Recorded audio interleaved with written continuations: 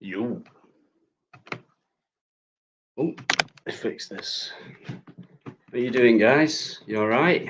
Just check that mic's up. Where's that? Good evening, good morning, good afternoon. Thanks for watching this. If you're not watching it live, thanks for having a look. But right, how are you lot? I hope you've had a great weekend and good start to the week, Mondays. So if I can just go back.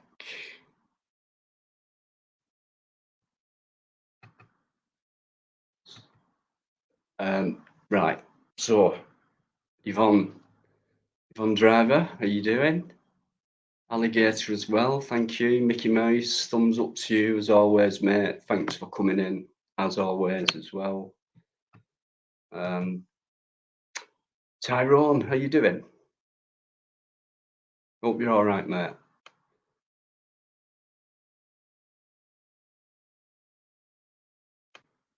Right, I'm not sure about that story, Alligator, but I'm sure you'll fill us in. How are you doing? Thanks for coming in. As always, good to see you. There we go. Everyone's saying hello to each other like we do. Yeah, superb stuff, guys. Look at them go. Hello, how are you? Thank you. I'm all right. That's good, isn't it?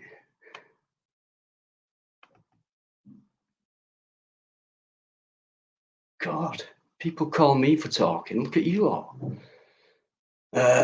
Dina Logie or someone again just keeps putting that same sentence in. The one and only Lynn.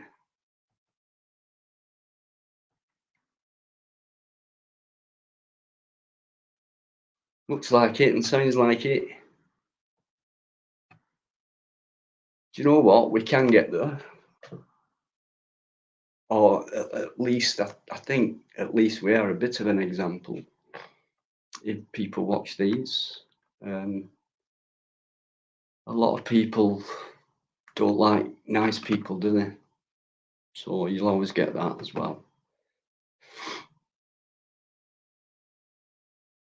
So you're still chatting away. Why don't you all just come on here and I'll swap. Steph, how you doing?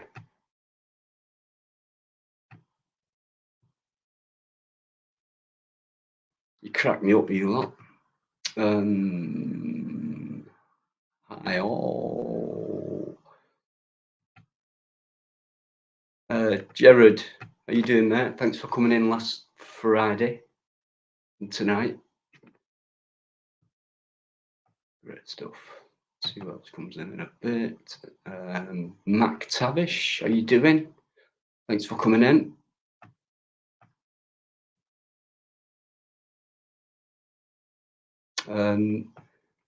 There he is, the man with the dogs, and we've seen them, and they're just so mellow, aren't they? Just like Uncle Evie is. Top bloke, great conversationalist. Cheers, mate.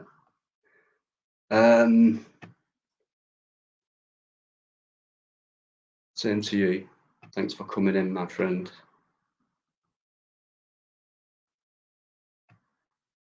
Good day to you as well. Are you actually from Germany? Let me know if you are. Just say, yeah, meine Freund, or I used to know a little bit because I lived there for a couple of years. Just the basics, you know, Guten Morgen and all that. Wie geht's dir? Wie spät ist es? Entschuldigen Sie bitte. Just basic. Are you doing, Blue? Nice one.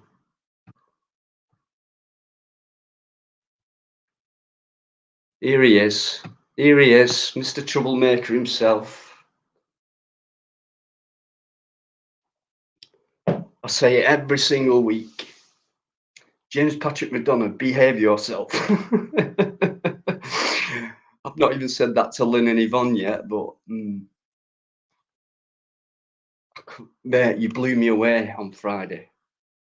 You all did. I can't believe it. Paul came on. Yvonne was kind of, no, I can't do it. And it was like, I can just image it, Yvonne. I can tell on that many live streams. It's like, oh, the real put you on, and it's like they disappear, and it's like I understand, honestly. But once you get on, like anything else, it's just like it would be talking to any group of people who you know. I know we've not met in real life, all of us, but it still feels that same way, I think. With people, and same with Fat Fingers. I hope he comes in, says hello to you all. He's brilliant in that chat, just like you lot. Your conversations are massive. I'm sure you're all ignoring me, and that's why the chat is so brilliant, because you all get on with each other. So yeah, I couldn't believe James, behave yourself tonight. Here is another super guy, always comes in, says hello. My friend Al T, once known as Al Thorpe. Yeah, you all know, but yeah, most of you must know what I've said about Al, and it's something you don't forget, things like that. Big thank you to you, mate, and my best wishes to everyone.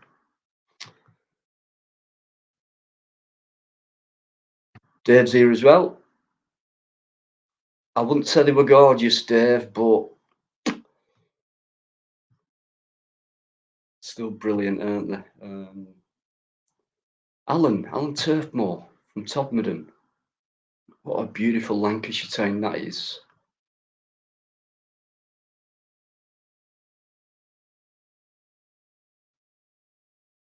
Right. Do you want to expand on that, Alan? You can come on if you want and explain it to people, because I'm not sure what you mean.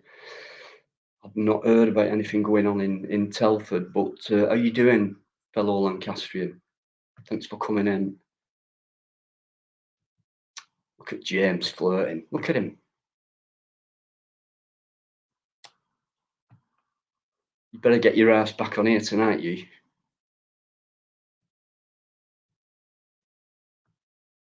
I think I'm nearly there, actually. Ben Cox. Flipping heck, mate.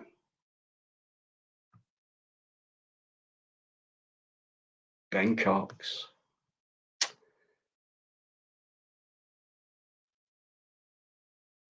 Kathy. Hiya, thanks for coming in. Thanks very much. Still going.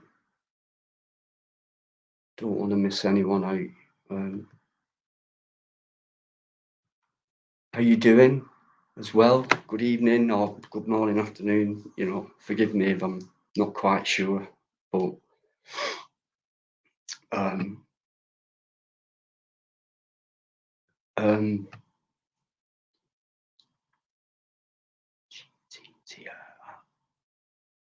see, I'm all plus abbreviated things.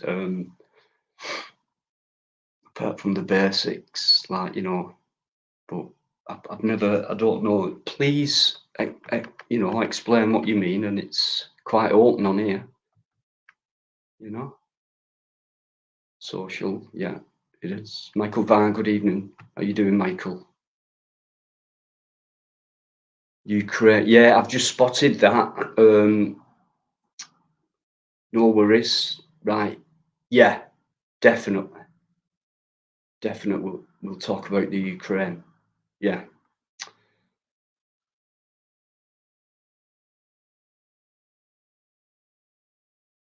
Yeah, Rob, no worries, but I'll just put it on in my own time, Rob. My routine is saying hello to everyone first. Sorry if it lags a bit.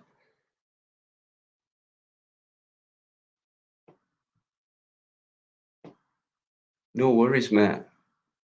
Sound, but thanks for just popping in saying that. No worries. You're not good, Ben. Honestly, I'm nearly there. Claire, how you doing? Honestly, it's that's Paul. Just seen you, mate. That's the other name. That's the other person last week who come on and blew me away. I couldn't believe it. If you watch it back, just tell me what my face were like, because I don't watch it back, but I reckon I was just awestruck. Pretty sure I were.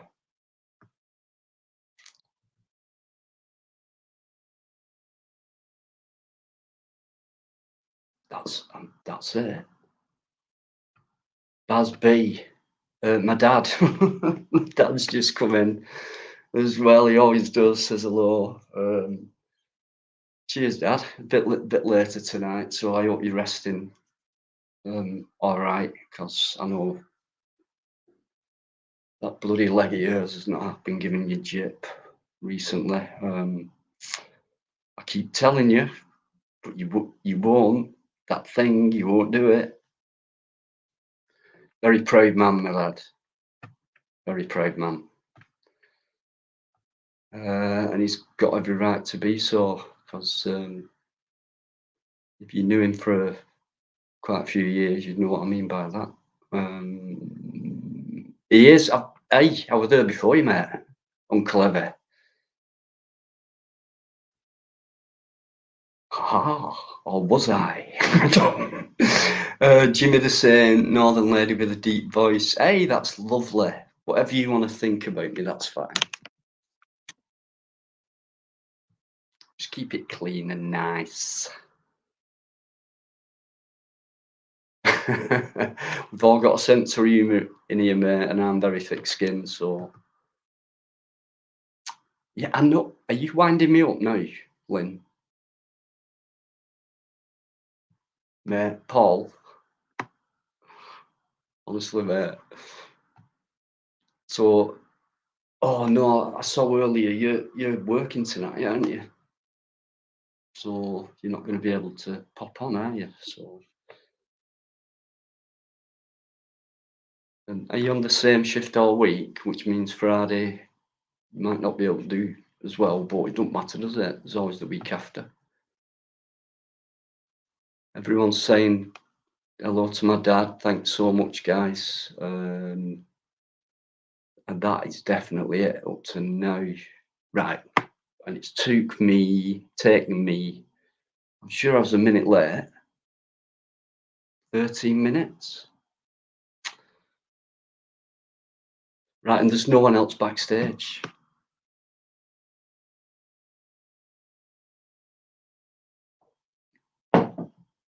So, alligator. If you want to discuss that in the chat, and I'll just have a look at what you're saying, because I'm not that well up on it, but I've heard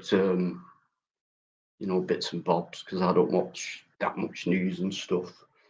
It's a downer. Not tonight. No. Give you some loving. Well, that's all I can do where we are right now. So there you go. It's a hug and a kiss. Oh, you can. Night shift, so works right. Oh, brilliant! Oh, brilliant, mate! Brilliant. Uh, Michael, I just think Looks more presentable with a glass. You know what I mean? We have to make an effort. So yeah, and I think it was Lynn who said to me, drinks taste better out of a glass, and they do.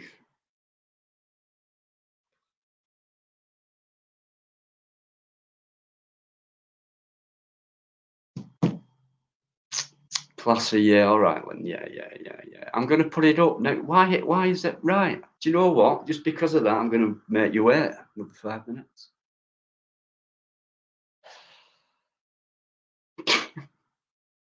50 pence glass and cheap apple juice with just a bit of alcohol in it, that's all. Honestly, with 10 bob this. It does, you're right. You're right. Dave, just for you. Is that the right angle?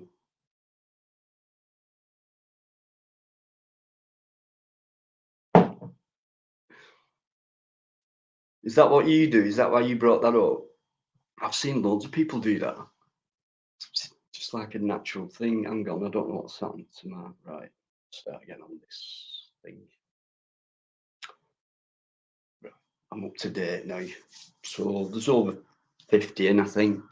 So thanks for coming in, guys. Me, posh James.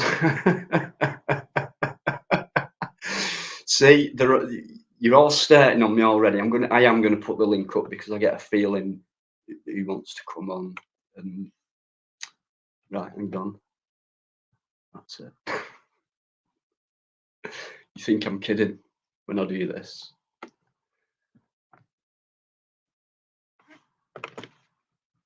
I'm quite hopeless.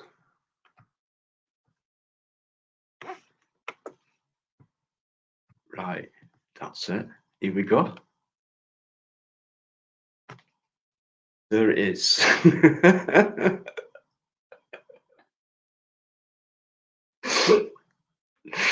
Oh gosh, alligator, my gosh.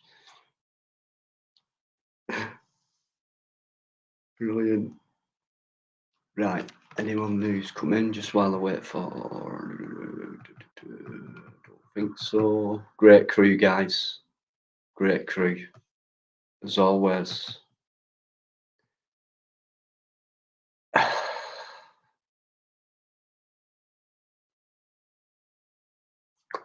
I'm going to bring Steph on. How are you doing? Good. Good. Thanks for coming on. And how are you doing? Hi, Dino. You're right. I spoke to you the other day, buddy, on the phone. Hello.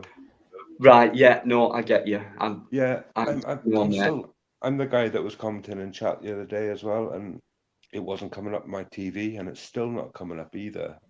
I was tagging you, and I was tagging other people, and it's not even coming up on my TV. So I don't know what's going on. I don't, mate, because I haven't fiddled with anything for that to happen on my channel. I know it does happen from time to time. It's happened before. Okay. But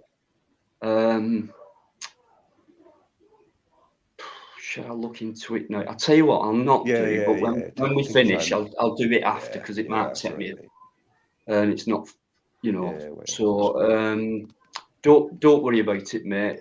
Like you say, I know who you are now, and you'll be all right. I am in the chat kind of thing, but I'm not because you can't see me. But yeah, so no, it's all right, mate. Settle in. Sound. Thanks. No I always get a surprise. Love it. But cheers, mate. Honestly, thanks. And how are you anyway? Yeah, I'm not too bad, bro. It's been a bit of a emotional day, like, but yeah, I'm okay. You're right. Yeah, sounds a pound. I'll just change the layout and bring. Kathy was before you, Uncle Heather. And go on then. I don't want him. He's so impatient. Hello, everybody. Hello, how are you doing? Hey, I'm okay, thank you. How are you? I'm not too bad. I haven't been able to come on your channel for months because it's always so busy. Right. Right. Did you watch it every week? Or? Yours was the second panel I ever came on. Remember Cat Dodd? It was about. Oh yeah. You're Cat Dodd. I've been on here before, yeah. I lost my channel on Sunday. Yeah. My channel got P-bombs. So I just got up and running, started doing live myself, and it got P-bombs on Sunday. Oh no! So yeah, still not got it back.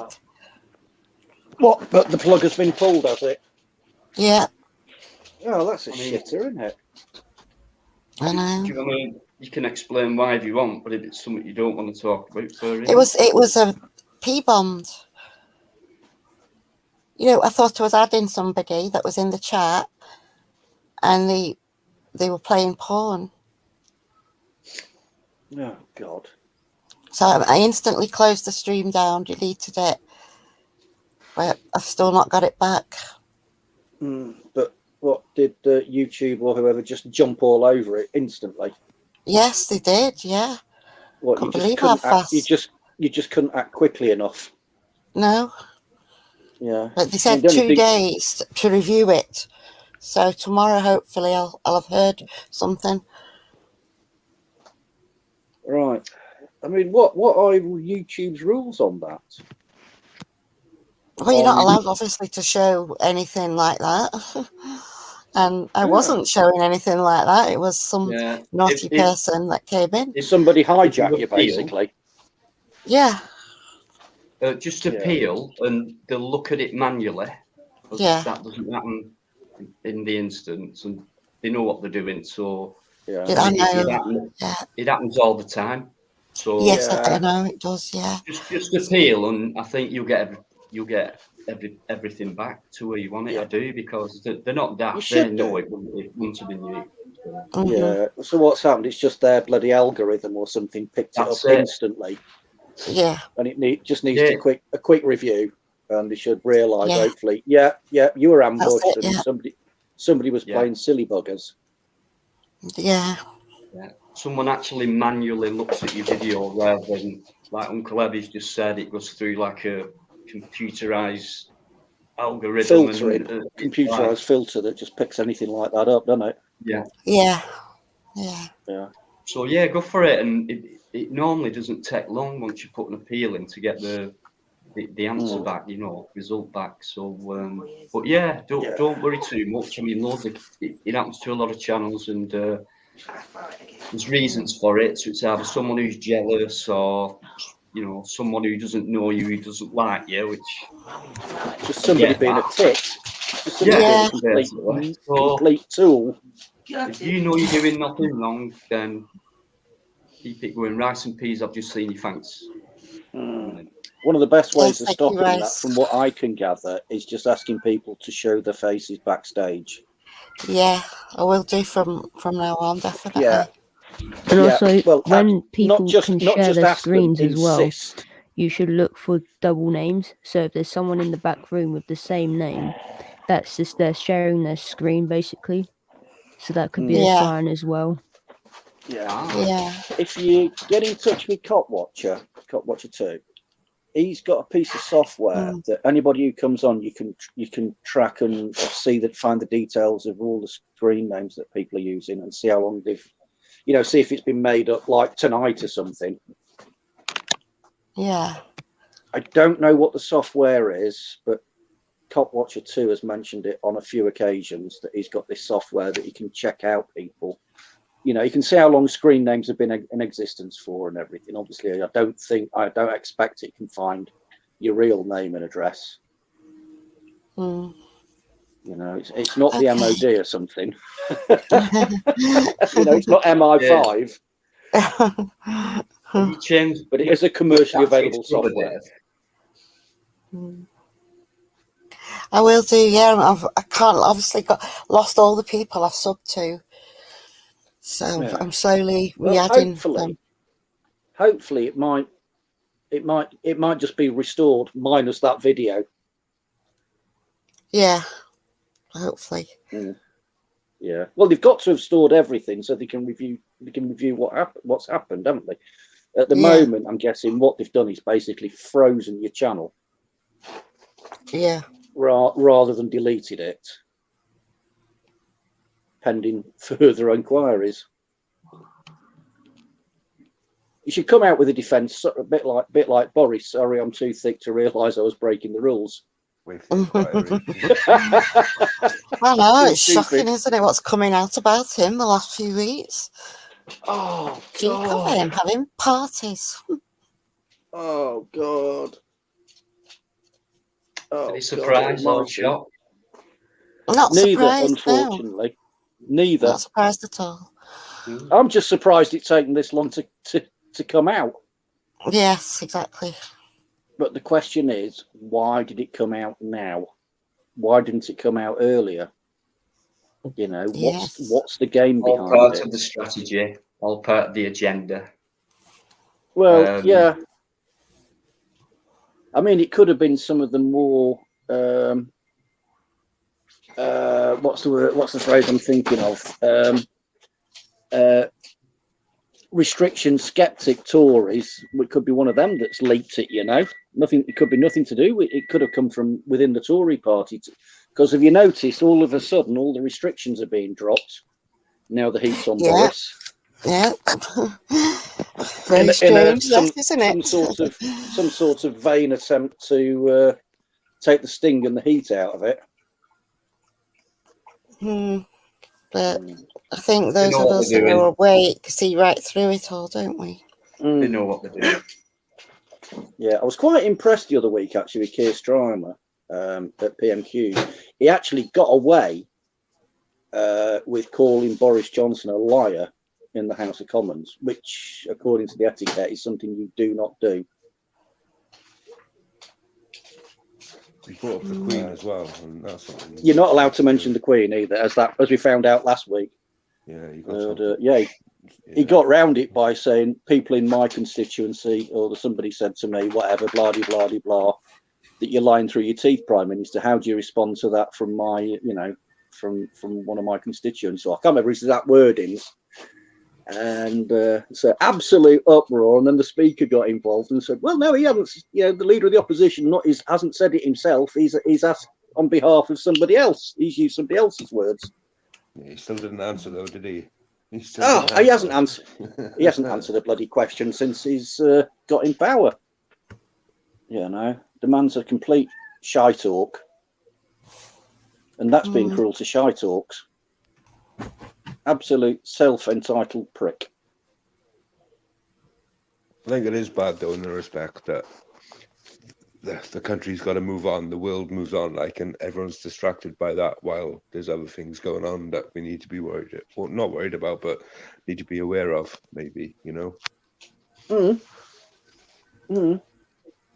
Yeah. It's all media, isn't it? Because look how many newspapers it sells. It all goes into top price magazines, social media. It gets everywhere worldwide, and it does a lot of that. And it's just a game. What they're playing against us. Yeah. To be honest, one thing I tell you what, Dino. Much as I, am left of centre in my political views, not hard left or anything, just slightly left of centre. Unfortunately, it was the Labour government under Blair who changed the goalposts regarding ministerial resignations, because up until then, one slightest whiff of scandal and they would just fall on the sword there and then. But under Blair, they refused. And it's been the same ever since, unfortunately. I remember people saying like that Labour government at that time, when that thing got in, Tony Blair, that they were the best Conservative party that there's ever been. They were red Tories until that point. They It was completely. like I mean, come on. Do you remember why they started? And it was all for the working man, as in the clues in the name. Well, the Labour Party. then- Well, do you know what the full name of the Labour Party is? Go on. It's the Labour and Cooperative Party. Really? Yep. When did it? Wow. I'm just getting a brew. No worries. Oh, yes, please. White with one. White with one, please, Kathy. Just Bluetooth it over to me or something. Yeah, it's a shambles now. I mean, in the past, I reckon there really was opposition, but now they just it's like an Hollywood show. It's like they have to be seen to do it, but they're all in it together. For me, that's putting it simply, but that's what it's like now. In politics, mate, you've got people who are going to vote for, you know, if you stuck the appropriate rosette on a shaved chimp, whether it be Labour, Conservative, SNP, Plaid, Lib Dem, they would vote for that come what may. But it's the people, it's the swing voters, the middle ground that they're all trying to fight over.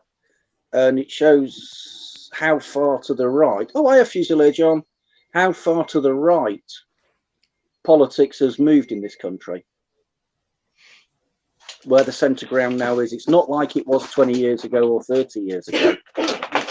No, but corporations, bankers, I think, you know, I've always said the puppets, muppets and clowns, and they're owned by bankers and corporations, so it's a show. They're the guys who, you know, they can do anything they want. They're immune almost. And it's only like years later, if they wanted to, or like you said earlier on, or someone from inside's found that out, Jimmy Savile, Cyril Smith, etc.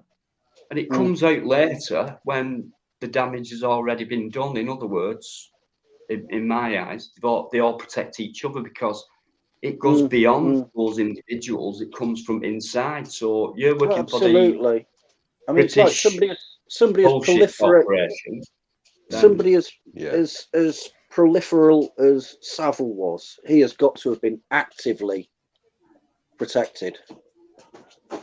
Uncle Levy, correct me if I'm wrong. I'm just going to. It only came out after he died. It only came out after he died, didn't he? Yeah. And I saw something once, and, you know, obviously a massive, one of the world's biggest ever stories when it comes to paedophilia and all that. But he actually became, correct me if I'm wrong, the governor or in charge of security, or he had a job title where he had the keys to the prison, which prison was it? He was, it might have been Stoke Mandeville, the hospital. No. If you look it up, there was an actual prison, and he used to take young girls to his lodgings, which was within the prison, and he had keys. He had access all that was prison. Yeah, I thought that was Stoke doing that. I thought that was at Stoke Mandeville Hospital because he raised so much money for them. Basically, gave him a pad there. I could be wrong. I can't remember.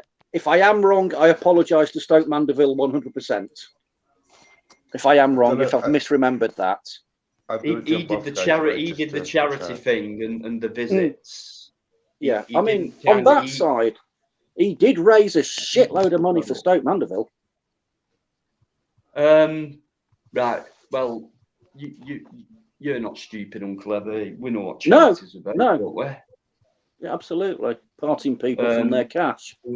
Just an ongoing, incurable thing that they're saying the more pennies you give us, the closer we are to a cure, etc. Well, look at the figures. It's the graph's going in the wrong direction. That amount of money does not equal digressing. You know what I mean? I'll go for a quick refill, guys. But honest to God, thanks for coming in. I think that's the same thing where you have these young people or people in general that talk to these like billionaires and say, if you gave us this much money, we could end world hunger. But it's not as simple as just giving someone this much money and then they can just end something like that because it's an ongoing problem. Yeah. Absolutely, but there is a few bodies of people that could, and we're talking about the wealth of what particular countries have, i.e. ours, last I heard, we were the 6th. And yet the only situation, they could cure it overnight. They could solve that overnight with all these billions upon billions. Well, when you get to a certain level of wealthiness, whether it be as a private individual or as a corporation, or, you know, as a company, then paying tax becomes more or less optional. Because you can offshore everything, trouser it, but for average Joe, it's not an option. The more money that appears in society, and you know, because the building, I mean, look at the progress, as these call it, around you compared to what it was 20, 30, 40 years ago. John will say something, you know what I mean? So the wealth's getting greater, and with, you know, the world economy, whereas it used to be each country to their own, and then import, export, and all that started coming in. But yeah, it's creating more problems for the lesser classes, if you like. So that's why homelessness has come about. Yeah, we're getting richer, but these guys are getting poorer. Dino, if you've got a pound, and your wealth goes up by 10%, you got £1.10, haven't you? But if you've got 100 million in the bank, do the maths. If your wealth goes up by the same amount, same percentage. 10% of a million is 100,000. So this sort of average earnings and average wealth is grossly distorted by the handful of people at the very top, where a very, very small percentage rate means a huge difference in actual cash terms. Yeah, absolutely. Every penny counts, type of thing. Yeah, like I say, if you've got a pound, you know, you're 10p better off. But if you've got 100 million, then you're what, 10%? That's probably what, 10 million better off in cash, 10 million quid on the same percentage. So that is how, you know, like with national average earnings, how it distorts. It's again the very top people, because you know, it's the directors and whatnot and senior, you know, chief executives and board members that are getting the big pay rises. What you need to, you do understand, folks, there are 3 types of average: mean, median, and modal. The mean average is, going back to basic schoolboy maths, the mean average is what everyone thinks of, which is you bung all the numbers together, divide by the number of numbers, and that gives you that mean average, which is what the governments have always used to come up with an average wage.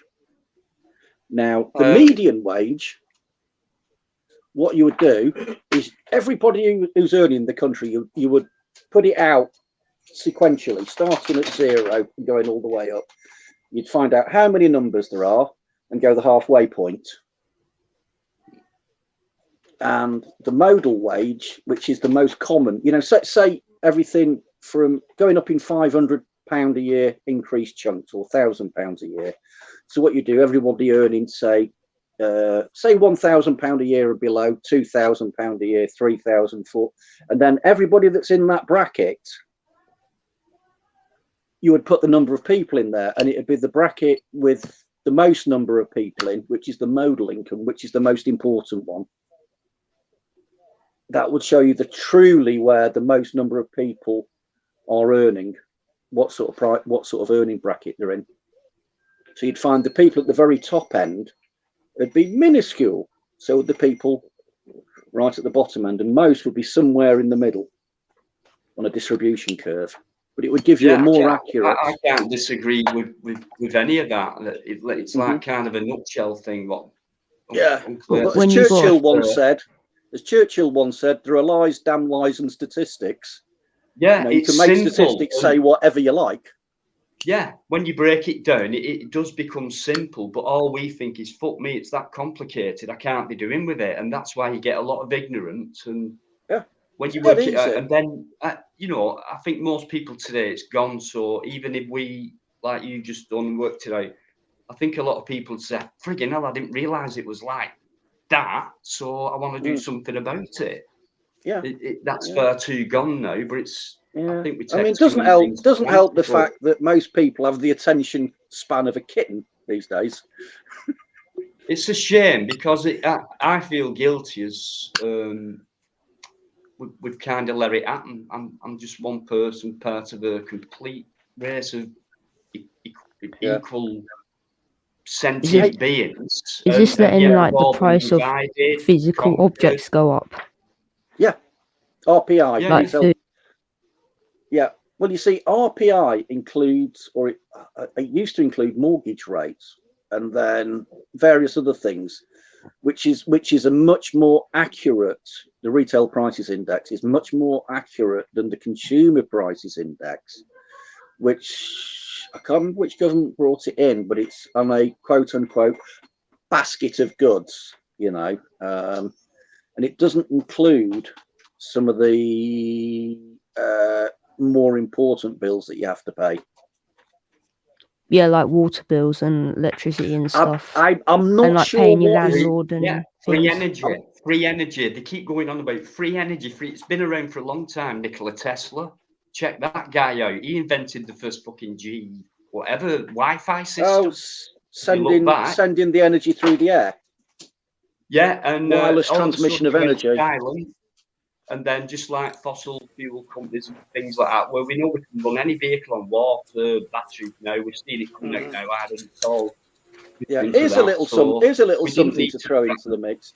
Mean by corporate companies, bankers, corporate companies feed bankers who then own the government, and then they give instructions to us on how to economise, if you like. And we held to ransom by wake up, work, go home 2 weeks a year if you're a low earner, have an holiday, chuck them a banana, they're happy.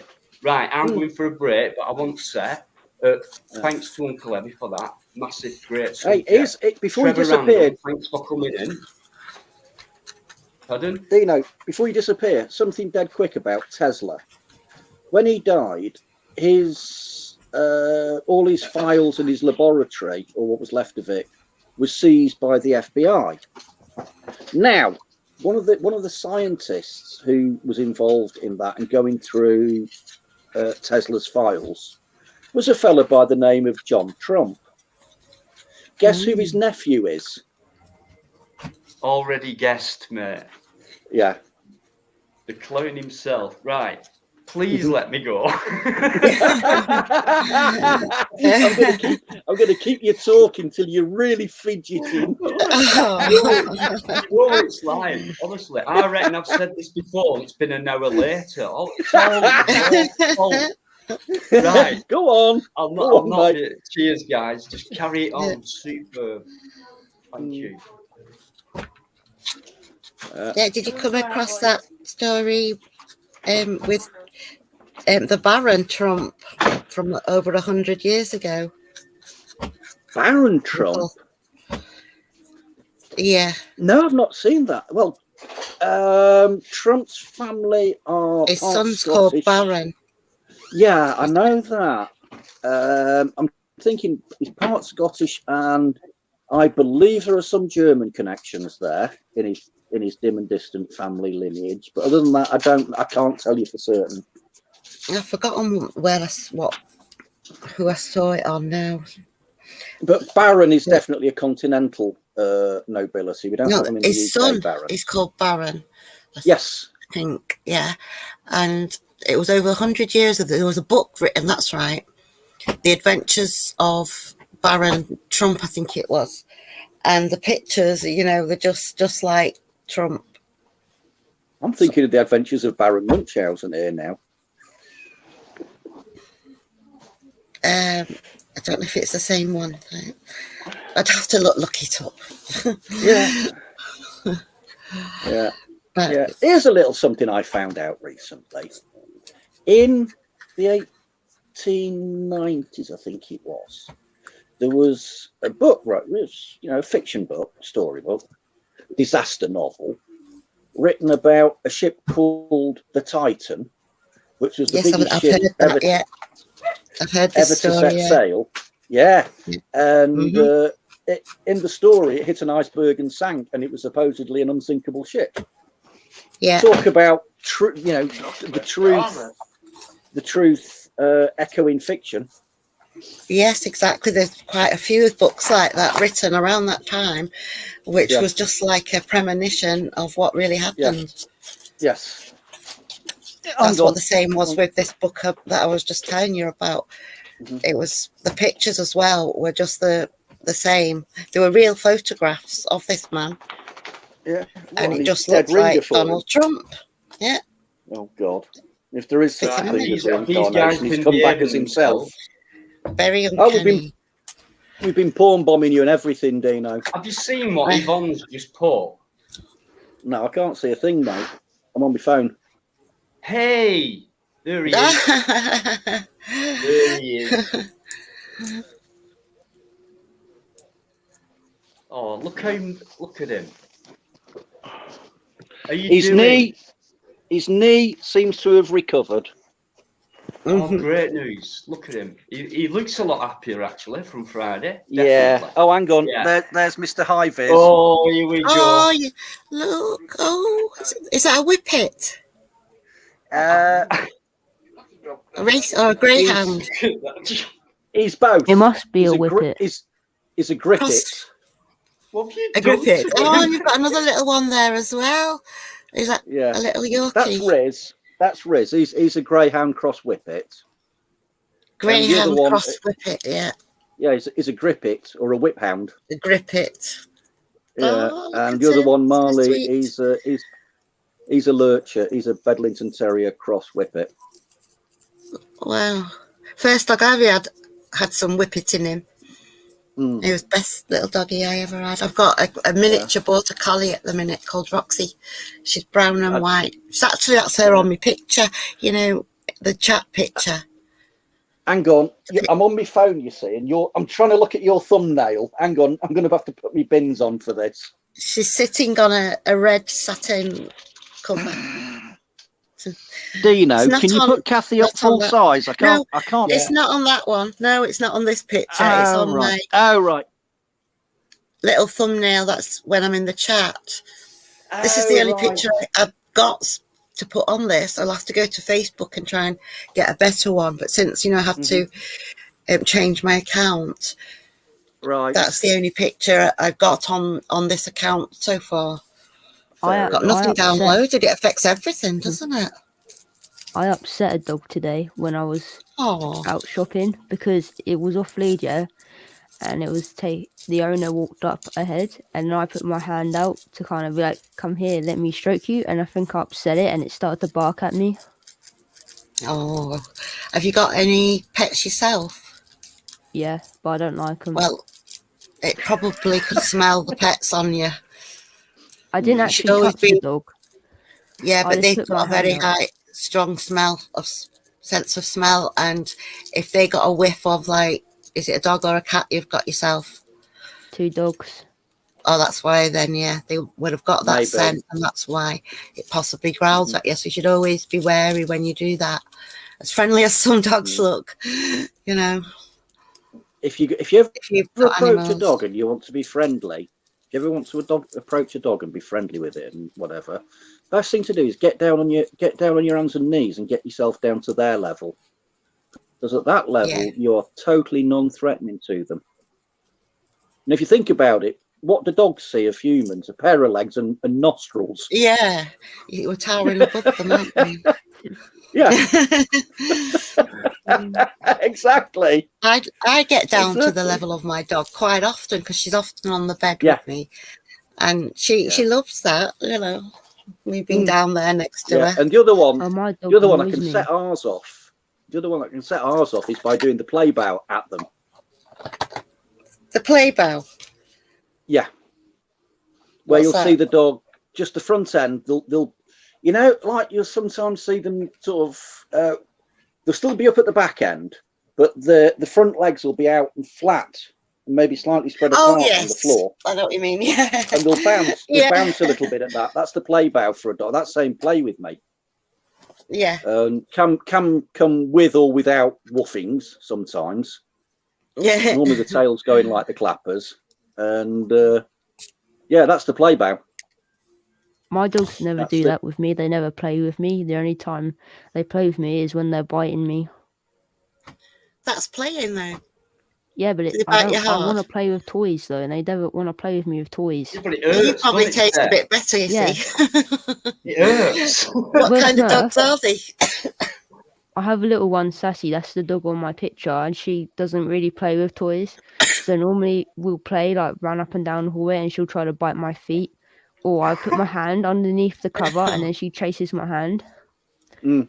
And with Murph, his German Shepherd crossed with a colleague, and he plays with toys sometimes, but if I try to play with him, he will bite my hand because he doesn't like me. Try giving him some treats, and you know, and if he doesn't bite your hand, he gets the treat. Hold like a little, it's one of his favourite treats in your hand, but don't let him have it until he learns to stop biting you. Yeah. You just say, take it nicely, and make him sit. Yeah. Or gently.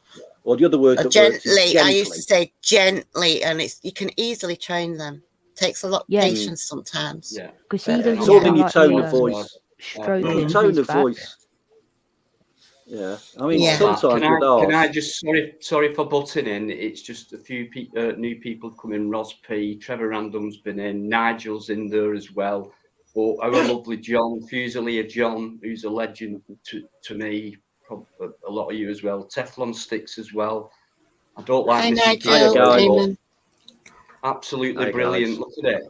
I could watch and that everybody that's come night. in.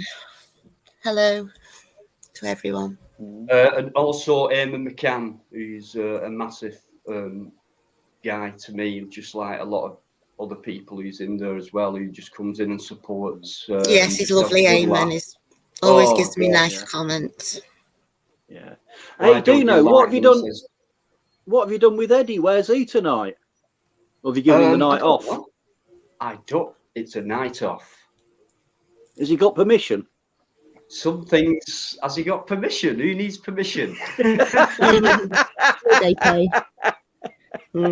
How's Tara? Is it Talia? The young woman that comes on? I've not seen her for a long time. Zara, you mean? Zara, that's it. Yeah. Yeah. She. It's been a couple of months at least, actually. That's why I've not seen her. Yeah, that's what happens. I mean, if I went through a full list for the last 8-9 months, you know, it evolves, doesn't it? Yeah, new people coming in. Like last Friday, I don't know if you're aware or whether you watched any of it, but I had 3-4 guys who've been supporting me for a long time come on the panel, and I was, if you look back at it, I forget how far into the live stream it was a long one as well. I'm sure it was about 8, maybe 9 It was, and I put it up, I think it was yesterday, to start watching it, and then I was sidetracked, so I haven't got around to watching it yet. Or when you get to that point, I think it's more near to the end, and like Paul Young come on, Fat Fingers came on, and the troublemaker himself, James Patrick McDonough, and Lynn started coming on as well, and it's like people from the chat are coming on and not other channel things. And I was like, if you watch, I'm like, and if someone else come on like bloody AB, I'd be like, oh right, flipping it, that's great. But I was when, you know, because you're all real people, just like anyone else who has a channel or whatever whatever you do on YouTube. It would just, I was more awestruck at that. And then they were all saying, first time I've been on a live. First time I've been on a live. First time I've been on a live. If I went back to that list from day one, I reckon that's well over 20 now. 20 people who I've felt that privilege from. Just amazing to me. Honestly, it blew me away last week because Paul is definitely have to watch it. Yeah. Oh, yeah, I'll tell you what, Dino. Yvonne nearly come on as well. Nearly. I don't know what happened to me last week, but all of a sudden StreamYards went completely on me and wouldn't let me back in again. Well, I suddenly vanished off the panel on Friday. Well, I suddenly vanished. StreamYards just had a complete hissy fit. Nobody noticed, Prof. Oh, nobody. Mrs. is just saying nobody noticed.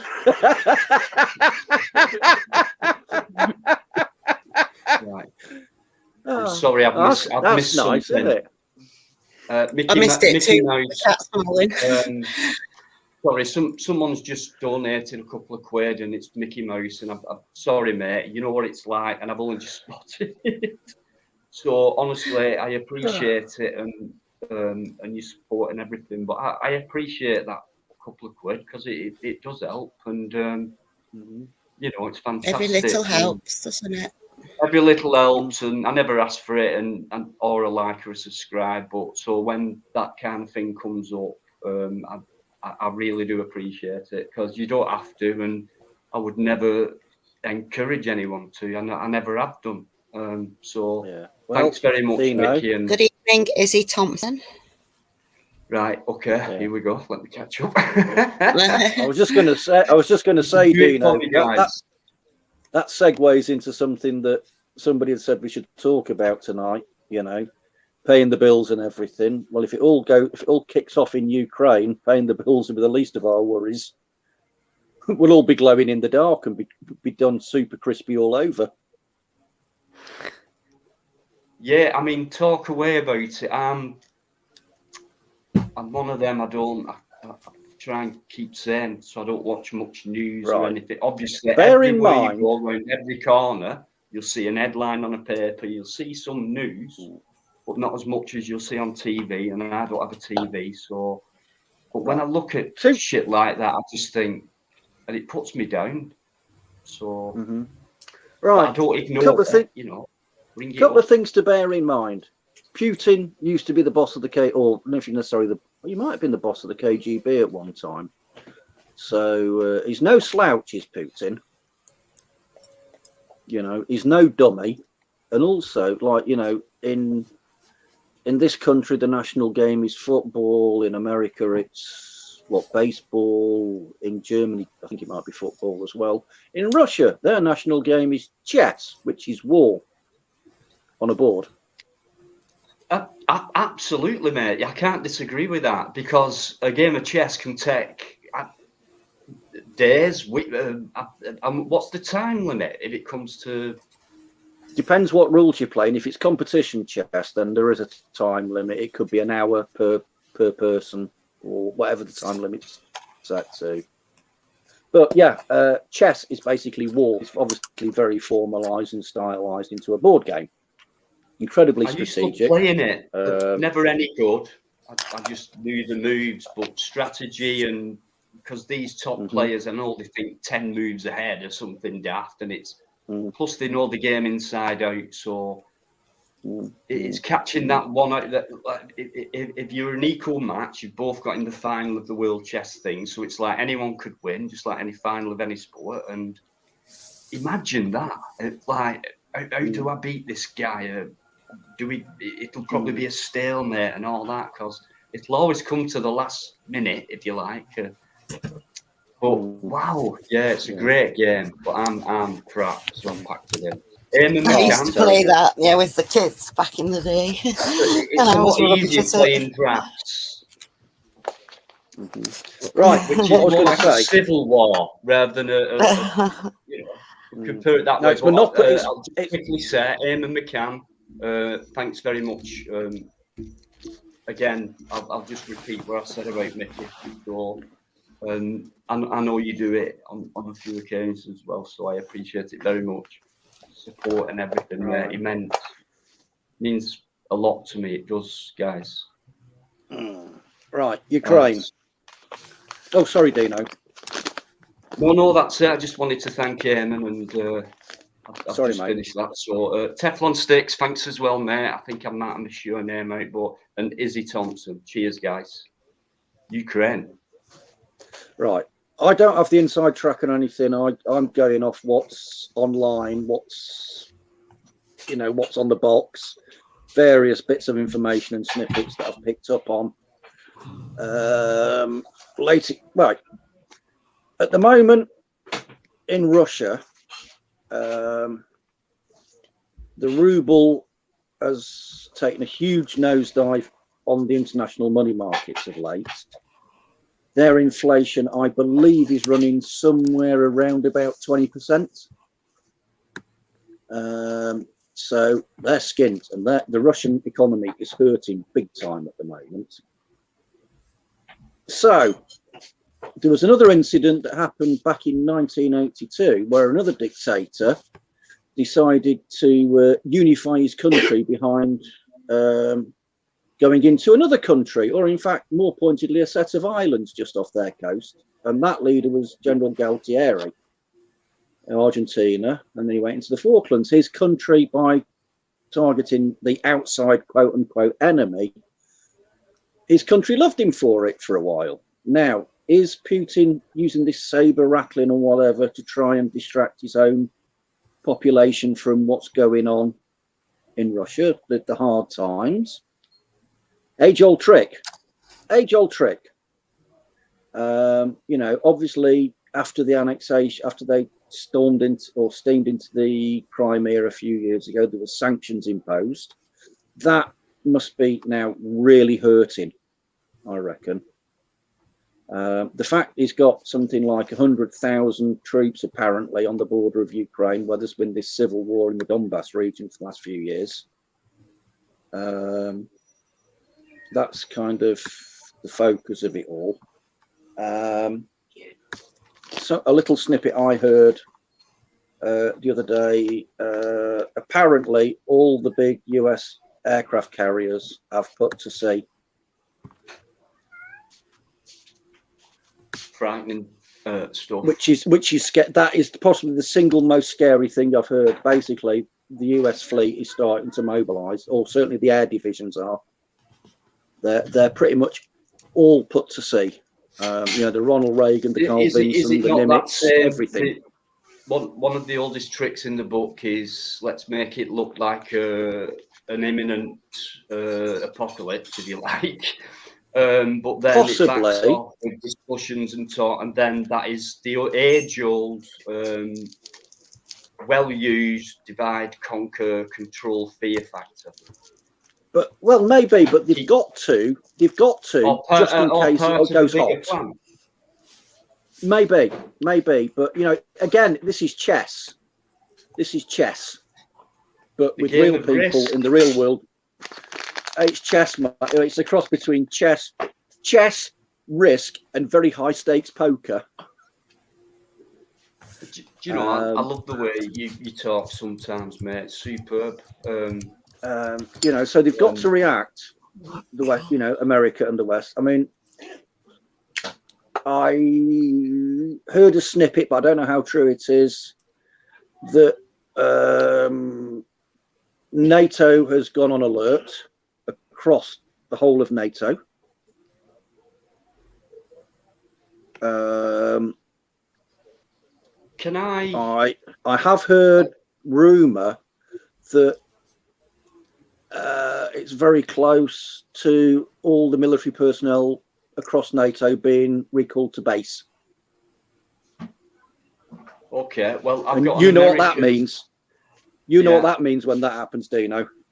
Yeah, it's scary stuff, guys. But anyway, I have an American viewer in, and you know, if you want to come on, I know you've been on before. Obviously, it's an open discussion.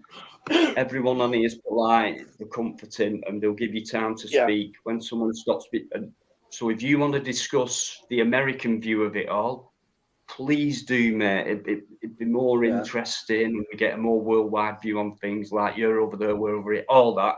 That'd be great, because I'm sure, you know, you're well aware of what Uncle Heavy's just been talking about, really. Great discussion. Thanks for bringing it up, Alligator. Yeah. Because it's serious, frightening stuff which involves every single person there is. Well, if it all goes hot, it'll turn sizable chunks of Eastern Europe into one great big smouldering crater. And then what happens to us? Because going to we'll just glow in the dark. We'll glow in the dark, and, mate. Yeah. Wow. Yeah. Peanut butter glows in the dark. Does it? Come on, typical Steph, this, guys. It might. Well, I saw a YouTube short today where someone had a UV light, and they got the peanut butter, and they're like, look, peanut butter glows in the dark, and they put the light on it, and it was glowing in the dark for a few seconds. I haven't tested it myself. Scorpions apparently do as well if you hit them with UV light in the dark. Yeah, I've seen a little doc about that, Uncle H. There's certain types, and I think there's an albino scorpion, and they. I think they all do. I remember seeing David Attenborough saying something about that, so that must be absolutely gospel true. I put very short odds on it being on the money. On that particular narrow thing. Let's not widen it out instantly. On that very narrow topic. Because he was there with the UV light and went, watch this, click. Well, it makes interesting viewing, and it creates more knowledge for us, right? And then years later, John Stillenberg, guys, Putin only has to turn the gas off to the west, and then we're all screwed. Well, they are the major world supplier of gas pipelines, aren't they? Europe is massively over-dependent on Russian gas. Absolutely, for years. It's been for decades at least. By turning a couple of valves off, he could cripple Germany overnight.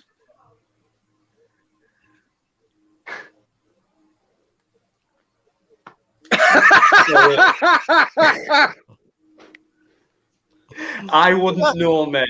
I would not know that. Hey, but I might go and find out. There's some crazy stuff in the chat tonight.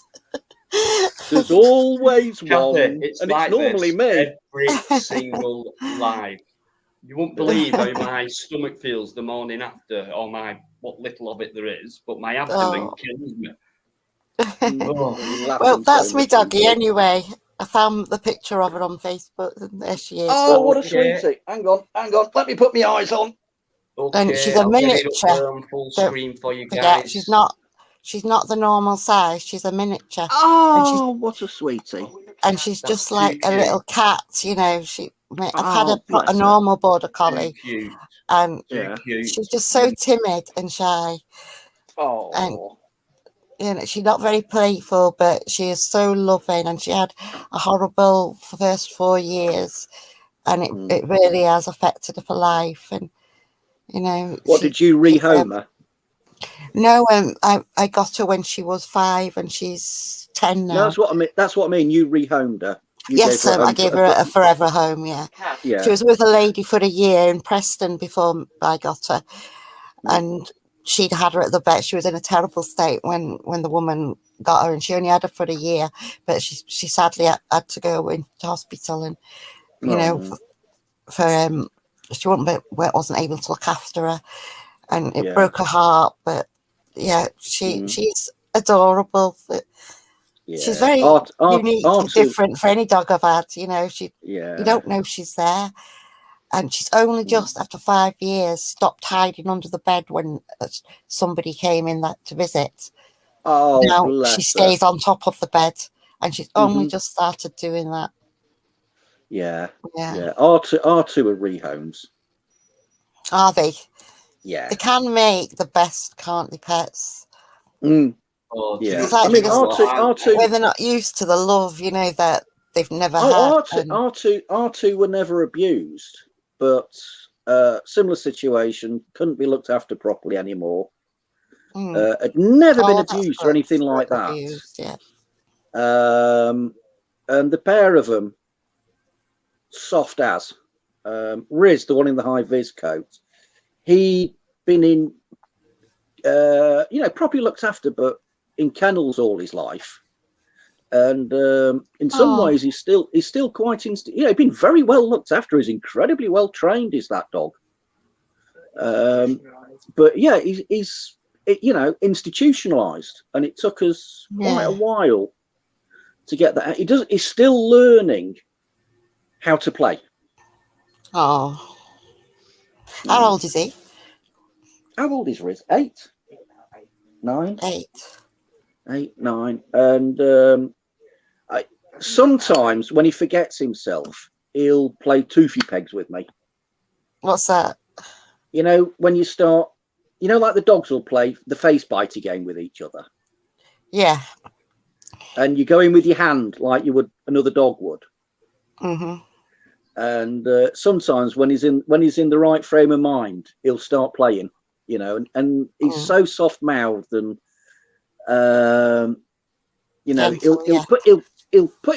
very gently put his teeth on me, but he's so careful. Mine, she does that, yeah. So you call that what? Toothy hand? Toothy pegs. Toothy pegs, yeah. Yeah.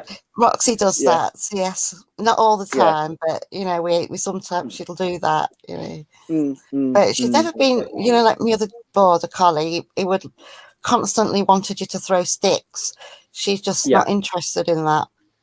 Yeah, border collies are far too intelligent for their own good. They're amazing. Way too bright. That's why a lot of people have problems with them, because border collies are so intelligent. They're almost like a hyper intelligent kid that just needs stimulating all the time. And if they don't get that stimulation, they get really grumpy and can be quite stroppy.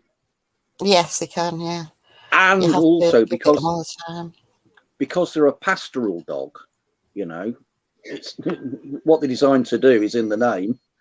They are very, very protective of their territory and their pack, i.e. their owners. Yeah. Which is why they can be a bit of a handful, if you got somebody comes to the house or something. Yes, that's true. They can be slightly problematical. But it's just in their nature. Well, Roxy is a crossbreed, which is only just over 100 years old. And it was with a border collie and, like the miniature lassie dog, I've forgotten what they're called. It begins with an S. They look like the lassie dog, but the miniature version. That's what they're crossed with. And they were Lassie was a collie, a long-haired collie. Miniature collie. A miniature what Lassie looks like, that type of dog. Yeah, a miniature Lassie, Sam. Yeah, with a normal sized border collie. A Sheltie is a miniature Lassie. A Sheltie. Yes, Sheltie, that's right. Collie. And Lassie, I'm being told, was a rough collie. Yeah. Do you know why? Social. It's because I haven't had any. So. And they made these dogs to keep people's feet warm in the winter. Yeah. And well, that's Marley, what she does. She's got her own title, which begins with an S, but I've forgotten it. And she just loves to be brushed and sit at your feet and keep you warm. That's it. Marley is a champion duvet diver. Yeah. Oh, you can't get in bed. Well, when it gets cold, he has to climb in bed. Oh. Problem is, though, he given half a chance, he bloody sleeps across, doesn't he? Yeah, they always do. Yeah. I tell you what, something that I have heard said, and I don't know how true it is, that dogs, given a choice, when they're asleep, will align north-south. They'll what? North-south? Yeah. Well, Roxy is... Hello, Roxy. Yeah. She's lying facing... Let me see, where am I? North... No, she's the other way around at the minute. Well, when they're asleep, they'll asleep, doesn't have to be, either end can point north. They tend, given the chance. Yeah. They tend, given the chance, to go to sleep sort of vaguely pointing due north. God knows how they know how to do it. Mine always sleeps in loads of different. Look out for that. My Sassy, she always sleeps in loads of different directions. She does, but she'll go everywhere. had her, inside my pillow a couple times, inside my pillowcase, and inside my baby cover. Because if she can't get underneath the blanket with me, she'll try to get anywhere she can get underneath. So it's while I was sleeping, she somehow managed to get in my pillowcase without me waking up. And then when I woke up in the morning, I was like, "Why is my pillowcase so like lumpy?" And because I didn't realize she was in there, I picked up my pillow, and I picked up and I was like shaking it about, pumping it up, and I didn't realize she was inside my pillowcase. And I realized when I put it back down. It's a good job you didn't whack the pillow to get the lumps out of it, isn't it? I know. I'll sit on it. I've actually sat on her. I fully jumped on her once on my bed because I didn't realize she was underneath it. And I turned around and fully jumped on top of my bed, and I landed right on top of her. But she doesn't care. She was fine. Yeah. It's probably because she was on. If I did that on like concrete, I'd probably kill her. But because it was on like a soft mattress, she had a bit of giving it. Had a bit of giving it, didn't it? But Sassy's like, she weighs between 7 and 8 kilograms, but she pulled over probably about 100 kilograms. She did. Bloody hell! Wow. So she's little, but she's very tough, and she's old as well. She's like 8 or 9 years old, and she's like crazy tough. Remember years ago, mate. It was a brilliant program. That was a drifter dog, if I remember. Oh, that theme. Oh, the littlest hobo. Right. Yes. Yes. Oh, I just remember every single lyric of that song because it was like the littlest hobo. There's a town. Something. John, you'll know it.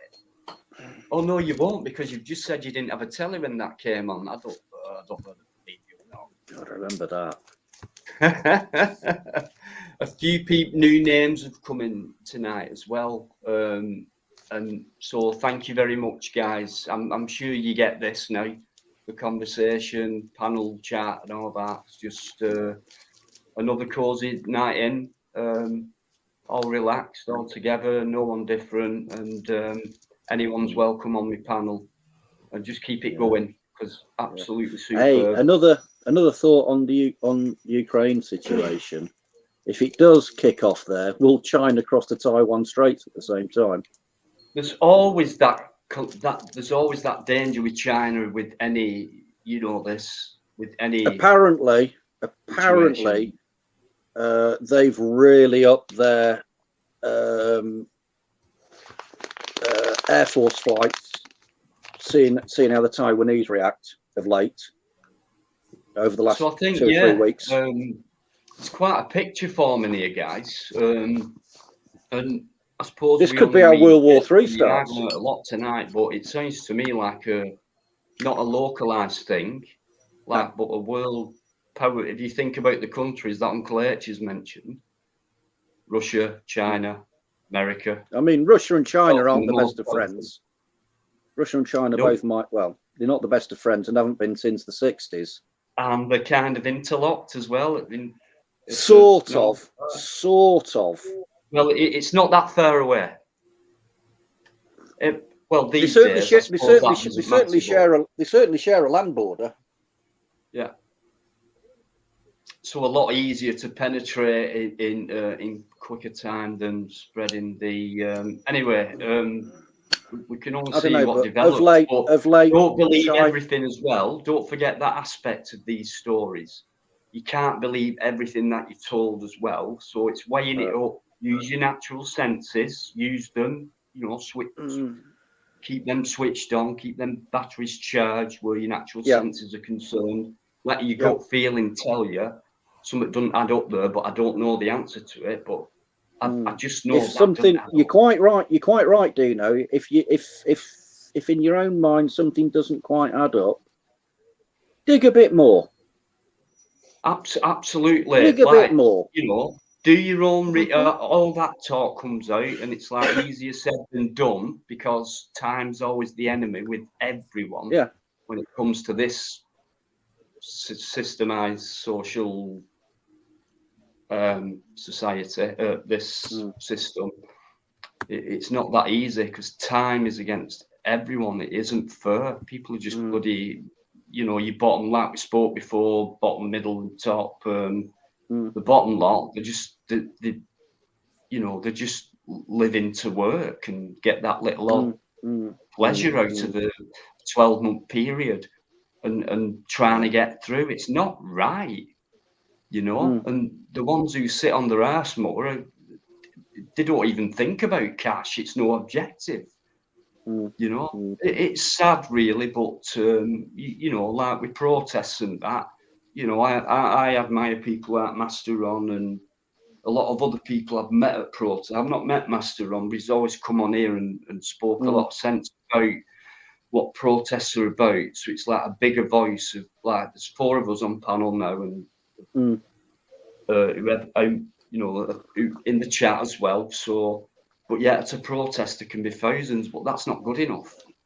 And I have said this to Master Ron, and we've debated on that, and we got heated, I think, one night, but that's what debates do. Then you stop them before they turn into an argument. But Dino, were you in danger of violently agreeing at the end of it all? So were you in danger of agreeing, or do you violently agree with the difference of opinion, just coming at it from 2 slightly different angles? Did you say violently then? Yeah, violently agreeing by having an argument, and you're actually both on the same side. I think violence has struck. I wouldn't put. No, you know what I mean. You know what I mean. I'm being slightly facetious. Yeah, you know, I mean, don't give people the wrong impression by using. I mean, violence to me concerns physical things, verbally abusive, verbally, things like that. No, because I have respect for a guy who's been on for a long time. No, it's a phrase. It's a phrase I heard many years ago, and sometimes it sums it up, where 2 people are kind of both on the same side, but maybe have a slightly different take on it, and they kind of end up having a bit of an argument, or quite a heated argument, because they're coming from 2 different. And somebody said, "Oh yeah, violently agreeing about whatever it was." It wasn't like that. It wasn't. The tone kept the same, and I can't remember which one it was. But if Master Ron comes on now, he'll just say, "Oh, me and Dino did," and this particular protest, and he can come on here and advertise anything he wants when it comes to a protest. I've been to many. But I was saying, there was that big one in Liverpool the other day, wasn't there? Yeah, I don't take that much notice these days because I've kind of done with them a bit. And I said that to Mr. Ron, I'm sure, and he came on, he said, and then, but this particular one tomorrow, Dino, and I went, yeah, but Master Ron, I'm not being funny, and it with this kind of tone. And I said, we'll get through that front line. Worse to that effect, if you could, mate, if you listen, come on, and you probably remember better than me because I do so many hours talking and shit. So I think we just said, no, I said to Master Ron, with respect, okay, we've got through that front line. So that front line, same strategy, every protest. Front line of police, one line. Then you see them, the next one comes in behind. Then it starts spreading out. Then they start to kettle you a bit. And then another line appears behind that. So I said, we're at, okay, front line, that's done. You've done it. Second line, okay, you've done that. Third line, there you go. You've kind of brought through the gates, just like that film, Escape to Victory. But once all that's done, that's the police. And this is all I was saying. Then the military comes into it. I was kind of saying you'll never win a protest. Now, I could get hammered for what I've just said now if there were about 50 protesters watching.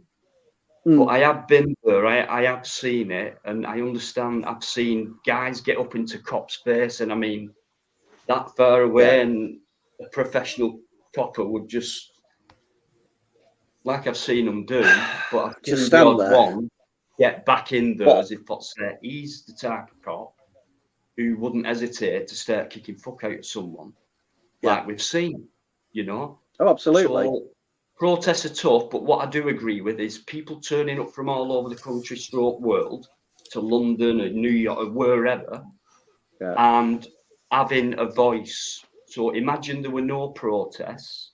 We're talking about the UK, all these problems which need protesting about. I just think in that moment, at that time, like we can protest on a live, but if you're there physically, it's a lot different when you got drones, helicopters. That street's covered, you're going nowhere, and eventually will disperse you. And if you don't disperse, there's a section, I forgot it now, someone correct, is it 33 or 33A or something like that, where they can detain you until they disperse you, and you have to leave. In other words, your freedom of speech, the fact that you can protest legally, and as long as you do it within legal. Long as you behave. Long as you behave. What is? I'm gonna say, as long as you behave. Well, as long as you behave, and then we can, but we don't have to with it. Then we can knock off at 5 o'clock. I've seen some coppers, and I think you shouldn't be in the force, and at protests, I mean. But I'll never forget one day in London, I think it was the hottest day of the year, because I ended up with, I was with Kat, and I think Trevor, I don't know if you're still in there, but it was that same day where it was that hot, we had to go to Trafalgar Square from Parliament Square, a good 10-minute walk, and just take our shoes off. And I ducked my head straight in the water, and all our feet were dangling over, and I'm thinking, are we going to get pulled for this and all that? But that's how hot it was. And I saw this police officer, female police officer, and she was quite small, a bit chubby, but I thought she's going to collapse at any minute. She was sweating, she was red, she did not want to be there. And I thought, if anyone pushes through that little area there where that WPC was, she would be no challenge to anyone, because she was about to collapse. Now, she was in trouble, was she? She was in trouble with the heat, and the amount of gear they have on at a protest is a lot thicker than Bobby on the beat. But I can imagine how she deals with that, because when I wear my weighted vest when I exercise, I get really hot wearing that, and I sweat a lot as well.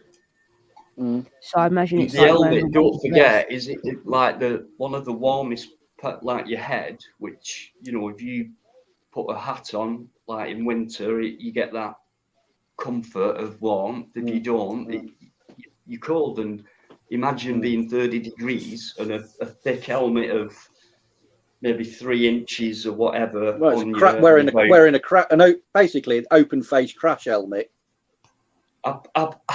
I'd like to say I felt for the woman, but I thought they're going to have to take her off duty right now, because she looked very ill indeed, and it was the weather, for sure. But yeah. Did you get in trouble then for putting your feet in the water? Oh, do you know what? I were burning up, and it were like, I'll do it again. Did you get in trouble then? So soothing. I bet there was a lot of cops looking at you going, you bastard, I wish we could do that. Well, I had to walk to Trafalgar Square from Parliament Square, but I thought, well, nothing's happening. I know what they're doing now at this point. They're starting to tackle them. So nobody said anything then? We had a wander off. Yeah. Did the cops say anything to you about cooling off at the fountains? No, but I was expecting it. But because most of them were 10 minutes down the road, in fact, Trafalgar Square, the fountain bit was about 20 yards from where I got detained for Section 43 when Cat were there as well. So I thought, and Charing Cross Police Station's like just another further 50 metres away from that, so not very far. And I thought, I'll bet you Charing Cross, some of them will come and, you're fined, or it's illegal. And in fact, you're a terrorist, because terrorists dangle the feet in water in the middle of London.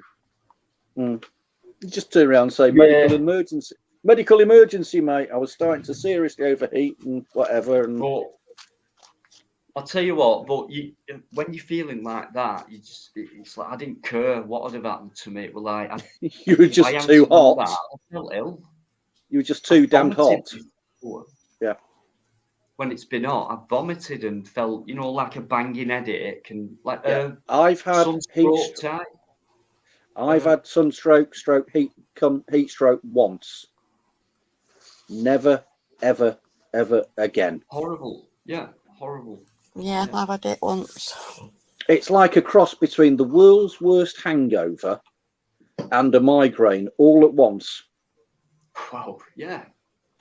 And your legs don't work properly, and oh god, you can't eat, you can't sleep. You're being sick. If you've not eaten, then you're still bringing up the nothingness, the bile, or whatever you want to call it. Yeah, but it's horrible. Yeah. The reason why it can be so dangerous, because what that means is your core temperature has risen by your standard core temperature is 37.5 degrees C, something like that. And if your core temperature goes more than 2 degrees either side of that, it can kill you.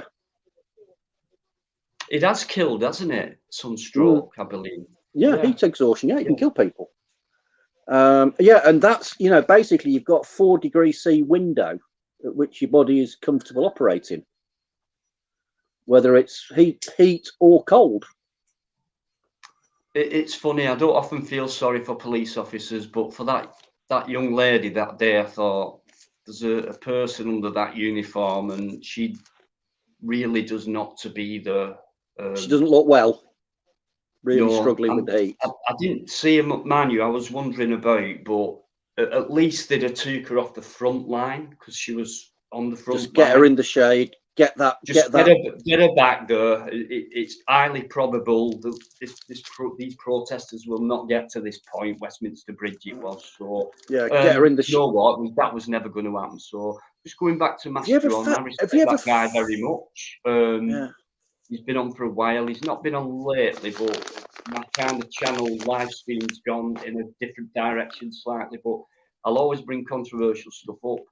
I don't want to go too much into the C word and the J word and all that, because that has really kind of not helped my channel, if you like, and I have to look after my channel. So, and I keep saying it. I really do want to, but I have to look after my channel, and I know a lot of people respect that, and they know I'm telling the truth about. I want to talk about them things. So Ukraine, all this stuff we've been talking about tonight.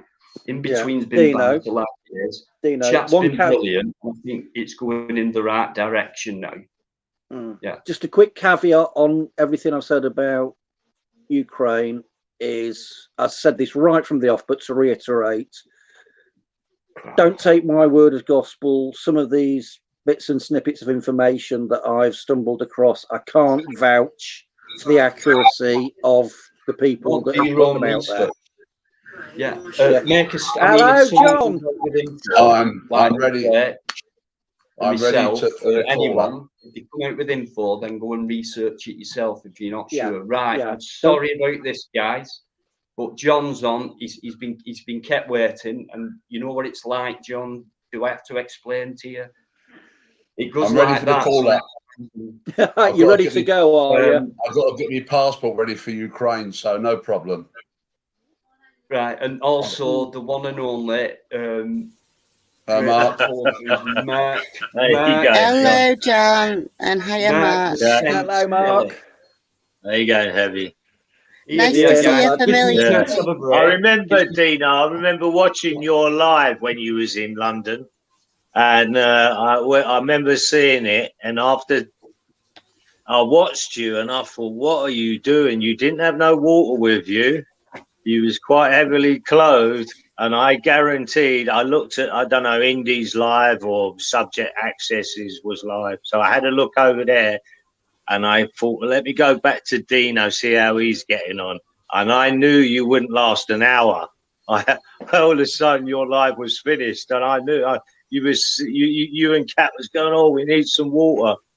And I thought you should have brought tons of water that day. I think it was about 36 degrees or something like that.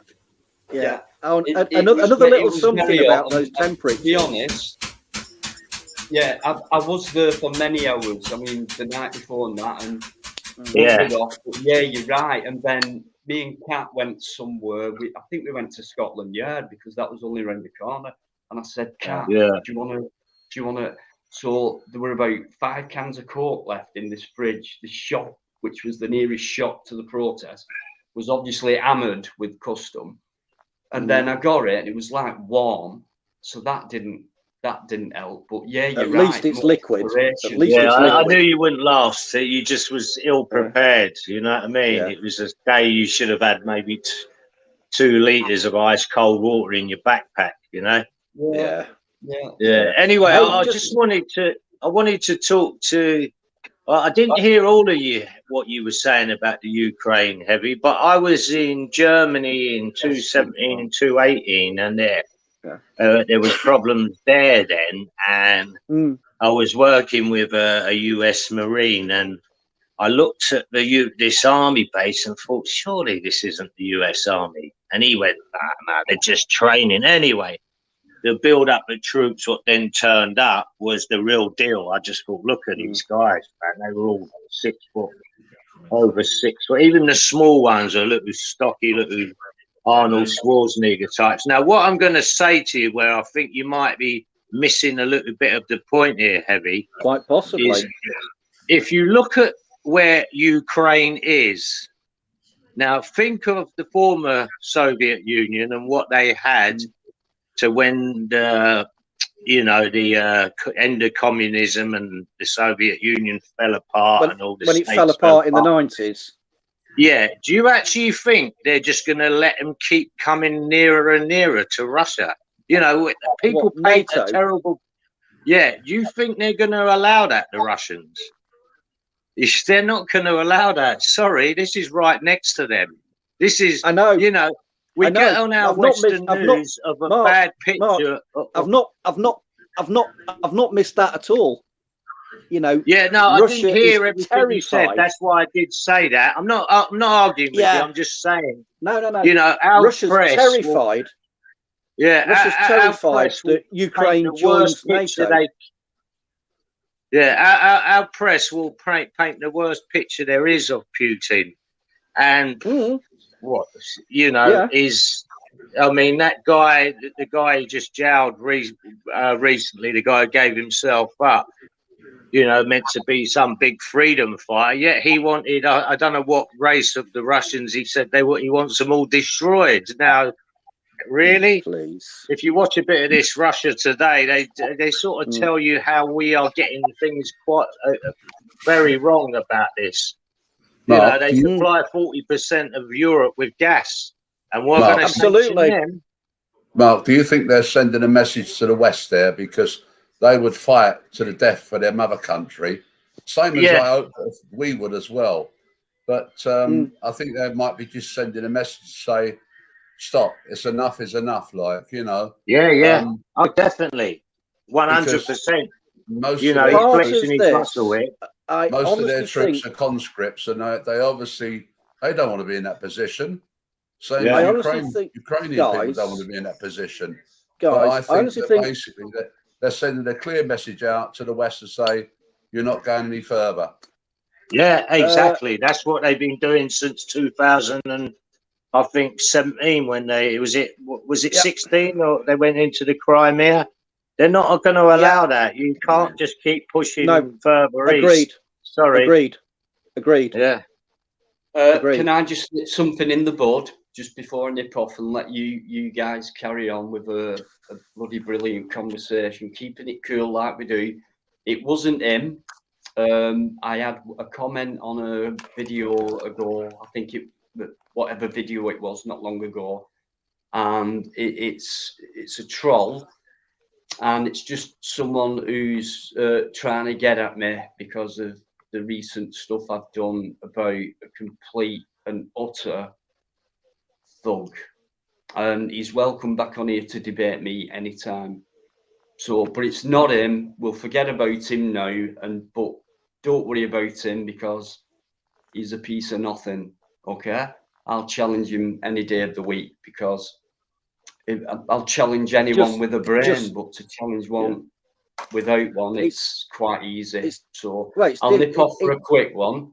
I'll let you two guys carry on, and you lot in the chat, behave yourselves. What I keep telling you, right? You won't listen to me, right? I'm just going to do a live one night and send nothing and just watch you lot, because that'd be a brilliant live. It would. But anyone who's coming as well, thanks very much. I have noticed some names, but I'm just enthralled with this conversation tonight. Yeah. Absolutely brilliant, guys, and I thank you very much. Dino, they're all going crazy from our tickling stick. John, I don't know his bloody worst sometimes. The thing is, if they're all in at the same, if I've got John, well, Lynn and Yvonne, the terrible twins, James Patrick McDonough, who else is a troublemaker in here? Eamon, sometimes you've got a tickle stick. Everyone.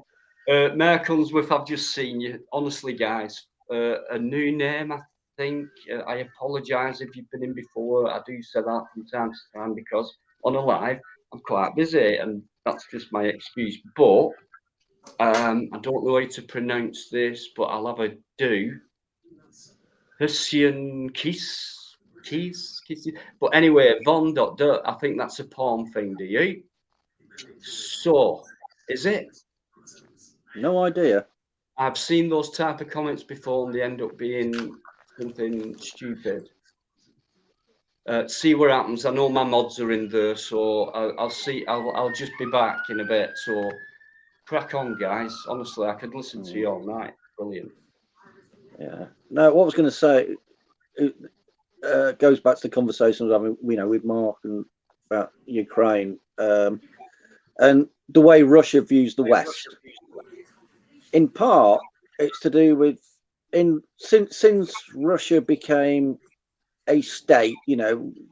Go back in history to medieval times. Russia really wasn't a state as such, not as we know it today. The Mongols had a good old go and overran most of it, but Russia has only been invaded twice. Once by Napoleon and once by dear old Adolf. So they do look at the West with a rather cautious eye. Yeah. Because as they see it, the West has got form for this. And I can't disagree with that. Well, they hardly they don't get a very good press, do they? That's for sure.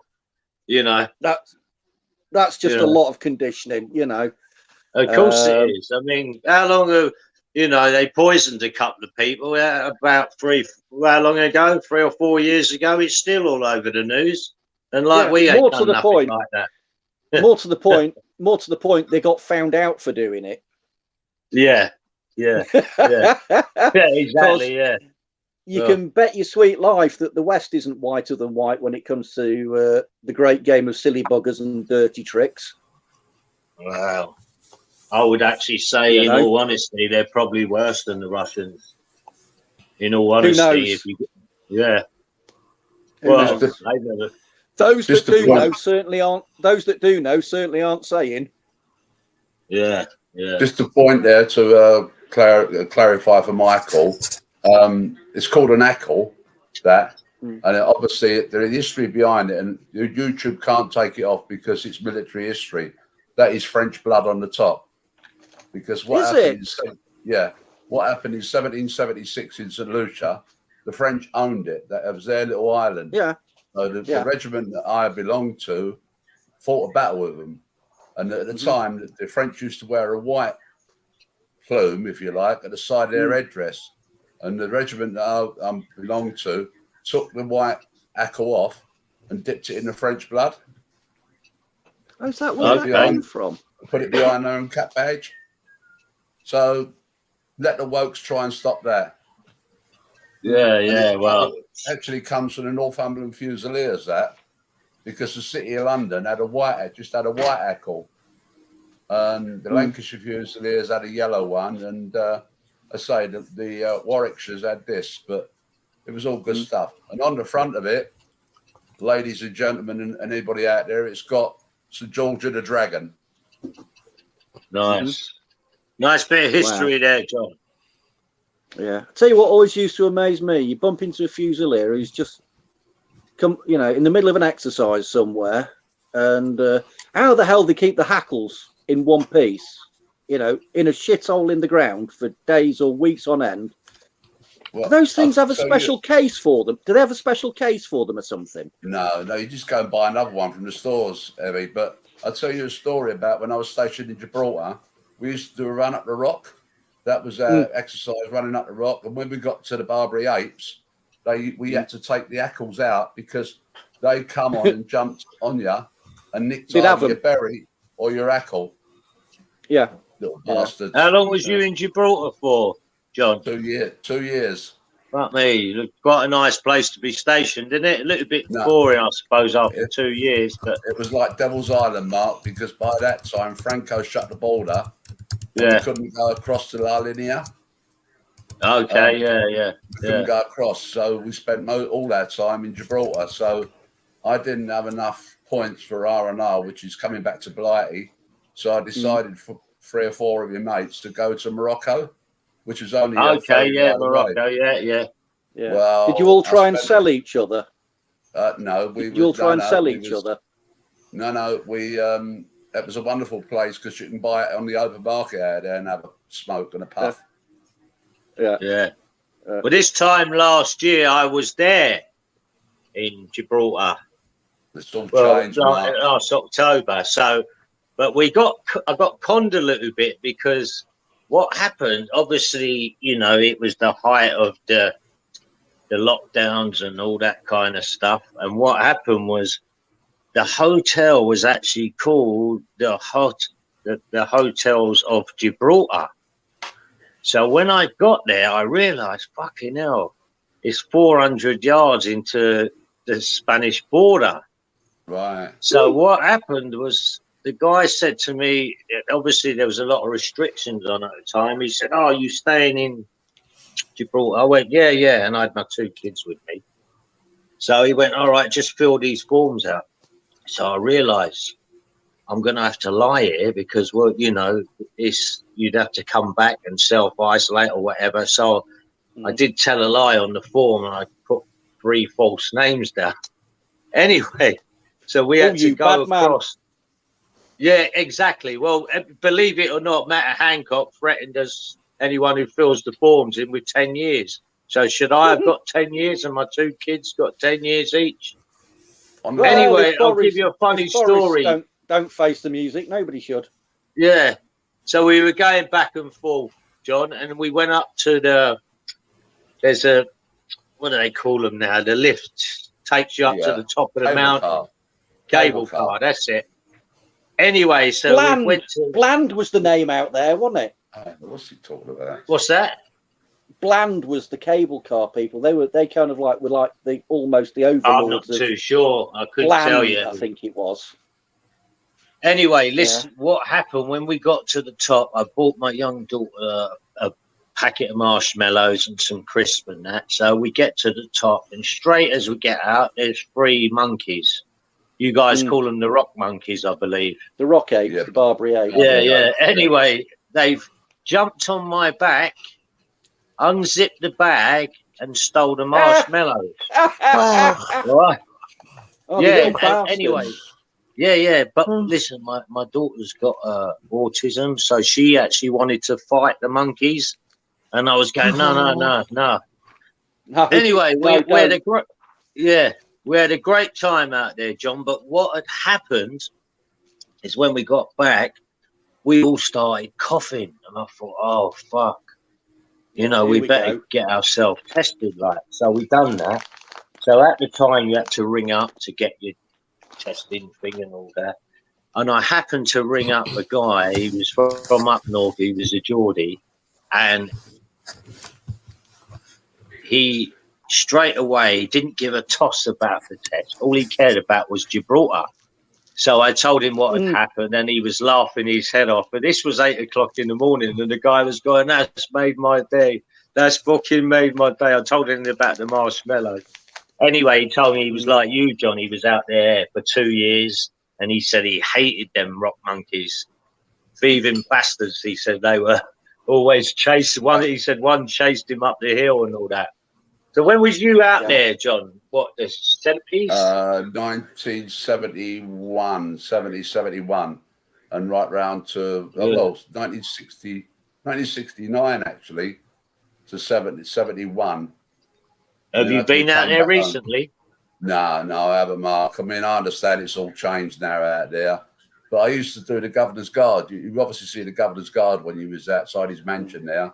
Yeah, in the main I street. see that. I used to do that on a regular basis because I was always told never volunteer in the army unless it's in your benefit.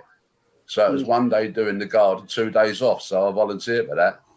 Yeah, I liked it. Well, I tell you what, if you were stationed there now, you'd like it, mate. It's lovely now. They've done it up. They've got a little sort of like a Venice bit. What's got a little. It's built on top of the sea. All these restaurants and that. It's really nice. I mean, Europa Point used to be our football pitch. Europa Point, where the actual lighthouse is. Oh yeah, I went to Europa Point. Yeah. Yeah, and it's surprising what's inside that rock. I mean, there's a lot in there. It dates back to the Napoleonic Wars. Yeah, I mean the rocks. The rocks. We had a guided tour inside the rock, and it's like Swiss cheese, isn't it? They got cinema down there. They had an hospital down there. You know, not used now, obviously, but it was very interesting about during the Napoleonic War. Well, there's a theatre inside it now in the rock. Oh, is there? They do shows and all that during the Napoleonic War. All the monkeys are running about in there. There's actually a prison there as well, up near that Europa Point. Oh right. And I thought, you know what, if you did get a long sentence, I suppose if you'd want to do it anyway, it would be there in Gibraltar. Bit of sunshine, you know what I mean? Looking out to the sea. Yeah. I mean, I didn't like it at all. It was Devil's Island to me because the border was shut. We always had cheap beer though, John. We always had a toss pot of an officer who loved hockey, and where we used to play. Where we actually played on the parade ground, I used to hit the puck that hard. He used to go in the Mediterranean Sea, and he used to say to me, "You done it again," because we stopped playing then. That was to get out of it, but those are another stories. Hello, that comment on the screen. So we've actually got a guy in there who works in Jib, who's worked there for 5 years. Keep your comments coming, mate, and join in with these guys because it's absolutely brilliant. And keep going, guys. Anyone who's come in, really appreciate it. Thank you so much. I was out there for a very short while. It would have been back in '84 because I remember watching the original Live Aid concert from on the telly it would be the Angry Friar, wasn't it, John? That was opposite the governor's residence. Right opposite on the corner. Yeah, the Angry Friar. I used to dip in there for a beer on a crafty one. Yeah, I thought you might. Is Tim out there now? Is he working there now? Tim, just keep going in the chat and join in, or come on if you want to. It's all comfortable, mate. You'll be made to feel welcome, believe me. But it's up to you. Big up, Eamon. Eamon's brilliant. Alligator's still there. Teflon, Lynn, brilliant. Here we go. A new comment from Tim. Angry Friar is still there. Donkey's flip-flop too. Oh, blimey, O'Reilly. So when you were out there, John, were things like Ioka and whatnot still an issue? And no, that was the other end of the med. That was the other end of the med anyway. That was in Cyprus. I was stationed there as well for 6 weeks in Cyprus in Decalia. And I got pissed. We'll be back in a sec. I got pissed in the St George's Club in Decalia, and I fell in a monsoon ditch. Pissed us apart. But we used to go into Larnaca quite a lot. Yeah. And I think that part now has been taken over by the Turks. But going on to that, talking about Ukraine. Well, that was 74. That was 74, wasn't it? When they. And at the time, I wasn't in there. At the time, I was out.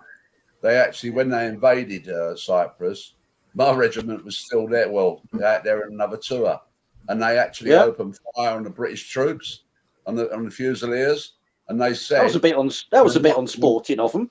That was. You're not setting foot over this part because it's sovereign-based territory. because it still comes under the British Crown. We pay for it. Yeah. You know, when you go through Decalia, it's like being in England because you're under the rules of English law. Same as Activism. Yeah. But I think a lot of their bases have been closed now. A lot of them have, you know. Yeah. What's the radar station up on the top of Mount Olympus? I haven't got a clue. Yeah, that basically keeps an eye on the whole of the Eastern Mediterranean. Yeah. Sorry, Western Mediterranean. My apologies. Yeah, but Gibraltar's the same as well, isn't it? Gibraltar on the top of the rock, they've got the radar, they've got all that radar and equipment stuff and everything else. That's why it's so important. I don't think you've already mentioned it because, like, I nipped off, but I've heard as underneath the rock, you know, like kind of underground or throughout it, there's kind of other all sorts. It's a Swiss going on. Oh, it's a Swiss. The rock has been tunneled out so much, it's like a Swiss cheese. Right. So are we saying I could be on the? Could that rumor, if you like, be true? Or but what happened? They reckon, Dino, they don't know how the Barbary apes got on the island, right? They just don't know how they ended up in Gibraltar. They reckon the apes have a tunnel from Morocco to get there. That's what they reckon, but there's nothing been proved yet. No, John, let's be honest. It was probably a bunch of pissed up squaddies went on a day trip to Morocco and brought a few of the buggers back. Yeah, like we did with tortoises.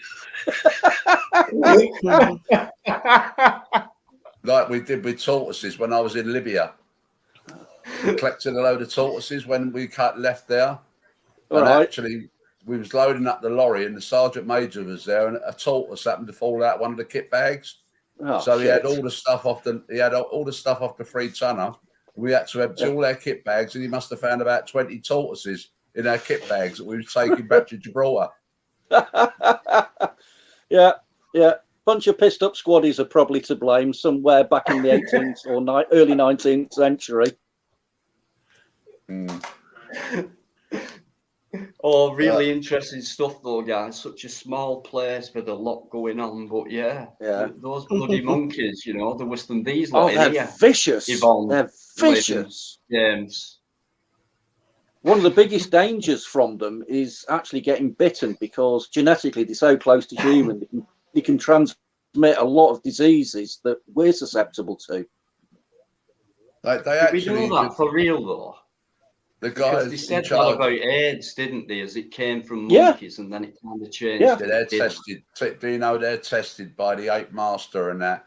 And what he does, because I also think that he is an abseiler, because the amount of tourists that lose cameras and handbags and everything else, and they take them down the side of the rock and put them in their little nest areas and that they've got down there, and they have to abseil down there. They obviously the people say, I've lost the camera. Give us your name and address, and they take it and they find the camera and have to send it to them. But they're feeding. I was going to say, John. I bet the guy that goes and fishes all this lot off the rocks does a roaring trade at the local car boot markets. No, he can't because obviously tourists have to deal with them. Hey, Michael, I'm joking. If you're only going around the block, I'll see you in about 5 hours' time then. I love that movie, Lynn. Pack Up Your Troubles. Brilliant movie. Lauren Hardy. Hello, Kathy. I like your dog, by the way. Oh, thank you. It's called I do like border collies. Back in a minute, guys. Yeah, back in a minute. I've just got to go and just use the bathroom. Back in a minute. I need to eat something. So I'll mute myself while I'm eating. You guys just carry on and keep doing what you're doing. Absolutely brilliant. I'll tell you another little story though, Dino, because we meet a lot of tourists and things like that. And an American come up to my son and went, "Could you tell me where the bathroom is?" So he said, "It's in my house." And she went, "The bathroom?" So he said, "It's in my flat where I live." But he didn't know the American terminology for the Kazi is bathroom. Why don't they just say bog or crapper or something like that? You know what I mean? But when they say, "Do you know where the bathroom is?" Yeah, it's in my flat. In my flat. God Almighty! You say potato, you say tomato, we say tomato. You know, but yeah, nice to see Kathy on here. I mean, if you're saying I want to go for a pee or a shite, you don't say bathroom, do you? It's the toilet. You don't go for a bath. It's the toilet in my lingo. Toilet in my lingo. But it's nice to see as Kathy and Mark on here and that, you know. Oh, this is great. I must admit, you do have some really, really good people coming on here and in the chat. You know, very respectful, and that's somebody complained, Dino, by the way. Somebody complained. Dino, somebody complained in the chat. They said you haven't said no drama for a few days now. Well, right, I did respond, and it's very you know, because it never stops, and rightly so. Well, take a breather from time to time, but I did respond by saying I've not needed to really, but I think I have said it the odd time, but compared to before, this last few weeks, they are obviously, like you're saying, no drama. Right, listen, Yvonne, Lynn, no drama. Teflon, you lot, you nice people, no drama. No, there is no drama. But if anyone is listening and you're thinking of coming on to cause drama, no. Jog on. See you later. It's or you can come in for a few minutes. Quite a difficult thing to do sometimes. But tonight for me is just it's just becoming the norm. Like, look at all these names. Every single live, not every single one, but same names, same kind of chat. It's like I may as well not be here. Yeah, Dino. They're brilliant together, it's the usual, you know? Usual suspects. Yvonne's getting her and Lynn, the terrible twins, as they're now known, guys. So you know who I'm talking about. That's Yvonne Driver and Lynn Ology or something. Stupid Lynn-ology. name. Something like that. Yeah. Hey, Dino, saying I'm going to use the bathroom. It's a bit classier than saying, right, I'm off for a piss. You can always say toilet. I've got to go. One's got to go and powder one's nose. Has it? Oh, yeah. Got to go and powder my nose. Evie, you should say, I'm just going to drop the children off at the swimming pool. Oh, I did that earlier. How you been, Kat? You all right? Kat's there. She's disappeared for a moment, Mark. Oh, okay. I think she said something about the kettle. Oh, okay. I know she got. I'm just eating my tea. Sorry. Sorry. I didn't want to make any noise. Yeah. I'll be about a few minutes. You got put. Oh yeah. I'll speak to you later. Cat got porn bombs not so long ago. Yeah, did, yeah. Does that mean you lose all your videos then, or what you put up, Cat, or did you have anything up? I don't know. I did have a few, but not many. So, but I'm not upset. I'm just upset that I lost all the people I've subbed to. You know. Oh yeah, you lose all that. Yeah. Oh God, it's just incredibly irritating, isn't it? Yeah. I've only ever seen it once, and I don't know why. I've got to say, I actually found it quite amusing the way it happened. It was on Blackburns, and it was he had a really softly spoken Canadian girl on his channel talking, and all of a sudden this guy come on and he went, "Can anyone hear me?" And the girl went, "Matt, be careful, and then he went, "Can you hear me now?" Like so. And then all of a sudden he porn bombed him. And I just thought, oh my God, that's terrible. Yeah, walk right into that one. Yeah, well, he had to shut the stream down and start again and get rid of it. Yeah. But he was only new to doing lives then, and it was. I don't know why I sort of found it quite amusing that people are that sick to just do something like that to fuck people up.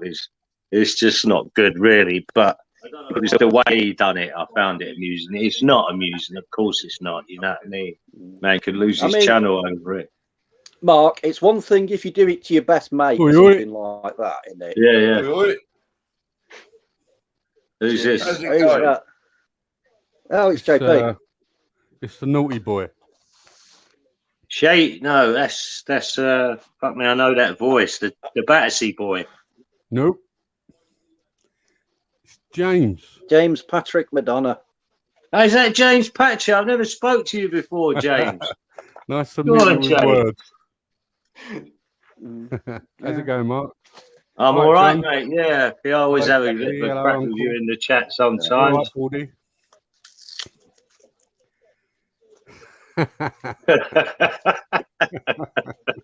Was you, James? You Was realise you what you the did guy to me on last Friday? week what put the comment up that Dino's wig had slipped off? Was he? Yeah. His hair was all messed up. Yeah, that was funny. Bloody honestly, what's he like? It was Where funny. you go, Well, really half of long your to hair go. was in the middle of your face. If that's his real picture, look at him. He's only jealous because I've got more than him. Look at him. You don't wear a syrup, do you, Dino? Yep. No, hey, John, it's taken him years to train it, you know. Right. James, honestly, mate, thanks. Honestly, you know what you did to me last week. Couldn't believe it, and I'm just honestly, it means a lot to me. When you've been doing this for 9 months and 8 months or something, and you see the same people in like for all that time and all them hours having a laugh with you, and to actually hear them, and I don't care if I see them or whatever. It's like it amazes me, especially when they say first time I've been on anyone's live. But why mine? Because everyone in the chat makes me feel comfortable. You know, there's certain guys you get on your panel who make me feel comfortable, and it's what it's about. Because listen to these conversations tonight. Nothing. You know, real conversations and having a laugh at the same time. Surely that's what it's about, yeah? No drama, guys. No drama. Well, I call your one, Dino, because it was the first one I ever found. I call it the Shrine. Not because there's loads of old bastards in it. It's just that it's the first one. It's the original one. These old bastards. So I call it the Shrine. Just call it Dino's retirement home, Mark. We'll be honest. Hey, it'll do for me, John. If you can all stay alive before I go, that'd be great. At least the youngsters out there know. At least the youngsters out there know we're alive and kicking. Yeah, exactly. You know what? I don't often look from my analytics like in the YouTube studio, and there's like loads of stuff to look through, like views. It starts off with that and subs and that, then it goes on to something called reach and then revenue and all that.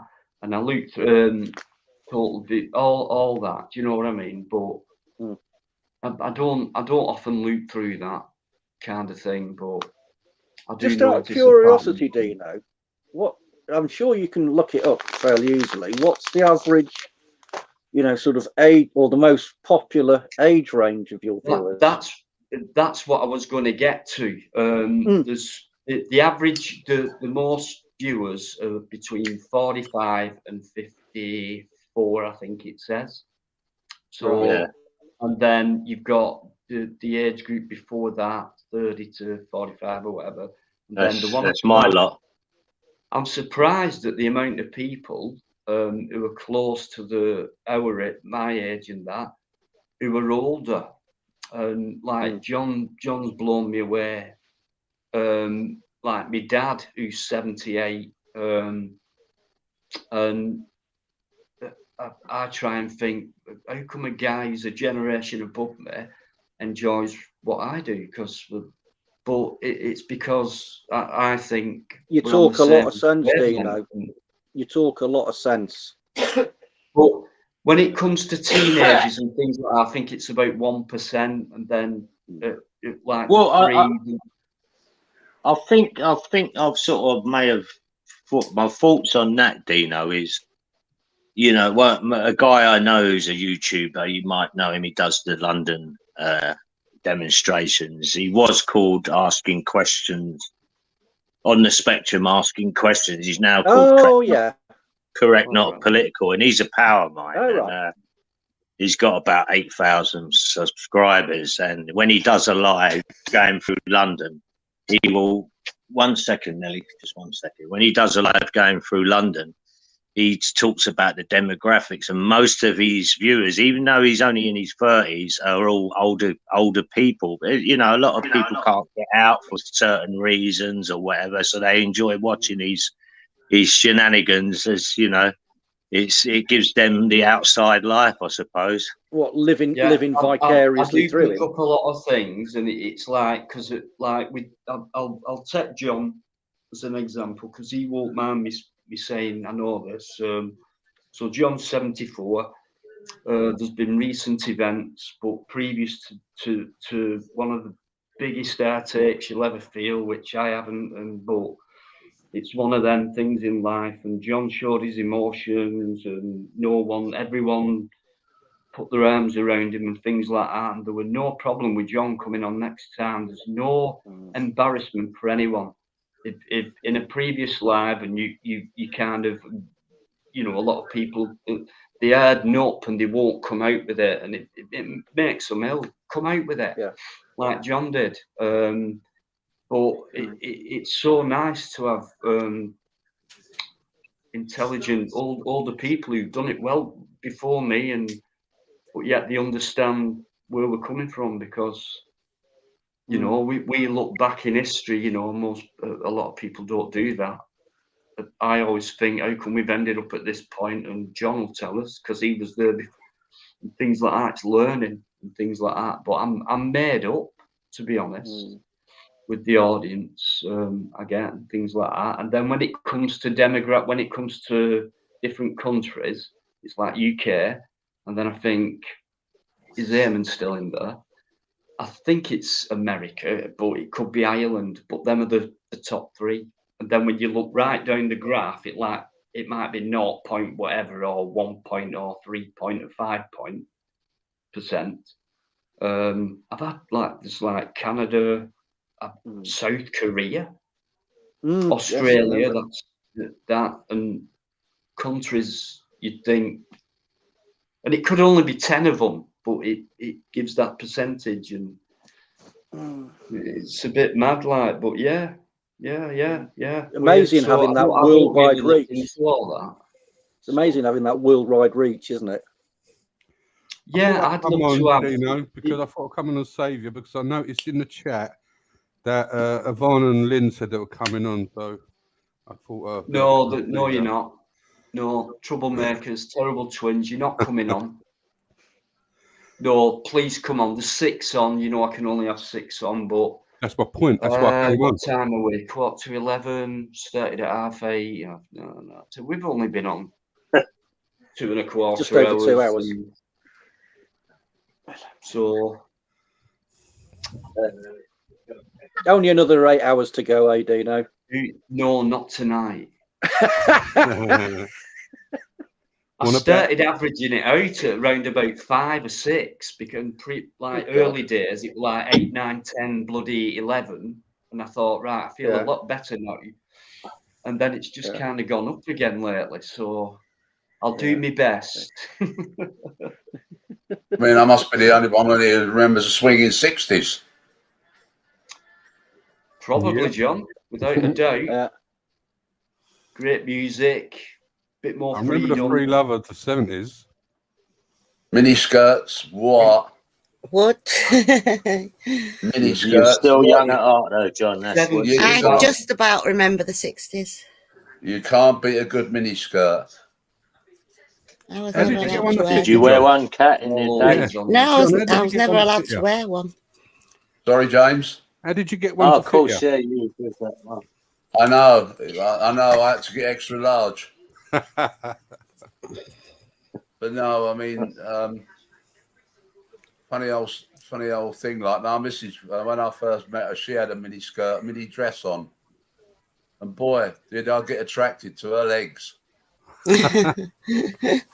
Women don't show off enough leg lately. I don't know why. They're always wearing trousers. You're a leg man, John, are you? I'm a leg man, mate. It was strange, when I'm looking back at my mum, because I was a 60s baby, and there's pictures of her in miniskirts, but when she became a J-dub, obviously they weren't allowed to wear those anymore, and I weren't allowed her to wear one either. I had to wear skirts down to my ankles. It's the stairway to heaven, right? Yes, definitely. I was in a cult for 50 years. I wasn't allowed to wear them. I had to wear skirts down to my ankles with about 10 layers underneath. Oh, right. Honestly, my dad, I was in my 30s, he still tried to tell me what to wear. He's like, have you got an underskirt on? You can see right through that. I was like, Dad, I'm a grandmother. Please do not tell me what to wear anymore. Hey, compare that then to now, Kathy. Have you seen it? I mean, the fashion now is all these tight, like, it looks like underwear. I was just about to say that. I'd say, like, I just go out in my nightie, shall I? Because that's what everyone's wearing. I will show you. Underwear. I'd freeze to death. No chance. Not in this weather. Not in this weather, Kat. But they do, don't they? Yeah, they go out in next to nothing in this weather, and then stand there tell you shivering what. all night. I will pluck up enough courage to show you one of my wedding photos where I was wearing Lionel Blair's. Yeah. And I had short hair being in the army. Well, come the summer your wind months, would have took you miles. Yeah, I know. Because come the summer months, with what the girls don't wear these days, it doesn't do my blood pressure any good going out and about in the summer. It's honestly, I know my 17-year-old granddaughter came to visit me in the summer last year, and I just didn't know where to put my eyes. I really didn't. Yeah, another one of those little factoids. In the summer, more crashing. Oh yeah, absolutely. Yeah. Oh, there is. It's a big. The insurance companies know that when the weather gets hot, it's the blokes who will suddenly start having more crashes. Yeah, because they're not watching where they bloody go and stuff like that. Where they just bang them up the arse, Yeah, because they're not looking. They're not looking at the road at all. Sorry, well, I've actually got a video up there where I had a river cruiser, and I was going down Maid of Vow, and one of the girls who was with us, Jackie, she's had a boob job. She works for a famous actor. Anyway, while we was going down Maid of Vow way, which is quite narrow, I decided to do a little bit of filming as I was driving the boat, and I panned it on to Jackie's. Well. No, I crashed into the side of the boats, and all she's going, for fuck's sake, what are you doing, you idiot? And I was going, oh, sorry. But I did get a picture of these enhanced breasts that she had, so that's on my phone forever at least. Was it worth getting the other boats? Kelly. Well, lucky enough, these boats are static. People live on them, and lucky enough, no one was actually inside it when I crashed into it. Actually, you did a low speed getaway, did you? Yeah. Well, that's all you can do on the canal. Yeah. She wouldn't sink with those new water wings, then, would she? No. No, I mean, you wait till you guys get to that stage where you just want to cut the Voilix of a night and go to bed.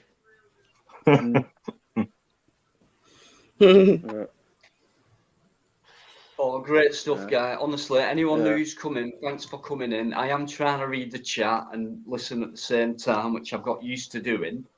But I can't take both things fully in, but I'm getting used to it, and it's just a massive, great feeling for me tonight, and it gets better because you're just all brilliant together. Sense of humour, serious talk, the way you greet each other and everything like that. It's just all fits in with just having a nice, coordinating with each other and saying hello.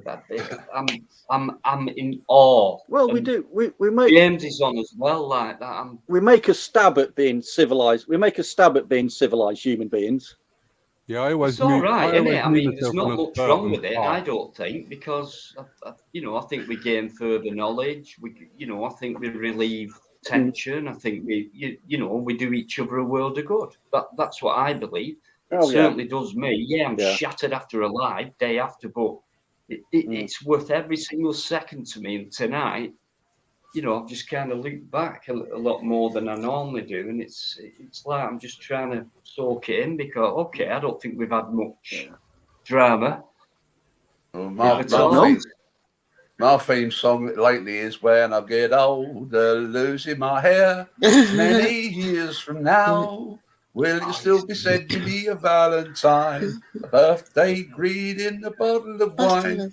Will I be happy mending a fuse when your lights have gone? Will you still need me? Will you still feed me when I'm 64? When I'm 64. Bit late now, isn't it? John, you was in the wrong game, mate. You should have been up on stage, mate. You're in the army, bro.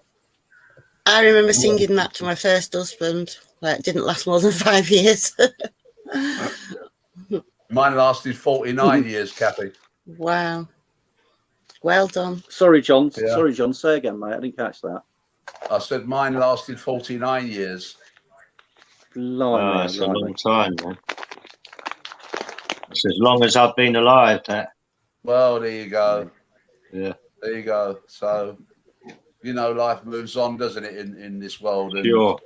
Do you get out, John? Do you go to a pub and all that, a local pub? No, I don't normally go in pubs except because I do quite a little bit of charity here and there. I won't say who for, but I mean, I like socialising because we are social animals, and the worst thing that the pandemic done was cut that socialisation out of it. Because if I met you in a pub, if I see you in a pub, Mark, I would probably talk to you, lead up a conversation.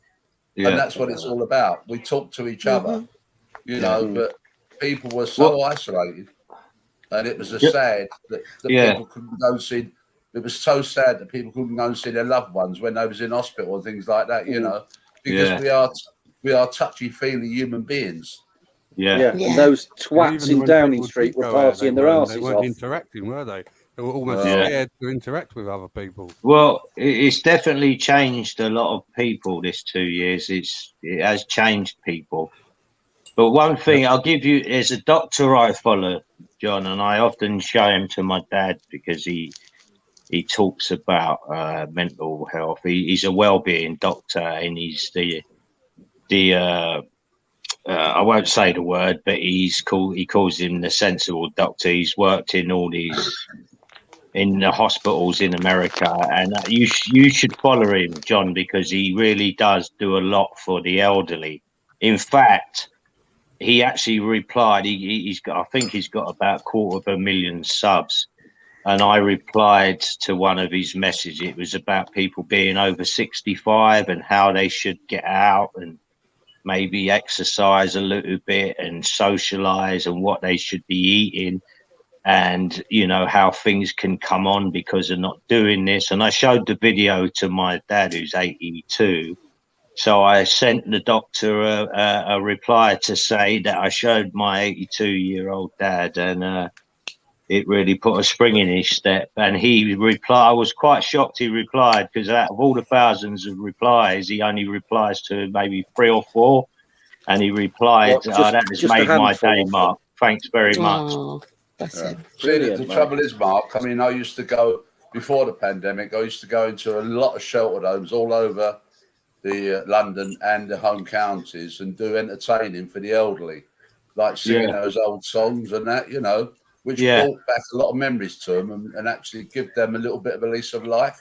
Exactly. But since the lockdown, I mean, all they keep saying now, have you had the jabs? Sorry, I ain't, but the point is, it stopped. It stopped. I can't go and see those elderly people. I can't see those sick people. People suffering dementia or Alzheimer's. And I feel a bit sad about that. But Yeah. You know, we'll all get back there one day, obviously, you know. But well, let's hope so. Because it does seem like it's falling apart at the seams now. What the spear factor was of it. You know what I mean? I don't want to go too much into it because I've found out quite a lot about. You know, you've become quite. I won't say an expert because I'm not far from an expert, but you know, you do your own sort of research. So I've done local surveys and all that with people. You could tell there was a lot of lies being out there. What's that? You're better in. I'm going to say you might not be an expert, but you're certainly a lot better informed than you were. Oh, definitely, yeah. I mean, I never thought I would. I never thought 2 years ago that I'd be watching doctors talk about stats and medical journals and all that. I would have never thought I would be doing stuff like that. But you know, I did do all that, and you know, all you can do. That's all you can do. Just get yourself as informed as you can, and you know, just pay attention to the sources. When I say pay attention to them, it's like don't take everything that you're told. You know, whichever side of the fence you're on, you know, whichever side of the argument. Exactly. Yeah. Well, they might be coming from. You know, whatever the topic, whether they agree with your, you know, or otherwise, don't take anything as gospel. You know, one of the hardest parts. One of the hardest things is not, and it's quite a mental discipline, this, is when you come across information that disagrees with your point of view, not to dismiss it out of hand, but to give it the same weight and credence as you would information that agrees with how you view any subject. Sure, it's still hard to do. balancing it out. Very hard to do. Oh, absolutely. I commented on a channel the other day. Somebody put a YouTube channel video up, and I thought I'll answer that. And as far as I'm concerned, I was telling 100% gospel truth about what happened to my wife. Now, all I'm asking for is an inquiry. But you know, those bastards on YouTube actually took it down. Yeah, because it didn't meet their narrative. Now that is wrong. They're closing my freedom of speech down. Because I know exactly what happened to my wife, and I want to actually get justice for her and every other woman who may be in that same position as my wife. And that's all I'm asking for. That they shut it down. John? Yeah, you're absolutely spot on. It's frustrating. It's not right. It's wrong. It's unlawful in my eyes. I'm not talking immoral. Immoral, yeah. Because you said something. That's contrary to the authorised narrative. Bring that up, but I've had to medical misinformation, YouTube, like you said. So obviously, if you disagree with, you know, like John said, your own personal problems with that situation, it's like you don't mention it to anyone. Because your own personal experiences. It's not medical misinformation. It's far from medical misinformation. It's fact. Exactly. So what does that prove in itself? And when you read that policy, I've said it quite a few times now because it's important to know, because it's not a very long policy, which is involving the guidelines and everything, which is who's typing away? With what you're already being told. That was me.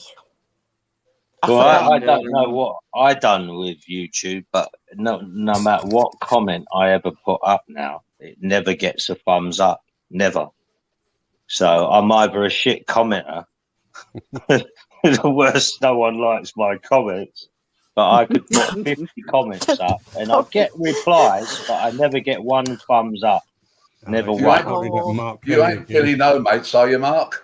Yeah, I could be. Who knows? Lynn likes the mood swings. Yeah, but that's YouTube's done something there where they won't. Yeah, definitely. That's what they do. So I had to type because I couldn't get a word into Lynn there. I wanted to say about the change of life. Can't get a word in on here, Kathy. You'll have to get used to it. I know. I don't like to interrupt. Not even I can do it sometimes. James, all James says is, Dino, do you ever shut up? Well, obviously tonight I have done because I've not had a frigging chance because it's been that watch it go on for half hour now. Conversation. It's like I'll just leave. James, anyway. I was talking like Mortlin about that, you know, right, my mood was to be very low, and I found when, you know, my patch had run out because it'd last like 3 to 4 days, I'd forget to change it, and then I'd feel so low, you know, and I'd be like the hot flushes, and it was that it kept my mood up, you know. That's what was meant by the mood swings. You know, women can actually get away with murder if they're going through the menopause. Literally. Oh, they have done. Yeah. Well, I've just had it for 13 years. Oh, Christ. Gone through it. Going to the toilet. You mean the shit? Not being able to sleep. Oh, the insomnia was terrible. Did you get the hot flushes and everything? Yes, very bad. Like I said, I had HRT patches, which helped with the low mood.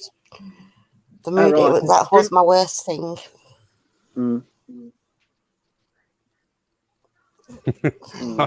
Yeah, I stopped the patches just over 2 years ago, and I've been fine since. So, do you know what? I'm right. While we're in a bit of a break in between these brilliant conversations, I want James to bloody talk. Then I can rip into shreds for once. My turn for revenge. Say anything you want. Say anything you want. Dino, you're bald. Admit it. I'm not bored. Hello, Master Ron. See, this is what he's like. All right, I'll shut up. James, is this the first time you've been on a panel? Because I've never seen you on one before. No, Second, he came on Friday, Mark. He came on Friday. If you I never saw it. I can't remember what time. You'll see when he come on. You'll have to find it, and then just watch my face, because there were 2, maybe 3 other people who come in the chat every week who came on, which are real people who I'd rather have on my channel than maybe big channel names or something like that. Yeah, you almost done a these are real conversations, real people. That people who don't get the chance or haven't got, no disrespect, maybe the confidence to go out there and produce content. But I'll tell you what, anyone who doesn't bring a video out but comes on here in the chat as a regular or comes on the panel is creating content. So we're all on YouTube. You know what I mean? We're all lining YouTube's pockets. People coming on, he's like, just watch my face. Watch my face, especially when he come on. Yeah. Well, James he's famous, mate. I've seen him loads. I've had a good laugh with James many times. Oh man, sometimes you can get down on the line as a horse. I get banned a lot. He's one guy who's picked me up. I can name many people, but there's certain people like been around for months. All of a sudden they pop on. You think, how the fuck do I deal with James Patrick McDonough? He's just come on my panel in the chat. No problem, James. Yeah, whatever. But he's come on, and I'm going. But I can't thank you enough, guys, for tonight. We've been on for 8, 9, 2.5 hours. 2.5. Is that it? 2.5 hours. Just over, yeah. I was late for 1 minute, I think. Have you got a note from your mum excusing you from being late? Mum, love you, but I always get a mental note, yeah. I've just remembered the joke about PMT. Why does it take 3 women to change a light bulb with PMT? Don't know.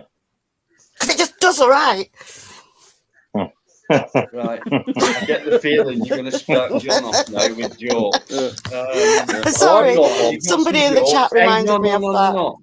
Fire away with jokes. Hey, I've got one. Nothing to do with PMT. This one, and there's this guy, and he's at the pearly gates, you know, in front of St. Peter, and he's there with the ledger, and he says to this fellow, he said, "So, what good have you done in life?" He said, "Well, once there was this young lady, and she was being harassed by a bunch of bikers, you know, a bunch of Hells Angels. So I thought, no, this isn't right. So I goes over there, and I tells them to stop, pack it in, and they weren't having it. So I found the biggest one, and I hit him so hard, and I went and kicked the bikes over and everything. And St. Peter says, "That was great, brilliant, well done. When did that happen?" He said, "Oh, about 2 minutes ago."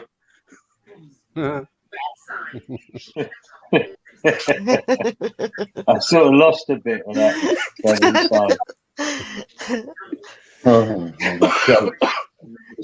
can never remember jokes. Can't laugh. I'm worse than you, so.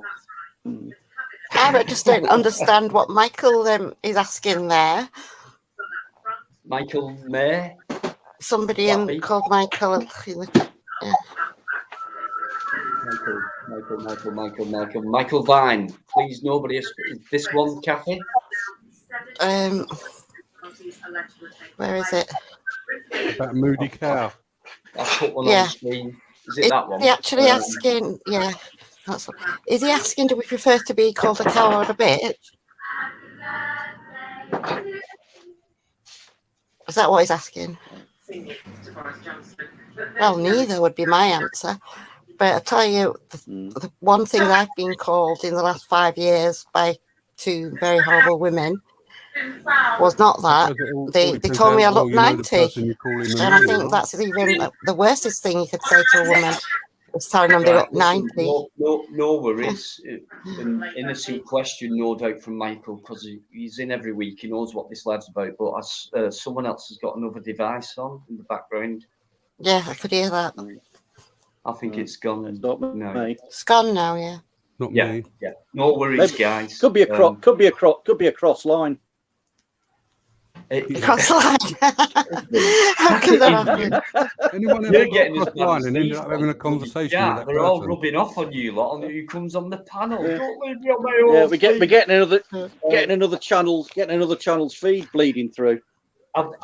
I've just noticed, like Master On, we were talking about you earlier on, mate. We were talking about, I don't know if it got to it, but it was a conversation we had one night, and we just spoke to each other, and then Can you write this? Master On's in there, guys. You've got a video link. Confirm. No worries, mate. Thanks for putting that in. There's a modern mind, so it shows how much respect I've got. So debate, stroke argument, we knew when to stop, and we disagreed, and then we agreed to disagree. You'll come on now and rip me to pieces in a joking way. That's what everyone does. But if you want to come on, mate, but I know Lynn wants to come on. Quite a few people do. So I'll put the link in. Dino. There's no one else backstage, so there's no rush. Who's jumped off? I don't know, but I'm crumbling anyway, so I'll give way and make space for somebody else, guys. Very nice talking to you, Uncle Heavy.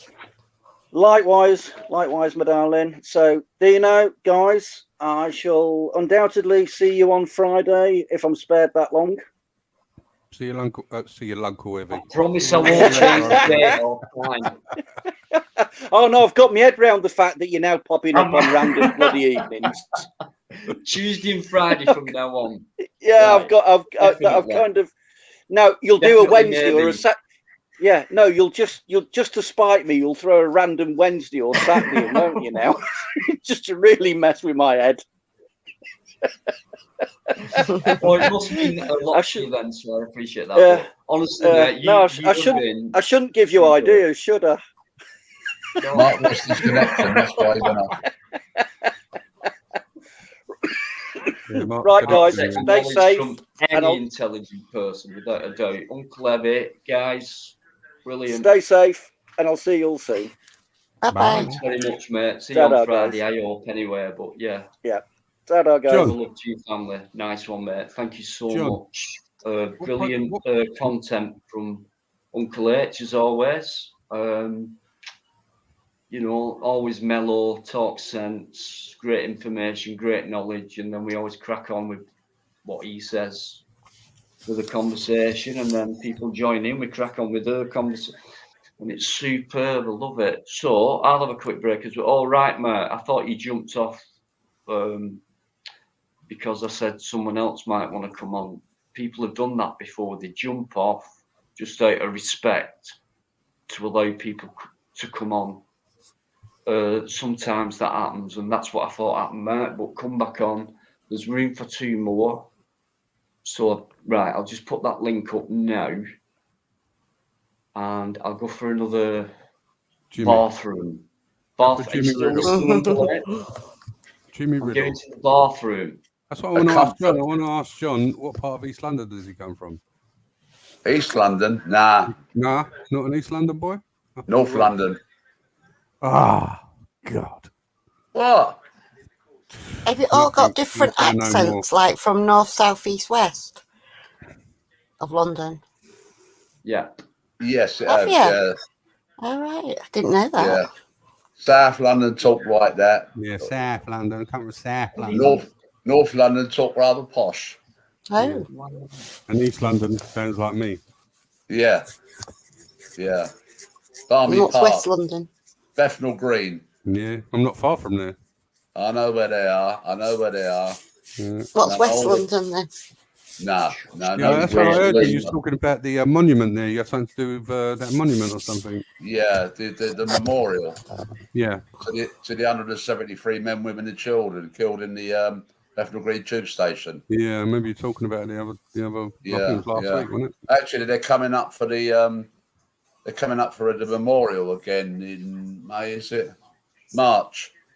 That's when it happened, obviously, and that, and it's quite moving because what they do, they read all the names out of the ages of the people who lost their lives in that.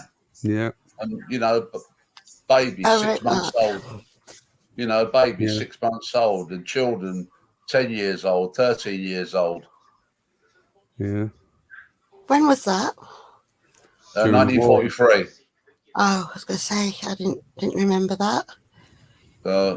I take it you know the pie mash shop in Bethnal Green Road then? Oh yeah, Kelly's. Yeah. Kelly's, because there's 2 Kellys down there, isn't there? There's 2 now, but at one time there used to be 4.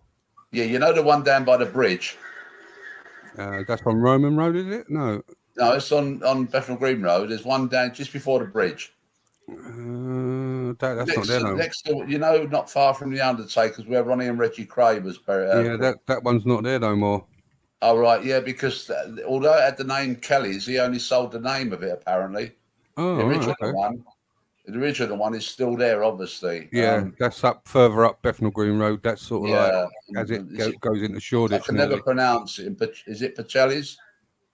Oh, the calf. Yeah, Pacelli's. Yeah, that's famous. That is.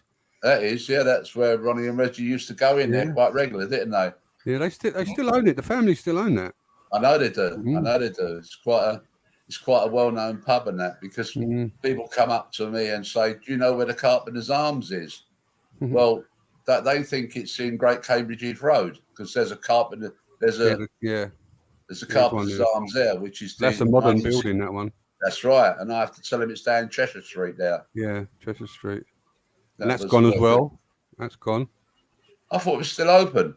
Don't think so. I don't think there's any pubs along Cheshire Road. I thought it was still open because just down the bottom of Cheshire Street, if you look at the history and check the old maps and that's where Ronnie and Reggie Cray lived, just down at the bottom of Cheshire Street. Yeah. Yeah, they also lived in Valence Road for a while as well. Yeah.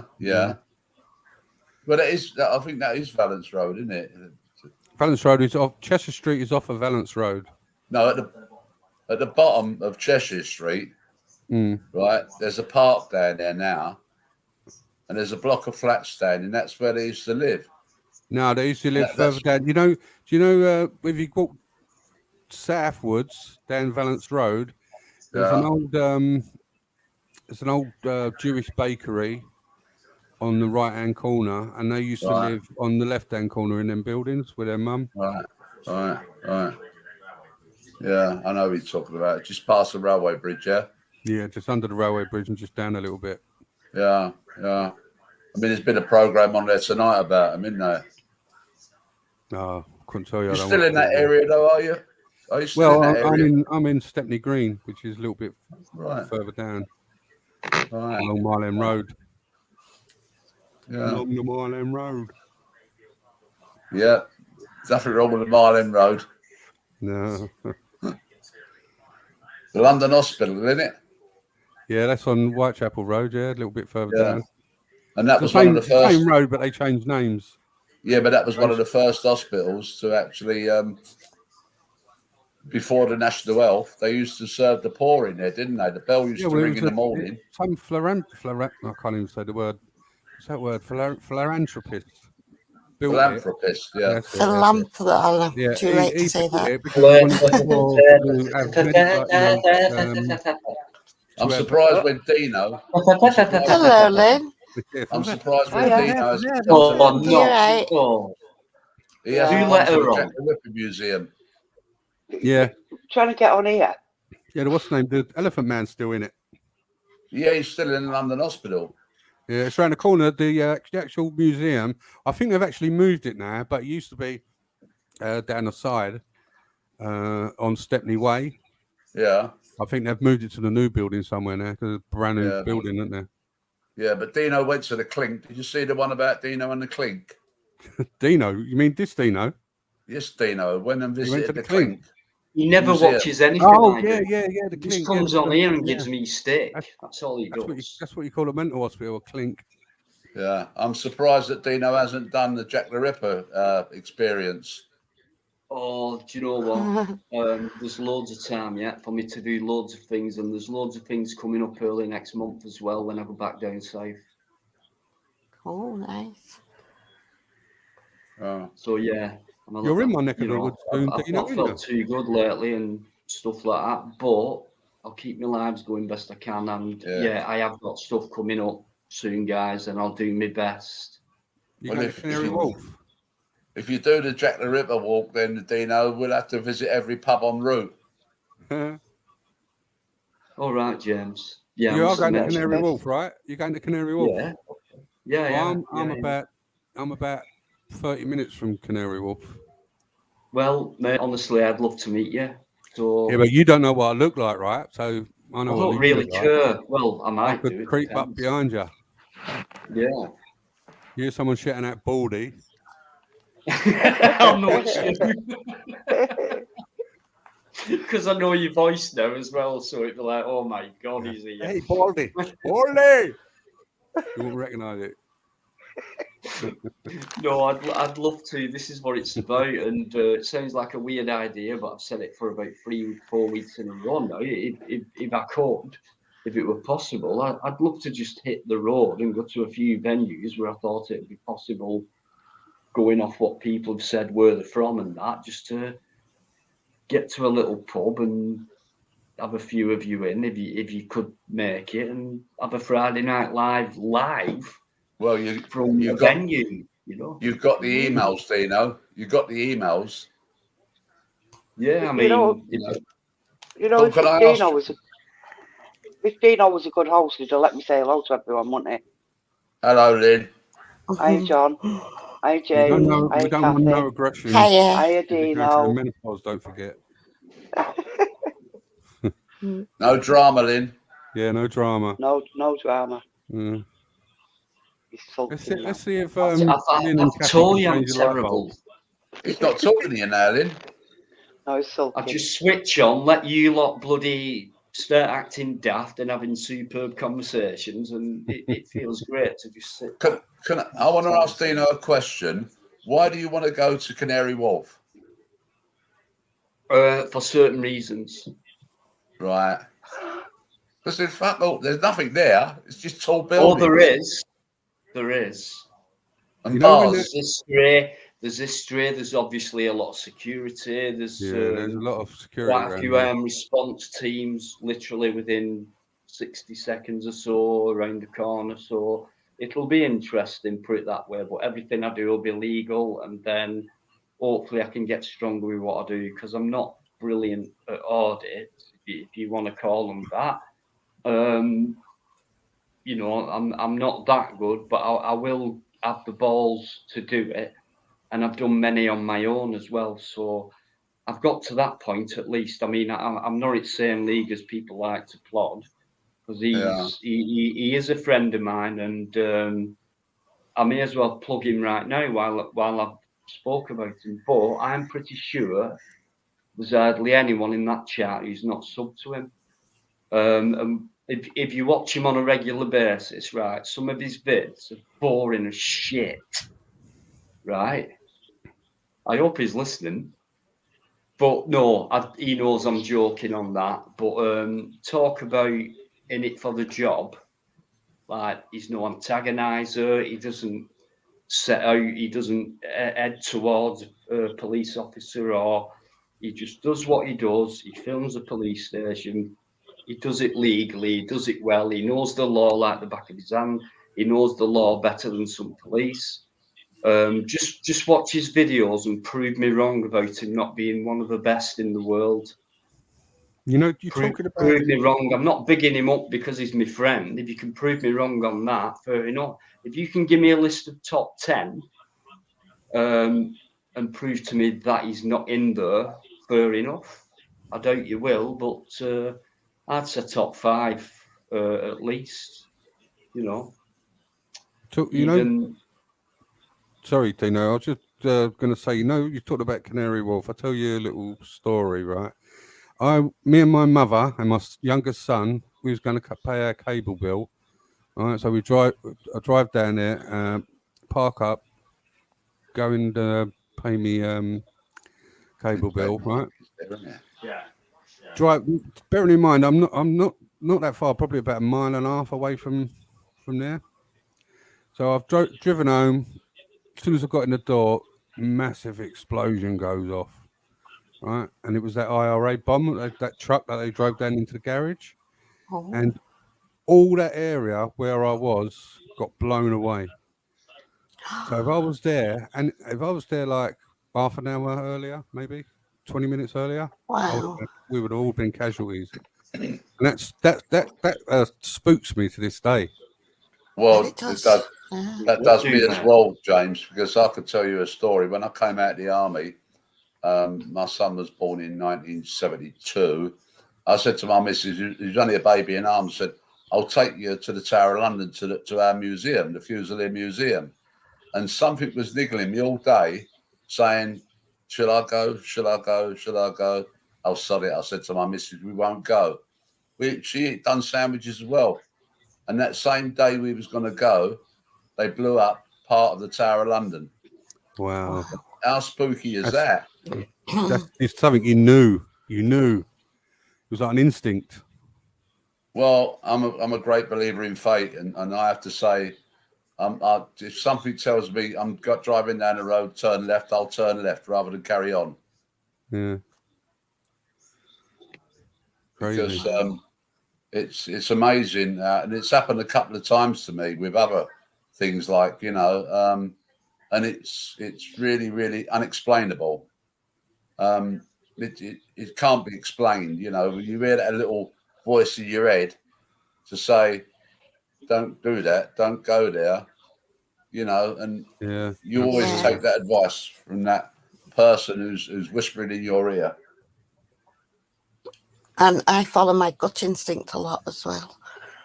Well, that's the same, Kathy, with the same principle, because you know you're actually thinking of what's going to happen. You think, oh no, I don't fancy that today, and that to me that's an omen.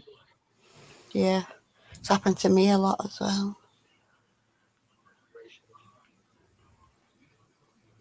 But we're all supposed to have an angel on our shoulder, aren't we? Yeah. You all right there, Dino?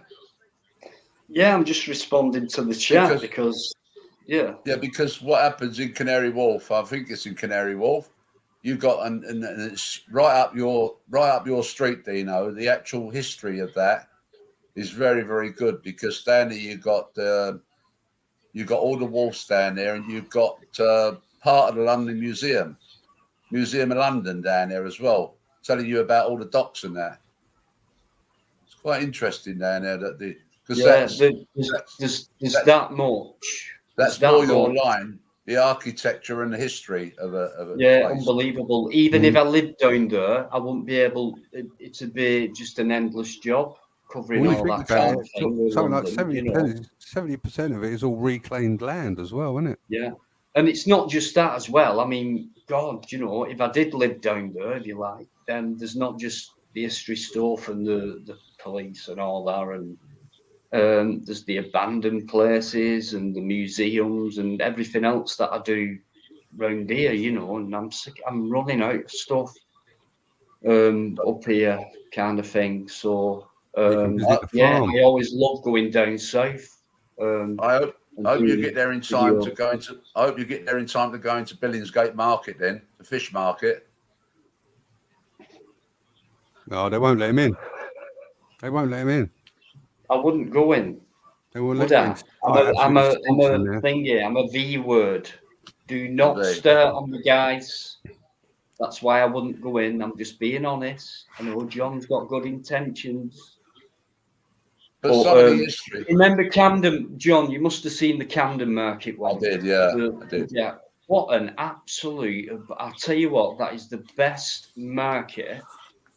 That should be a market I've ever been to, and the next one to that was Southwark. That was amazing. The Victorian structure, and the Camden one was like modernised. Camden Market is not too far away from me, to be honest, yeah. And that was an old stables. That was all stables. That was during the Victorian era, and it's quite a big market both sides. Was that for the canal, the stables for the canals?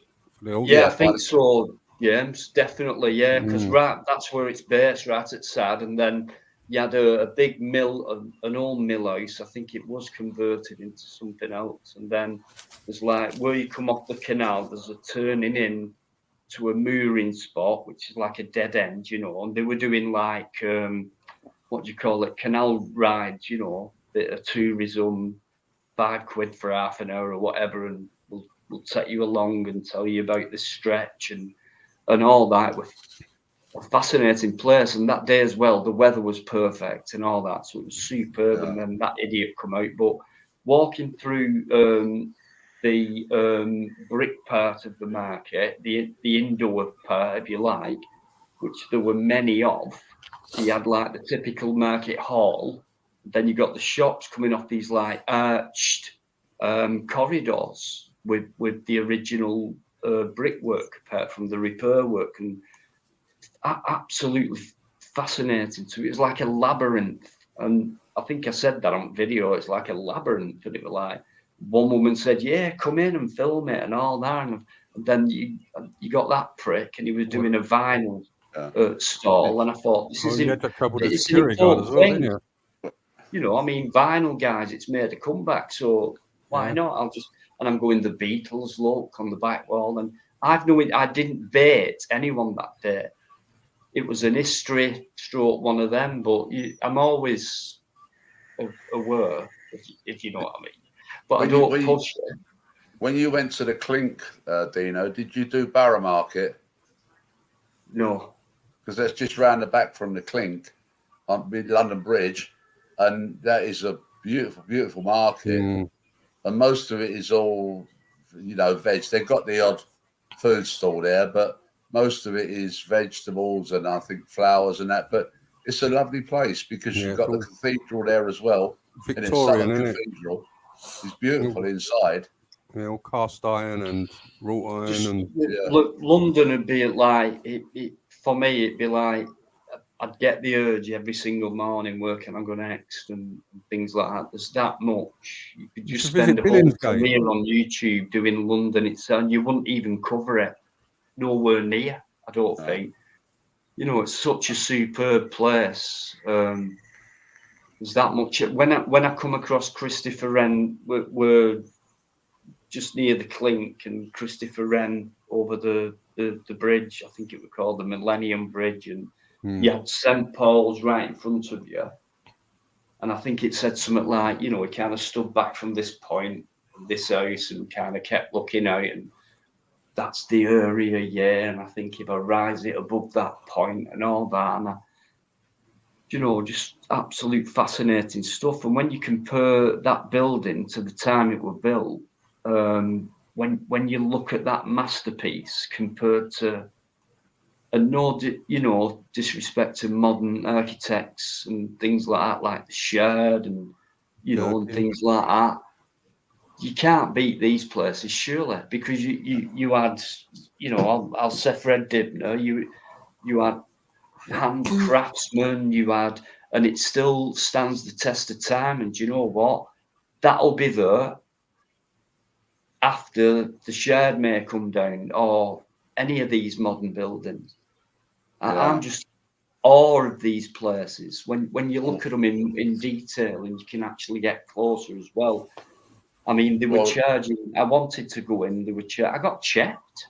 Well, you can come in here and film, but you can't go beyond that point. And it was like a cellar area underneath, but I got checked going in. So what you checking me for? Like security. All right, yeah, I know, but what terrorism? Right, all right. Yeah. Because that's where it happened. You know what I mean? But yeah. Sorry, James. Didn't that geezer that run around in a knife? Didn't happen in a near a market anyway? What, the London Bridge? Yeah. Yeah, it was. He went. He'd done a few down by Borough Market. Yeah. And by London Bridge Station itself. Yeah. And that's what happened down there. And he was one of them was shot at the back of Borough Market. So I don't think they'd be putting a plaque up for him. No.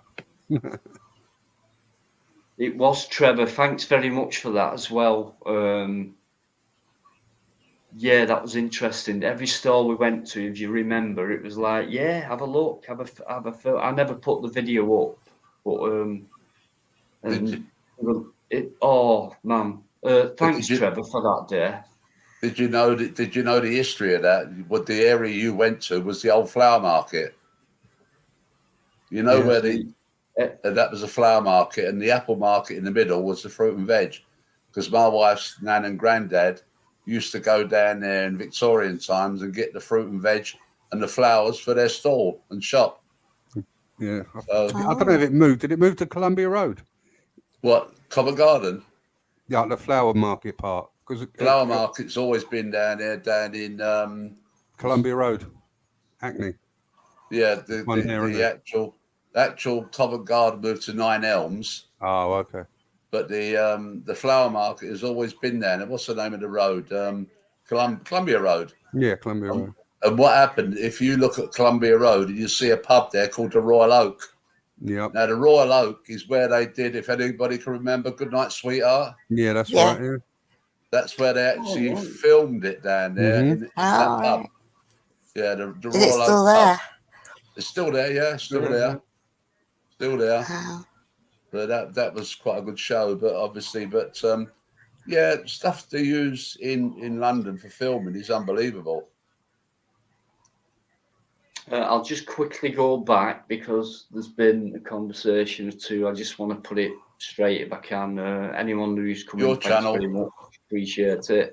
James, I learned there were 3 different police forces in London. One of them is City of London Police. You've got the Met Police, and I think it's Suburban or something like that. That could be partly true because City of London look after the money area, Canary Wharf, and all that. I believe so. Liz Parker as well. Thanks for coming in. Rally. I'm not sure if you're meaning you've been ignored because you've said you've been muted and timed out on a couple of comments. It's not come from me. I don't do that on my lives. It's very rare if I do.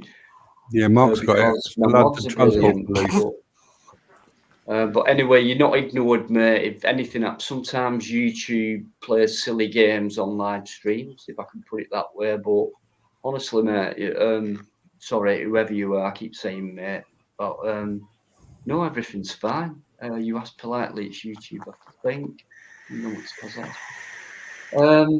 listen, there's no drama on here. I don't understand why you're coming up with a right. I'll just take it as it comes. So, but no, you've got the wrong picture if you think you're being ignored or muted or anything, because I've not seen a comment that would justify that to happen. So honestly, mate, you're all right in here. It's good. It really is. Conversation, brilliant, superb. Lynn, are you gonna tell James off for me? What for? I ain't done nothing. What do you mean, what for? You've got months and months and months of apologies to catch up on with me. Oh, leave James Oh, alone. good luck with that. James is all right. Yeah, I'm all right. I know he knows I'm messing. God's sake. I know he does. Can I clear something up about the Met Police and the City of London Police? Yeah, because they're not allowed to go into each other's area without request going into there. So that happened with Jack the Ripper. So the Met Police can't. Yeah. Met Police can't go into the City of London, and City of London can't go into the Met Police. Yeah, that's what happened with Jack the Ripper, didn't it? That's exactly what happened. Yeah, I've just seen that, James. Actually, I'll put that one up. But John, absolutely right. That's what Plod told me when I were down there.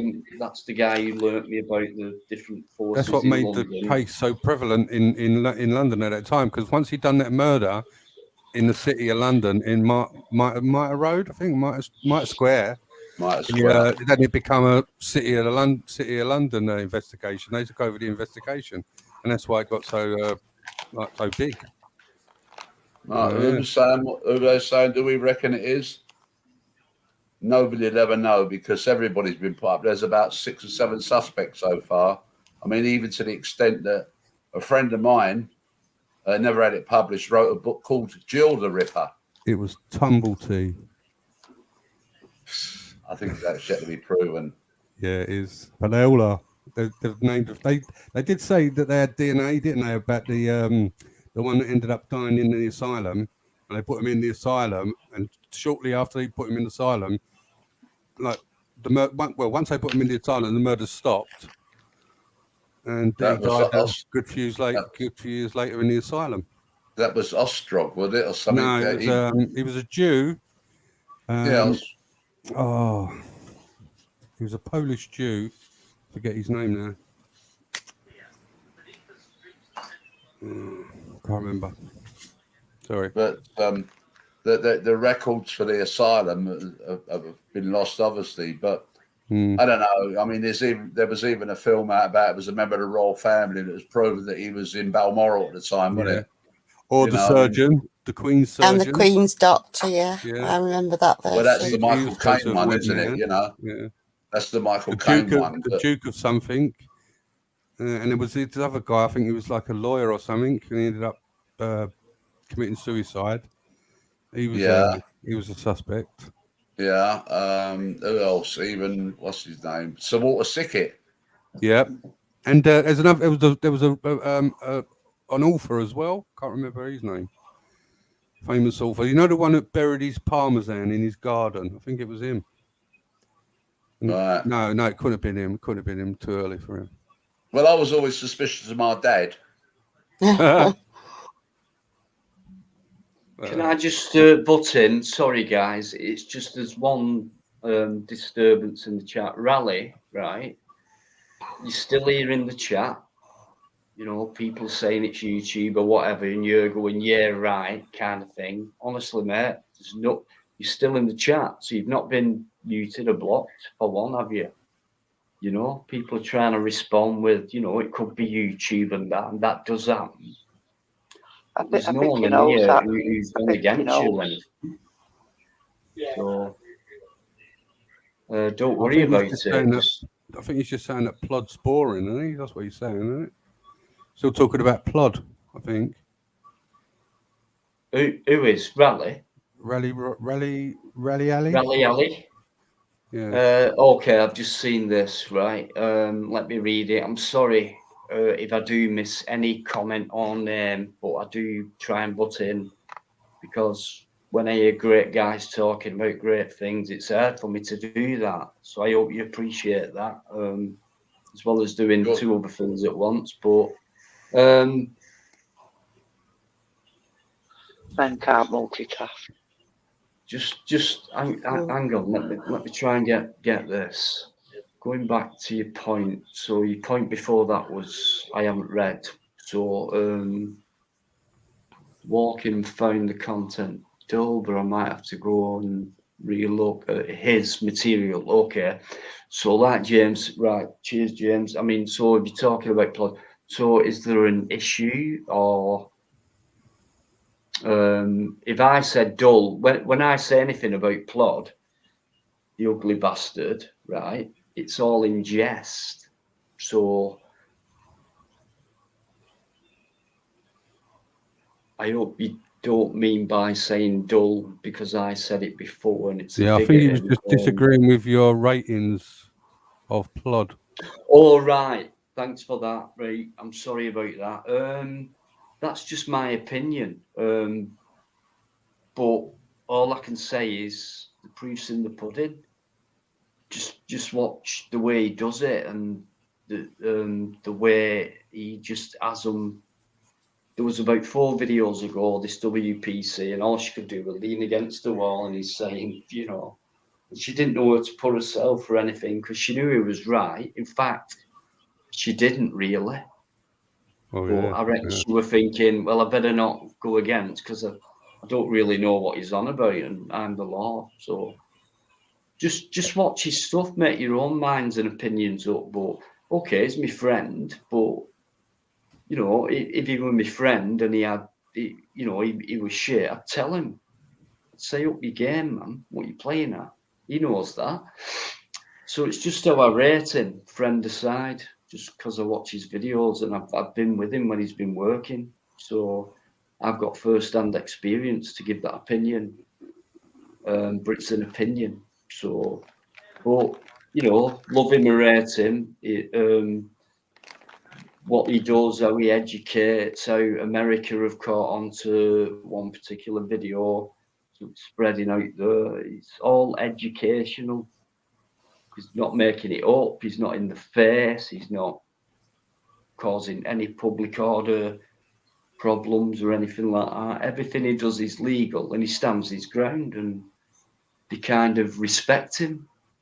And he is getting a bit known now around London and that. So he does a lot of hard work, and a lot of people now start leaving him alone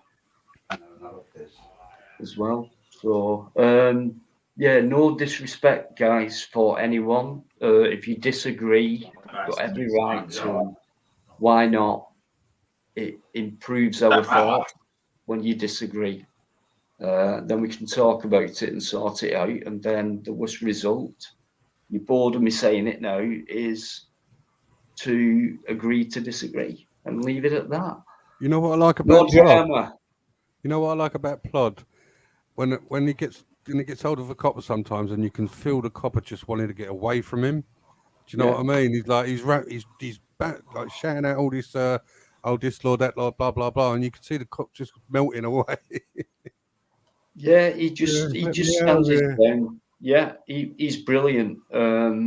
So for me, he's in a different league. I mean, if you could compare me to him, you know what I mean for one. And then, do you know what I mean? He's very highly respected in that world. He knows his stuff. That's what I'm saying. He knows his stuff. You left it with the other night, didn't she? Sometimes you put that in there. Who's that? Who's that? Yeah, come down when you finish. Oh, yeah, no problem, yeah. Right, sorry, John, and he's talking to his son, I think. Yeah. Well, there's his channel link, guys. If for some reason you've not already subbed, I'm sure most of you have, but make your own mind up. If I didn't know him at all, I'd still be saying the same thing because I watch his videos, and I watch others, and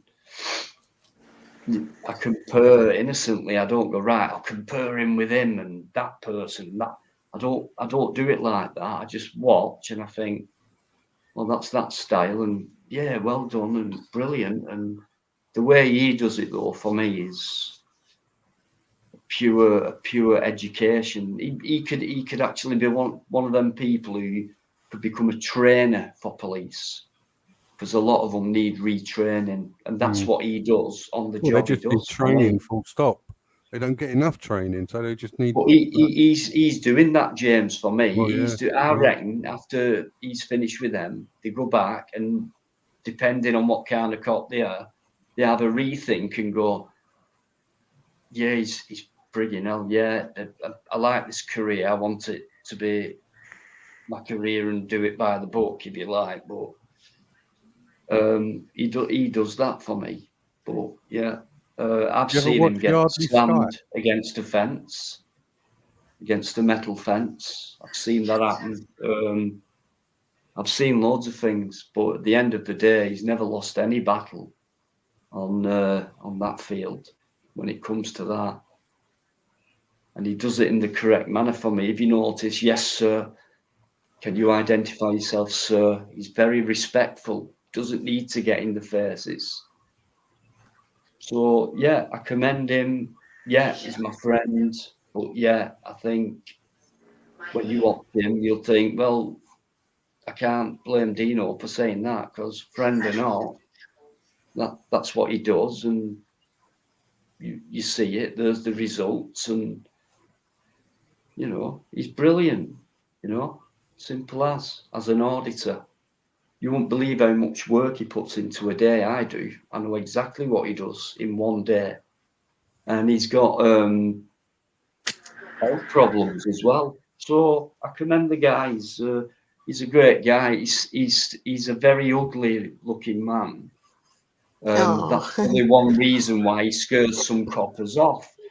He scares me off every time I look at him, but he's still brilliant. And you're his mate. And you're his mate. If he was on now, honestly. But yeah, we talk to each other like this all the time. It's brilliant. I love the guy, and he's good at what he does. Basically, bottom line, he's very good at what he does. Results are I'm not even talking about look how many views he gets and look at his subs. For me, the end of the video, I'm seeing a result. So he's good. Love him, whatever you think of him as a person.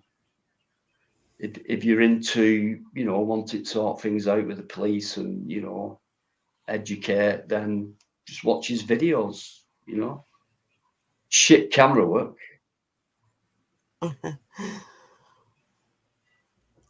I know he's listening, or if he's not, he'll watch it back.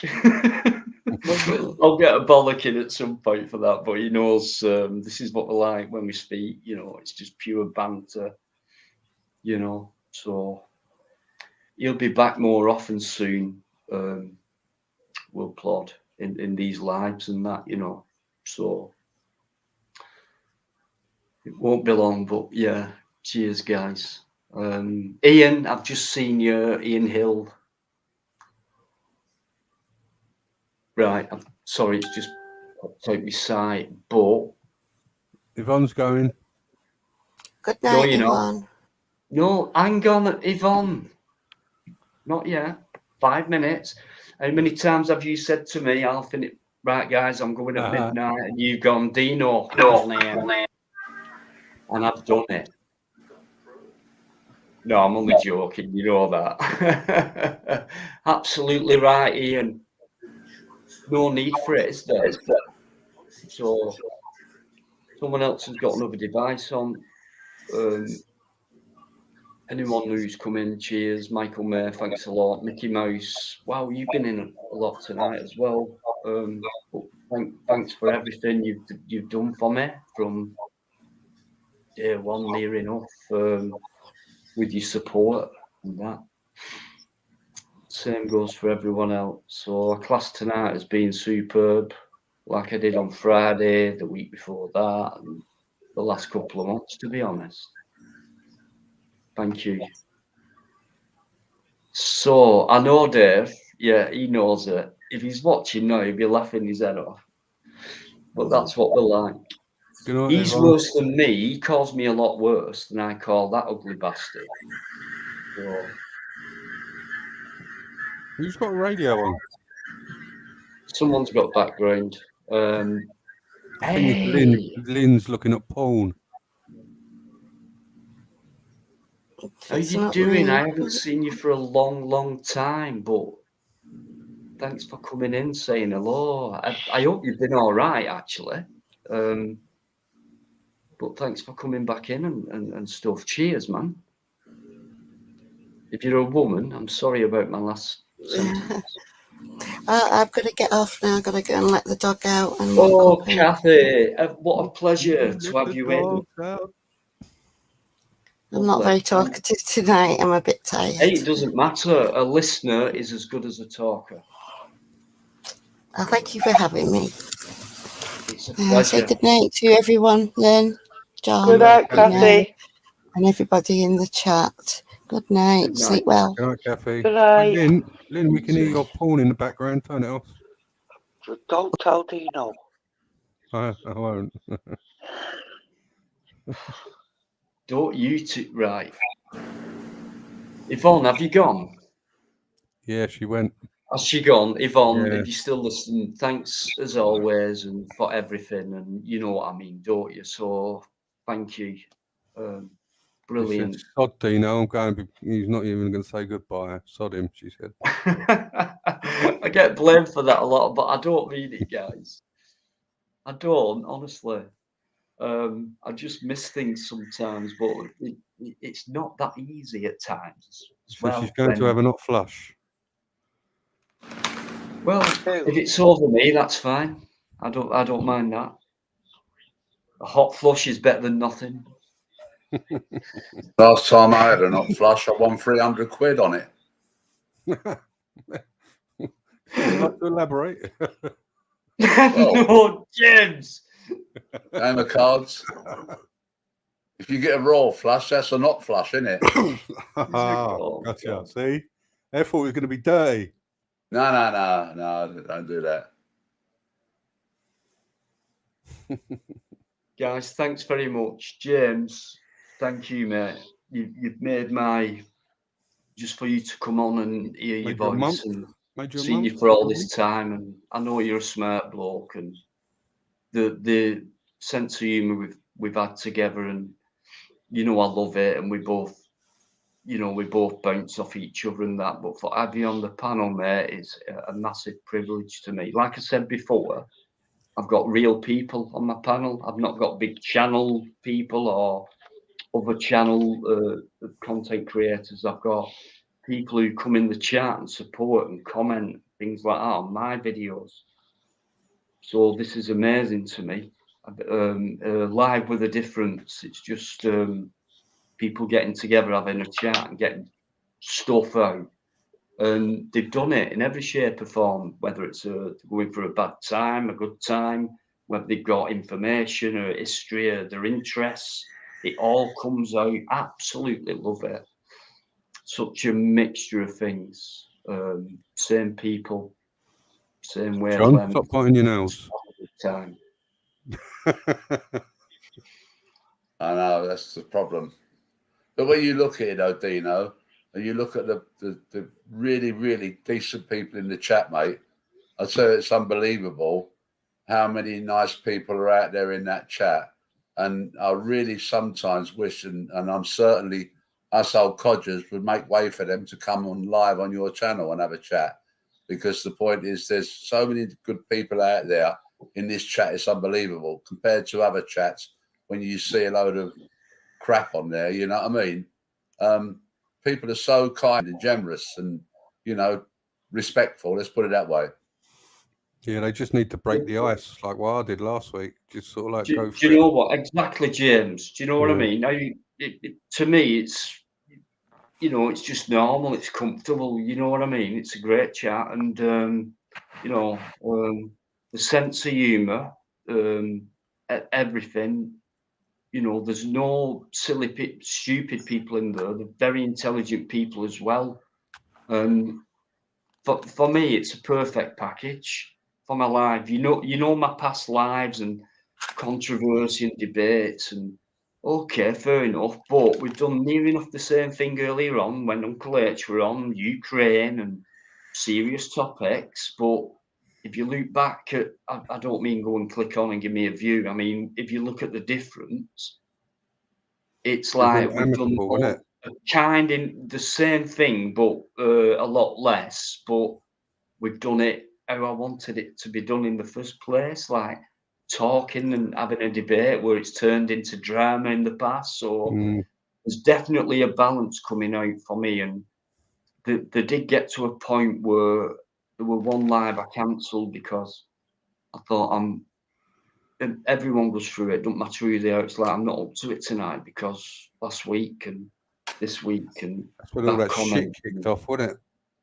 And I thought, no, I'm good. I need a rest because you know, I put many hours in, and so I needed a mental rest and think things over. And so I've tried to change things, and it's slowly evolved into this perfect way it's been going over the last couple of months. And to have so many new people on who haven't got, I don't mean that disrespectful, but you know, you don't, you know, like I've not got big channel content people who come on. You know, I've had Live Free on a couple of times. He's come in 10 minutes or whatever, other channel and that, and it's not been the same. And for me, last Friday blew me. It blew me.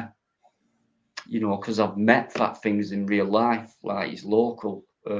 I didn't know him. He saw me. Yvonne nearly with it. Lynn. Who else? I can't remember now. There's been that many. Michael Powell in the past, and so many. Well, I feel I'm very much honoured to have real people in the panel rather than people who might want to come in and brag about the videos. Or yeah, they can still come in, no doubt about it. But I'm just saying, I haven't. This is just as good, if not better. I'm not afraid to say that. It's not all about other channels coming on a panel. It's about people who've been in the chat who come on the panel, especially people who've been in the chat for a long time who've never been on anyone's channel and decide to jump on mine. That is, Lynn will tell you how I feel after a live. And last few weeks, I'm a very emotional guy, put it that way. So I'll just go and take an emotional break. And I'll just leave you guys to it. I know you know what I'm on about, Lynn. Just leave me alone. I'm going for a minute. Go where? All right, I'm going. Hi. No, I did. Oh, mute yourself. Is that picture of you, James? Yes. You've got a lot of hair, haven't you? Not at the moment, I ain't. Shaved it all off. He's an ugly bald bastard. That's what he is. Got you back. I got you back. Thought he'd gone. Yeah, that's probably. I think that was late last year, for October. I took that photograph. Something like that. Why did you shave it all off? Have you shaved your beard off as well? Yeah. Shaved my beard off and my head off. Well, my hair off my head. Not completely bald. No. I think I've done a number 1. It's probably about a number 3 at the moment. So you're growing it back now? No, yeah. That's my routine. I'll just let my hair grow until I can't cope, and then I'll just shave it off. Fair enough. So about every 2-3 months, I'll shave it off. Must grow that quick. Oh yeah, I'll get a massive beard. I'll get one of those beards that not only gets long, it gets wide, like an afro beard. I got stopped in the street once. Not that long ago, about a year ago, I think it was. And this woman pointed at me. I'm just walking back from the shop, a couple of bags in my hand. And she pointed at me. She went, "What a wonderful beard! Can I touch it?" That's a bit weird. She was like, I've never seen a beard like that in my life, she goes. Kinky. Was. You, John, your son was on last week, wasn't he? Yeah, he came on. He didn't come on screen or nothing like that, but he did make a couple of comments, obviously, you know, on positive comments, I think. Yeah, I saw him. You know? And it was nice. He's good. He's a good lad. He's got a good art, and that's the main thing. And I think if you've got a good art in this world, you can't go wrong. No. You know, you don't have to be offensive or abusive to people, because I always say I'm a great believer in karma, Lynn. Yeah. So you do nice things and be nice to people, and that comes back to you. Yeah. You know, I don't see the sense in people, you know, making, you know, crass comments and things like that about somebody they've never met in their life. Yeah. And I think it's sad when people are like that, because there's enough woes and worries in this world without annoying people and, you know, trying to wind them up and that, you know. I mean, we could all have a wind up in jest or a bit of fun, but there's no need to be abusive to anybody online or even anywhere, because I don't like it. I mean, people don't know me, really. They don't know what I'm like, and that, you know, and I can quite honestly say that when I first met my wife, she's the one who put me on the straight and narrow, and she's the one that stopped me becoming a bloody mercenary, because that's what I think I would have been if I hadn't got married, like, you know. So she put me right. She said to me, always think of what you're doing before you do it. And obviously I do now. I mean, there's plenty of times in my younger days I would have punched somebody's lights out, you know, for just saying the wrong thing. But I've got over that now, and I still defend a person's rights, and that's the way I am. You know, whether it be, I mean, I don't know you. I can see you in a pub, somebody starts on you, then I'd hope to think I'll be the first one to defend your rights, you know, and for you to not be abused in any way. And I don't think you can go wrong. You treat people like that. You treat people with respect. It's totally one of the most wonderfulest things we can do is treat people with respect. Well, treat people how you want to be treated. Absolutely, because I mean, I'm at the era where I don't know if anybody else. I mean, I had the cane in school, I had the slipper in school, I had the ruler in school. You know, when you done something wrong, and when you look back at it, you know, when you look back at it, James, you think, well, it was right because I did wrong. You know, so it's a form of punishment that we had. I know there's a lot of woke people out there say, oh, you shouldn't have that sort of punishment. But at the end of the day, I think it installs a bit of discipline into you. And when I did join the army, I actually had more discipline installed in me. And that kept me on the straight and narrow, except when there was a punch up in the town or something like that, you know, he was all there.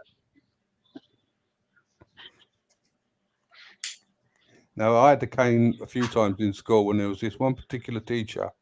He was a sports teacher, and he had it in for me. All right.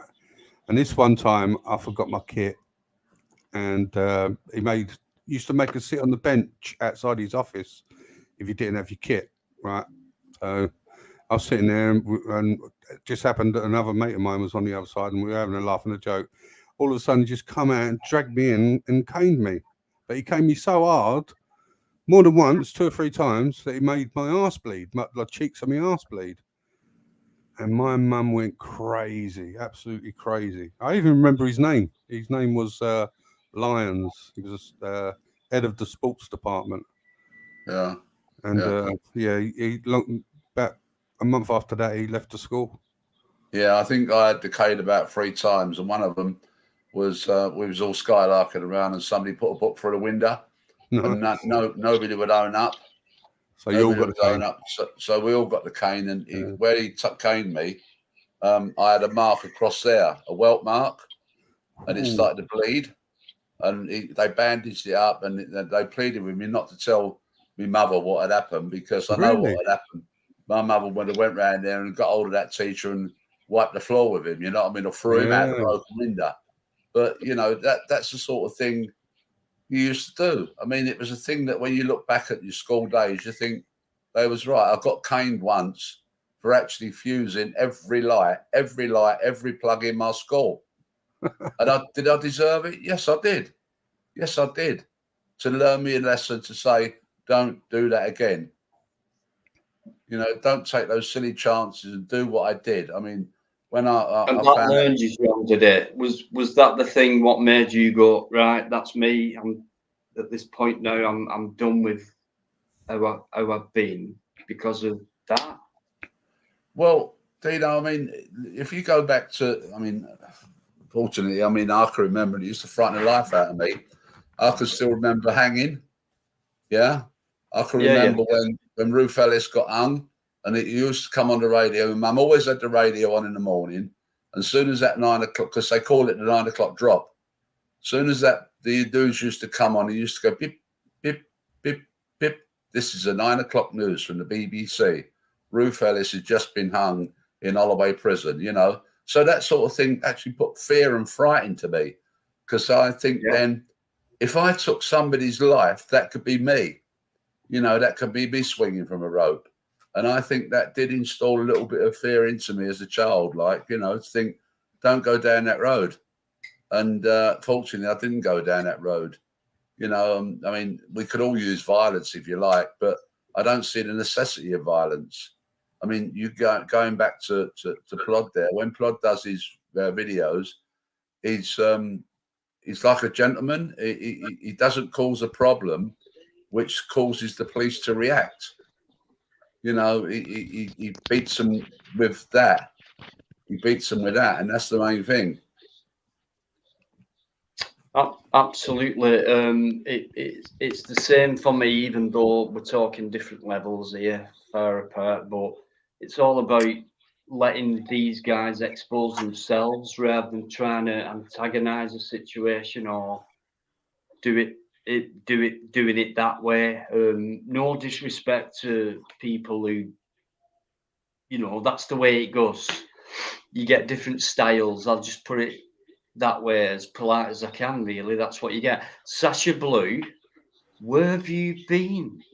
Sasha Blue is someone who I think has been around since my first video, or whatever, but I haven't seen you for months and months and months. But I hope you're okay, and thanks very much for just dropping another surprise into one of my lives. It's just every single time, I can probably guarantee it now, I'll always get a great surprise with great people. I know a few people have said goodbye as well, and please forgive me, you know, if I've missed that. But good night, you know, and thanks for coming in, whether it's 30 seconds, 30 minutes or whatever, it doesn't matter. You've come in, said hello, and you could have been listening for an hour before you've come in and said hello. So it means a lot, and thanks very much indeed. I hope you found it interesting tonight, because you know what it has been, whether you like it or not. So loads of different topics. I've just enjoyed listening to people help me relax by getting on together and talking about real stuff and having a laugh, and all them ingredients what come into these lives. I can't thank you enough, guys. It's just brilliant. Absolutely brilliant. You know, I'm made up. Thanks for making me feel better. Thank you. Well, just to say, Dino, I didn't really have a criminal record. Well, I was never caught anyway. So, you know, I was allowed to get in the army, which is the main thing. You know, I mean, I was a naughty boy, let's put it that way, like any other teenager is today. But, you know, I was a naughty boy with respect, let's put it that way. But I didn't have my brothers did, because there was 9 of us in my family and 6 boys and 3 girls. My brothers did, the older ones, but I didn't. So there's no problem there with that. Hi, guys. Hi, Mr. Nice. I was just listening earlier, and what Fusilier John was saying. Like, I'm of the age where there wasn't that kind of discipline in school. The worst of it for me when I was in primary school was one of our teachers made me and this other lad do loads of press-ups and loads of standing up on chairs and standing back, so that there wasn't that punishment. But I agree, like, then the youth of today and And people growing up, there isn't that respect there anymore. There isn't. Do you know what I mean? It's just. They're all seems to have boiled down gone. to discipline, home discipline, school discipline. That's not there anymore. None of it's there. No.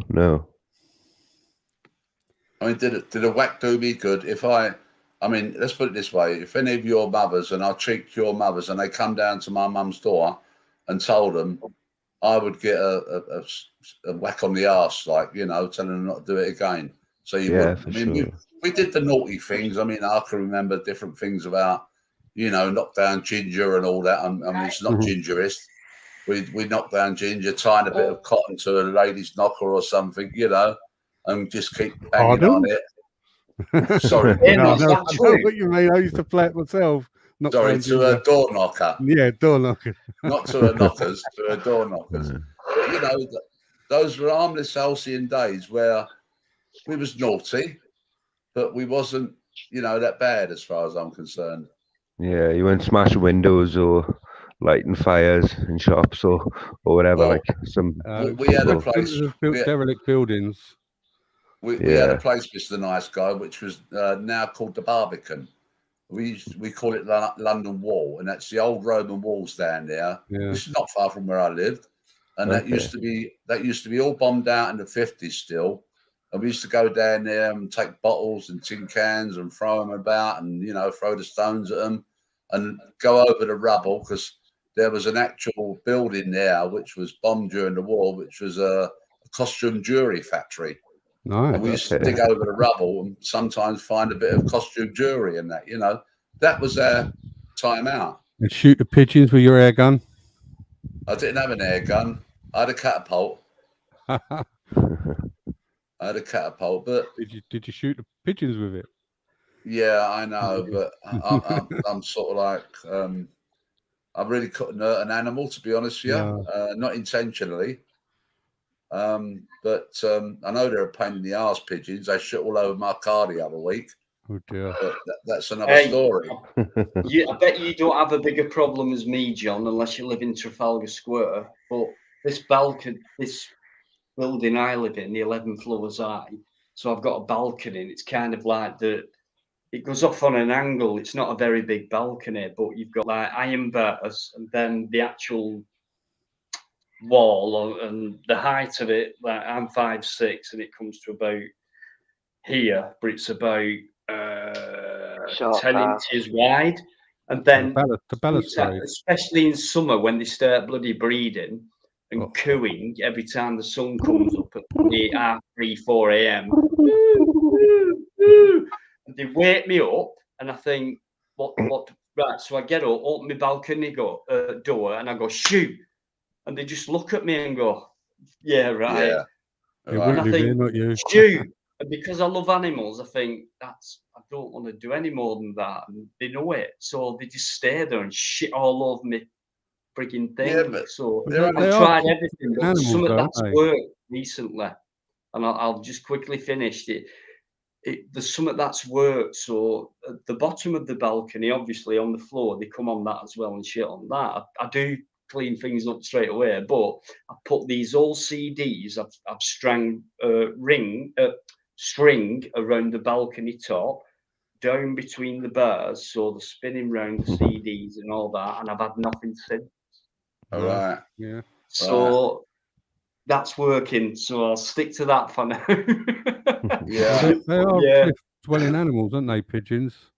It's only I love them. They're beautiful birds. I've got the small plastic pigeon spikes on my balcony about so high, but they feel uncomfortable when they land on it. They don't hurt the pigeons, but what's happened? We had two magpies, and they kept nicking all my wife's little ornaments on the balcony. You know, they kept taking them, and she had a little frog there. They nicked that. She had something else there. They nicked that. And it's true what they say about thieving magpies. They wreck your balcony. Just absolutely wreck it. Well, you see that video with that crow? He's the people filming it, or people looking at it. He's on a building. He's got them pigeon deterrents along the side of the building, all the spikes, all right? And this crow is going up there and ripping all these down, all in the line, all completely along the building. He's just ripping it down, chucking it on the ground, ripping it down, chucking it on the ground. I've experienced that, James, with the little pigeon spikes, because them magpies got on there and they actually was pulling it up. Now I screwed it down on a bit of wood, and they're actually pecking away and pulled it up and threw it over the balcony. Cheeky. You Teflon, you're horrible. You've been horrible. Pea shooters and bloody 22 bore rifles. You know what Crinkle? You know what Crinkle says? You know what Crinkle says about pigeon. I'll tell you what, right? Right. What do pigeons do most of all? Right. The Angevin towns where human beings have left all their shit and they clean it up to some respect. So look at them that way. And when you look at the actual animal close up, they're very, very beautiful as well. And a real name for a pigeon is a rock dove. They're a dove. Yeah.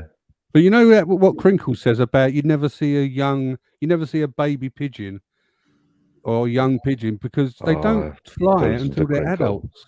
Don't listen to conversation. Do you remember that conversation that night? What's that? Oh, you don't? Pigeons are drones. What? Robotic pigeons landing on your balcony and spying on you. Oh, well, I didn't hear that. One of my lives for one night. Dino, he said he had pieces of it, and on the live the other day, he said he's cleaned them all up, and he brought them to the camera, and he's got a whacking great fucking fan that he's holding. This came out of a pigeon. All right, it's not massive, but it's about 2 inches by 2 inches square. It's like a computer fan, and he said this come out of a pigeon. I think Michael May has just summed it up perfectly. I think Michael May's just summed it up perfectly. He said, "I love pigeons. Gas Mark 5 for 20 minutes."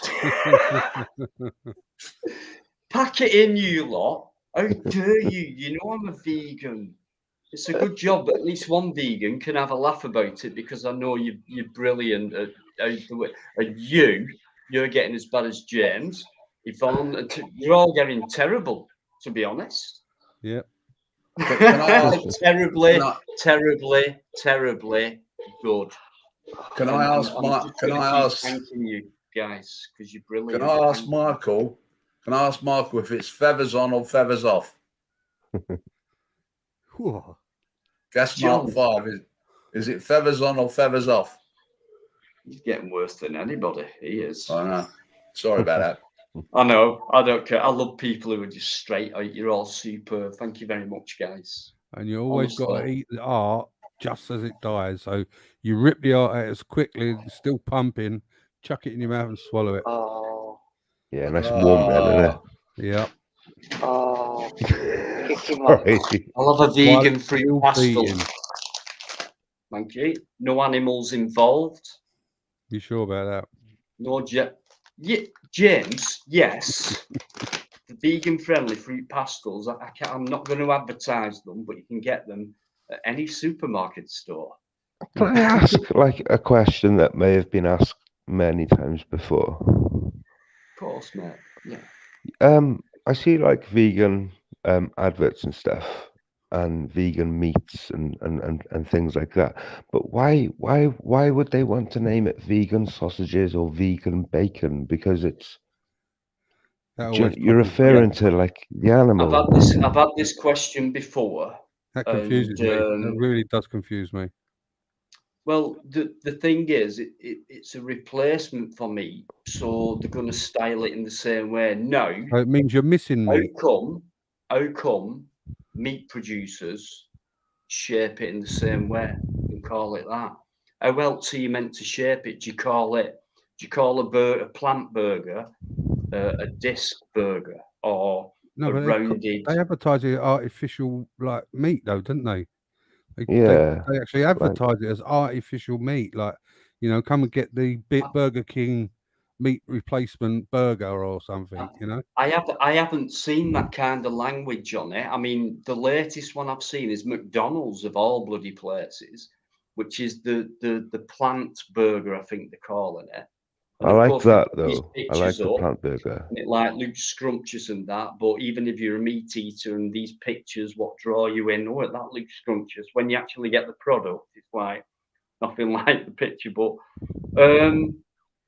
how else are you meant to do it? And there's something I do disagree with a lot, but I'm guilty as well because I have bought it. And it's where a meat producing company like Walls or McDonald's, KFC, they've got a vegan chicken fillet thing. All they're interested in is meat mainly, but because veganism's become a trend. Yeah, it's fairly new as well, so maybe with time. And then you've got like your real vegans, and then you've got the ones who, it's all the rage now, and you know, it's not just food. I've noticed. I've gone in supermarket or shops, and it like you've got a bath, you've got toiletries and plant-based. Everything's kind of going plant-based. So that word "base" worries me a bit because it means you've got other ingredients. And but then you've got to talk about clothes as well, right? Clothes like shoes. I mean, what glue? All right, say you've got fabric shoes, right? And I'm vegan. I'll buy them fabric shoes. But what if they've been glued together with animal glue? Yeah, they have. Like some type of glue with animal product in it. You know, you won't. How will you know that? How would you? know that? Do you have to like research into every product deeply? Into it, but I think there is a thing now where on every product where it gives the ingredients and information and that. It either says vegetarian, vegan, or both, and something registered like the fair trade thing. So it does have to be checked and then certified, and then on the label, this is what it is. It's been tested, certified, and all that.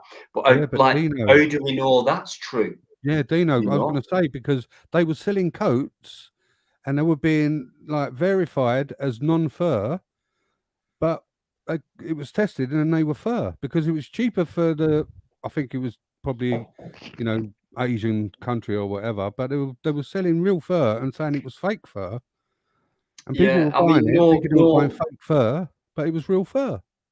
No real vegan would wear fake fur or anything to do with animal things and things like that. So no reference to animal, right? No reference, like if it's fake fur, it's a reference to an animal fur, right? So you wouldn't have it for that principle, right? No, you just wouldn't say. I mean, you wouldn't wear something that would resemble a dead animal, whether it's fake or not. It's like, to me, that's hypocritical of a vegan. Ain't that the same point as the food, though?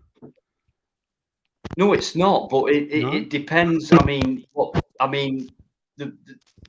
the meaning of veganism is. So it includes everything. It basically means against cruelty to animals. So if people are selling off animal fur, which has been killed for that reason, so it can be made expensive for someone to buy, that is ridiculous.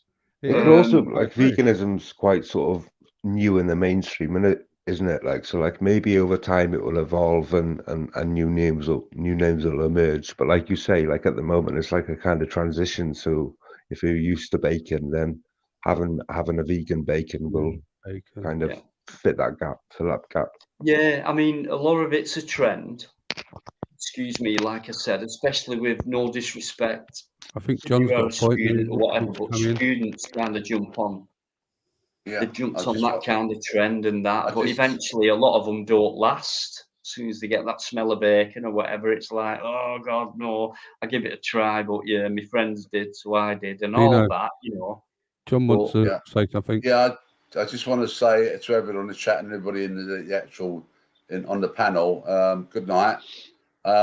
It's been a pleasure actually coming on here. You've relieved a lot of stress and a lot of anxiety in the chat and also on the panel. So good night, everybody. Sleep safe, be safe in the morning, and keep well, everybody. Good night, everybody.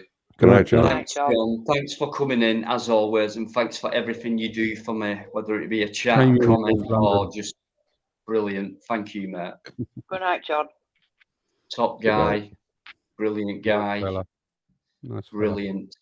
I'll see you on Friday, John. No doubt about it. Absolutely. Can't wait.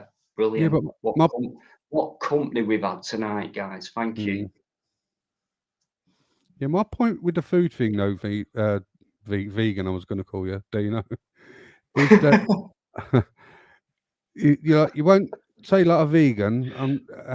They'll say they won't wear fake fur because it's because it's showing like this potentially could be for an animal, but some of them will get a burger, which is artificial meat basically, and they'll eat a burger. I mean, to me, that seems like the same principle because it's meant to look like a burger, meant to look like a meat burger, especially Burger King one. It looks like it's it looks like it's meat. Of course they are, because if it's Burger King, what can they do?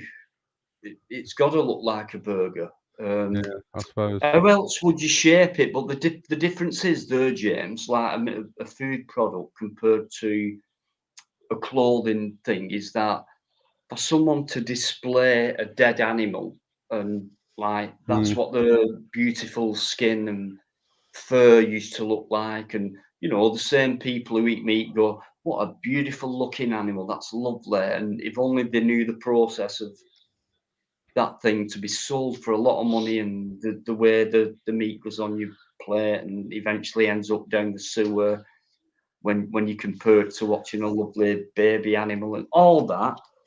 When it's meat, when it's food, you don't people who eat meat, they don't see that animal, they just see food. I'll be honest, when I used to shape, you're not exposing it, you're not walking around going, he's a dead animal and it's cost me a lot of money, don't I look great? Like these Hollywood people who do the mink, they used to do the minks and the foxes. The foxes. It's ridiculous. A complete fox. What is that about? Ed? Is that showing? Yeah, is that showing kind of showing wealth, isn't it? Showing a mental prominence, sense of dominance over animals, or like? I'm a massive meat eater. I'm sorry, like I'll put it out there, but I like a lot. Honestly, it is. I like a lot of meat. But I found when I went fishing with my dad when I was younger, and we caught quite a few fish, but I couldn't eat them for the fact that I'd actually caught them. If that makes sense. You knew that they were alive 5 minutes ago. You stopped them from having the freedom, and then I had to kill a couple of mice the other week. Well, a few months ago, right? We had a little bit of an infestation of mice, right? So picked up a black bag, like rubbish bag. My son did, to take it out, and he heard all this rustling, and I went, quick, chuck it in the bath.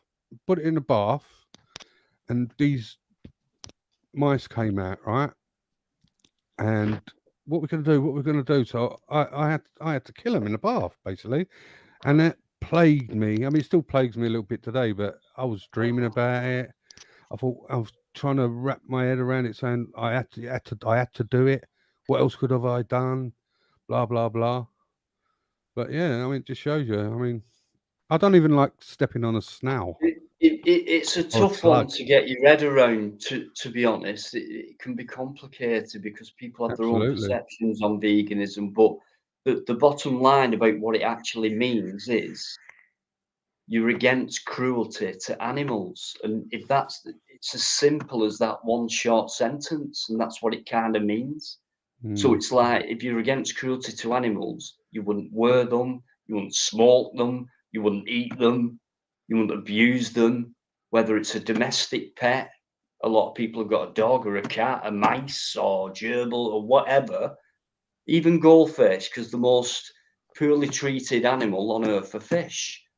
And mainly that goes because of the actual numbers of that species compared to fox or cow or pig and chicken. Regards. But any animal, it doesn't matter, and that's what it means. But I also understand, as an I weren't born a vegan, so I'm an ex-meat eater, and but I understand what veganism means, and I think, right, where do I stand with that? Do I love animals or not? Yes, I do. So if that's the kind of, not rule, but if that's the kind of thing I need to understand about being a vegan, I love it, then I'll do it, because then I don't want to be, and I don't want to, I don't mean this to make anyone feel guilty or put anyone down. You know what I've been like on this subject over months with people. I've never been disrespectful, because I understand. I've been there myself, and the taste, the addiction of the taste, and blah blah, and all that comes into the.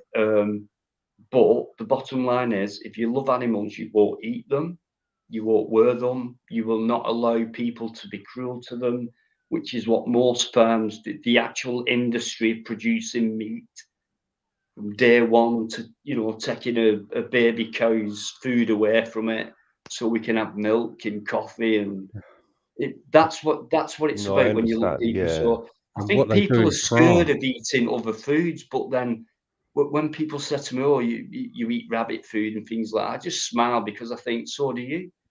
You're telling me you don't have a salad and stuff. You're telling me you don't eat vegetables with your meat. You're telling me you don't eat beans and plants, because you do. Do you have cereal? Yeah. Of course you do. So you do eat plants. So don't knock anyone else Just a who way to put eats someone plants down as in there. well. The only difference is they don't eat meat, and there's a reason for that. It's because they love animals, and they don't want them to be treated the way they are in order to give you a meal. Do you know what That's disturbs what me it the most? means. It's not, Yeah, do you know what disturbs me the most about animal, the farming of animals, is the dairy farmers, what they do with when they have calves, and they just kill all the males for no, just kill them because they're male, because obviously they're not going to produce milk, right? And what they do in France with the baby pigs, you seen that? Yeah. How they treat their little baby pigs? And before they kill them as probably about a month or so old or whatever, and they eat little baby pigs. Yeah. Don't forget a lamb, one of the most expensive meats, I believe. Yeah. The babies. Yeah. Yeah. Yeah, they're a bit older, but yeah, it's the same point. When you break it down like that, it makes it a lot more real. Do you know what I mean? But I think a lot of it is ignorance. People I'm very ignorant. They want I to do stay like ignorant. I animals. mean, I want to stay ignorant as well, because I love meat. I don't, But I know the that's the production of thing. meat. You I know know, what the they do. I hardest know how thing they for me kill to get them. off before I went vegan, I went vegetarian, so it was like milk. It was milk, and it was cheese. Was the hardest thing for me to get off before I went vegan. I That's love because cheese cheese is so much. addictive. That's why. Exactly. So is meat. Yeah. But then again, I'm addicted to plants now. I have fruit and vegetables every day of my life. I'm addicted to one plant. And it's cannabis. Is cheese vegan though? Because I mean, are the animals treated bad? It's dairy, so it's an animal product. Anything that comes from an animal is forbidden with a true vegan. Anything. Okay. Whether it's worn, eaten. Even if that animal is properly taken care of, free range. Absolutely, yeah. Yeah, Because there's no need to produce food from an animal or there's no need for it. We don't need it. We don't. It's not an essential part of a diet. Someone said to me on a live, but how do you get your iron and your this and your that? And I thought, well, if you look it up, eggs, you'll see that any green vegetable has probably got more iron than any steak. And people don't think that, because it doesn't sell, does it? Because vegetables are a lot cheaper than meat. So don't forget, at the end of the day, any industry is about money. Yeah, for sure. And it's always portrayed as, look, you can put don't forget about packaging as well. That attracts the eye. It's a nice package. You're drawn to it, oh, that looks nice. I'll try that, Don't be fooled by nice packaging. Yeah, because underneath that was an animal that could have been cruelly treated. So you can have a meal, okay, it's a nice tasting meal, fair enough. It's not, you're born into stuff and that. But if you think from the birth of that animal, its life, what it might have been through, the way it's been ended for us to eat, and then we've eaten it, and then the final part of that story is you go to the toilet and it eventually ends up in a pipe. So for me, I find that quite sad. And do you know what? Things are improving. We all eat plants, but at least most of us do. We all eat them. We just put meat with it as well. But you know, I just love a plate of veg. I do. I can put onion gravy or whatever on it. I even like cranberry sauce with veg, because when I used to eat turkey and chicken, and the taste of them birds, you know, but in cranberry sauce, I thought that really goes nice. You know what I mean? And Christmas and that, and you know, but so I still eat cranberries with veg, and I might get some vegan corn, what they call chicken fillets, you know, but how else are they meant to shape it, or what do they call it, or whatever? Well, they did it before plant meat, if you like. So where did they get it from? Yeah. You know, it's the same thing. It's a food. Does it matter what it's called or what shape it's like? No, I get you, but that call question always confused me. A trio burger. It don't matter, you know. Yeah. Look at these kids' meals. What never used to come out, like smiley face potato ones. I've seen corn. They call it Rorosaurus, and it's in the shape of a dinosaur. And it's like a chicken fillet, but in a shape. So how can we do that? And they do it with meat.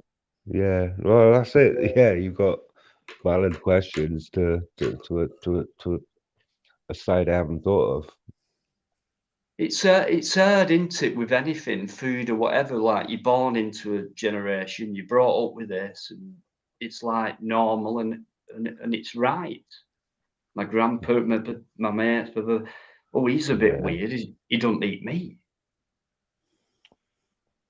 You know, but it's not like that, is it? There's nothing wrong with that, is it? And people do I get ridiculed, and I can take all this because people will listen, and we have a laugh about it, and people know I'm not one of these activists where I'll go mad about what people say, like, oh, how come you do? And it's like, well, I'll talk to you about it, and it's fine what you say back. I don't mind. Yeah, no, most it's the of the first time time I I get heard of it, to be honest. respectful answers back anyway. So it's nice to talk, and it's really nice that people have listened. So it's something to think about, isn't it? You know what I mean? Because I did. That's why I changed, you know. I'm not saying, right, you lot, you better frigging change now. You know, I'm not saying that. Eat meat for the rest of your life. You know, I don't want you to, but I would never want to say to you, listen, guys, I'm right, you're wrong, and all that. It's like a bit of an awareness. I think you might have learned something from the last rambling on I've done for 10 minutes, and you know, it's something to think about. And I get it. 10 minutes. You know, but yeah, I get called everything, but I can take it because I can't. It's like an ex-smoker who goes, poof. Yeah. When someone, and it's like, how can you do that when you used to smoke? So that's where I come from. But I think cruelty and slaughter and the way it's done, and then where it ends up, for me, that's a bit more touching and a bit more serious. So, but all I'll do is talk about it, take the banter and the shit, but you know, answer questions best I can and things like that, and just keep doing that without being nasty about it, like a lot of vegans are. Yeah, I didn't mean to bring anything up. They really are horrible people, a lot of them, you know. Yeah, no, I didn't mean to bring anything up. It's just I heard you said earlier you was vegan, so I thought you can talk about anything you want on here, my friend, and thanks for coming on. You've been superb. Thank you. Yeah, not a problem. Thank you for having me. No, it's good. No, it's always a pleasure, mate. It really is. Here he comes, he's AD. This is a guy. Hold on, Dino. Is your wig human hair? James. Whoa. I'm not taking you on. I don't know how to deal with you when you're on the panel. It's a bit different when you're in the chair. I don't you need to very well, my friend. Oh, what happened there?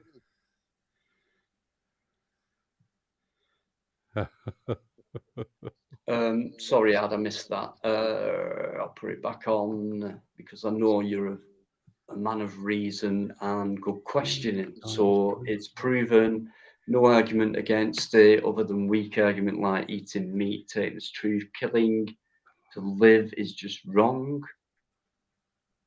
Yeah, up to people if they want to live truth or a lie. Right, let me go. Hang on. Definitely ignorance on my part. Right. AD, are you a vegan? No, I mean, because we can live off plants. We don't need meat. It's not like we're saying if we don't eat meat, we're going to live less and we're not going to be as healthy and shit like that. That's not right.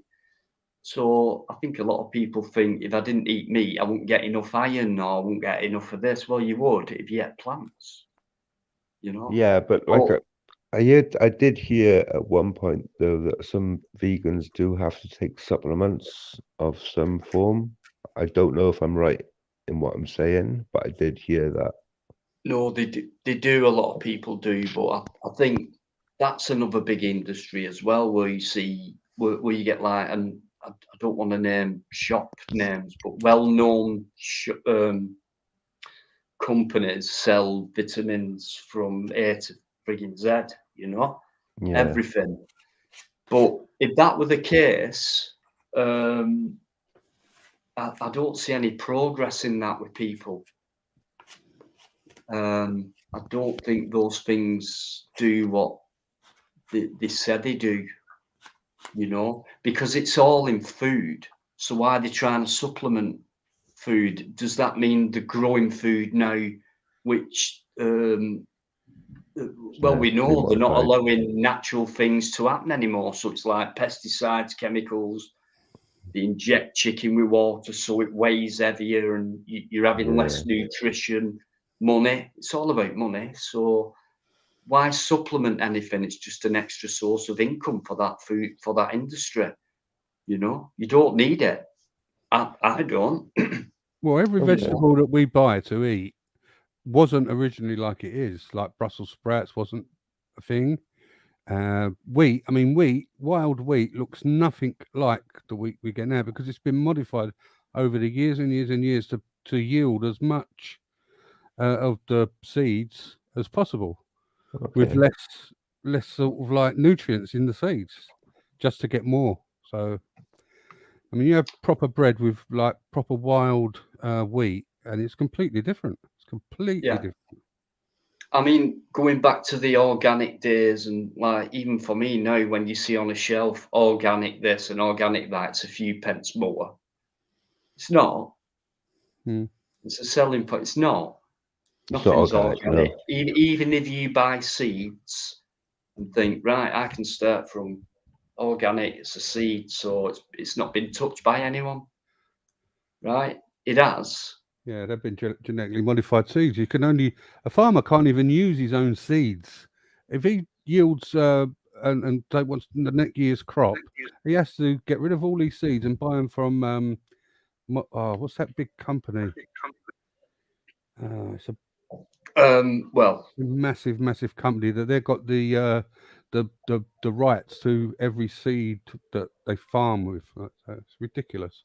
And they can't even use their own seeds that they grow.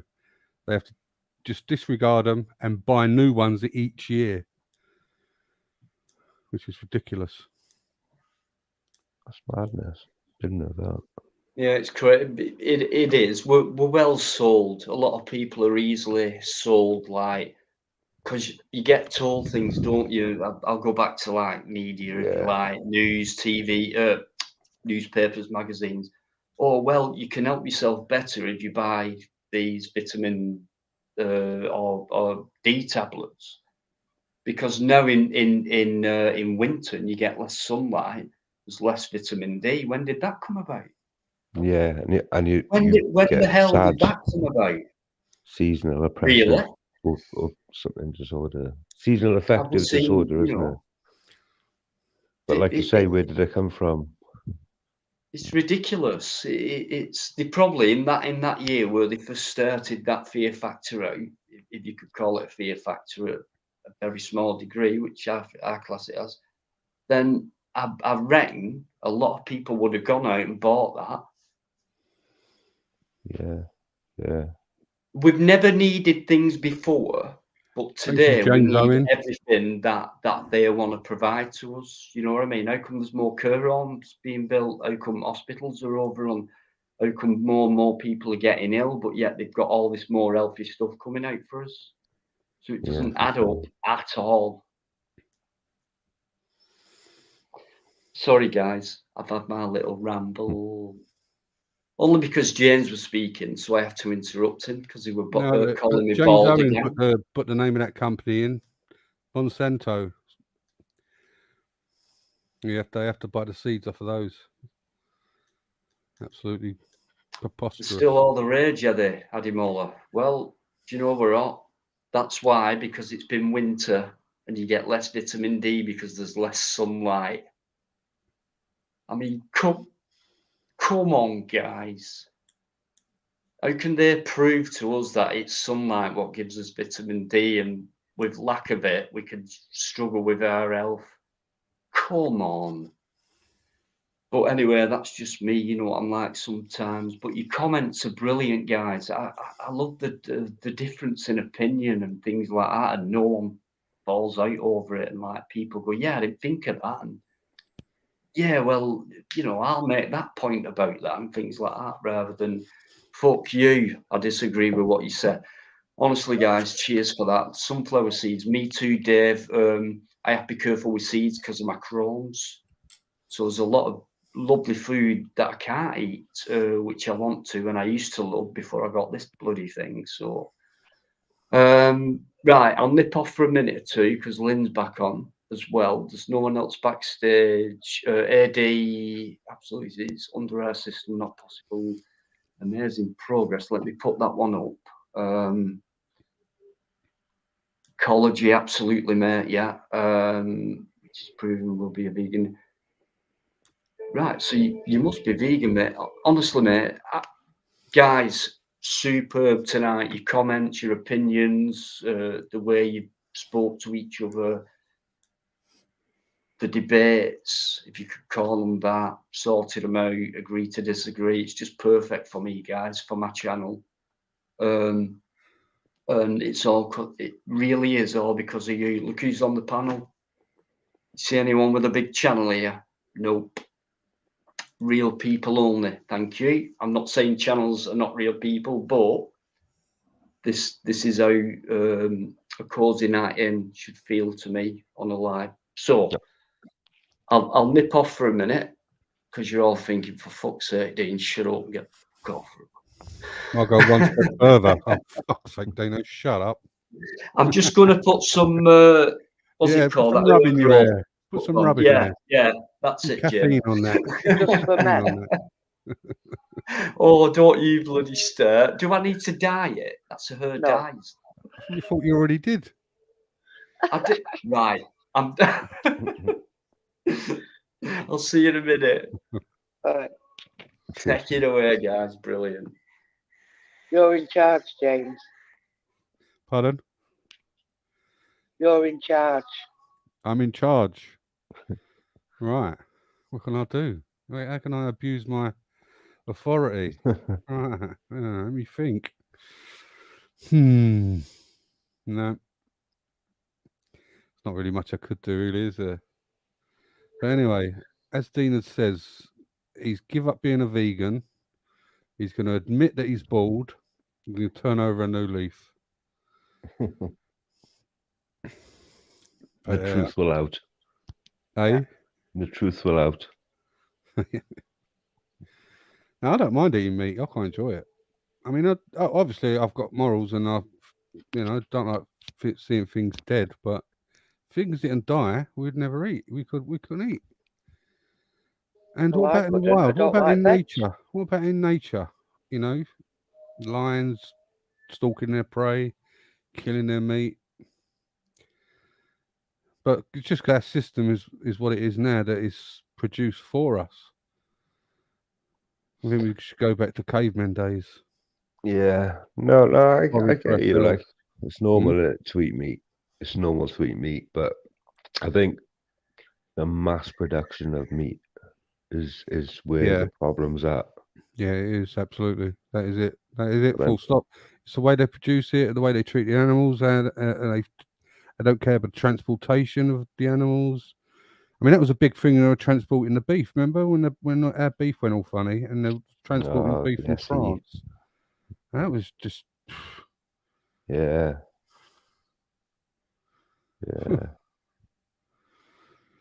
And all them animals being killed, like when they cull the badgers, when they do badger cull and stuff like that. You know? That's true. That's true. Deers, they cull deers because they breed too heavily in the winter and that. So I don't know. Fine line. It's a funny old one, isn't it? But like, we're kind of sold on the idea, so you go along with it rather than question it. Where can the average man go and get a gun or go and get a bow and arrow, go into the forest and kill their food? They couldn't do it, can they? You can't do it in this modern day unless you live in places in the wilderness, like in America or Canada, you know, other places. In Great Britain, you couldn't walk around with a weapon like that anyway. So how could you fend for yourself and kill your own food? You couldn't do it. No. Rabbits, rabbits and stuff you can kill with an air gun and eat the rabbits, but you can't walk around hunting game or anything in this country, really. No, that's true. Not the average man, anyway. Definitely could live off the land. Nature will always look after itself. It always has done. Yeah, but it did with the what was it? Was it the caribou in Canada? They have to cull them every now and again, otherwise they start killing off other species, not directly, but because they eat too much of the grass and whatever they eat, and that ends up killing off other animals. So they have to come in and cull them so that the other animals can survive. You've got a lot of that management of animals going on in these bigger countries. It's swings and roundabouts as far as that's concerned. Yeah, I mean, for me, nature has always taken care of itself, because I don't think we ever had a problem with it before. And they come out with these culls, and someone's just put, Michael, fair enough, mate. And but a lot of predators ain't in these countries by no saying more. Human beings have eaten human beings. I agree with what the fella just said then. But what in these other countries, the predators have all been killed. Most of the predators that used to kill all these animals, they ain't there now. There's little or none of them are left, so they can't keep the numbers down. So the humans have to do it themselves. Might sound a bit thingy, but it's still animal. But there's a duck called a ruddy duck, and it's a beautiful, like all animals are beautiful, right? They have a beautiful blue beak, right? And a few years ago, it could be about 8-9 years ago now, but there was kind of a swarm of them all of a sudden, and they actually stated there's going to be a cull-on for these ruddy ducks. Like, well, what harm are they doing? They don't live long, so they'll stop breeding. It'll look after itself. So they're wiping out not just animals, but crops, land, etc. It's a complete agenda for me. Once the bees go, that's it.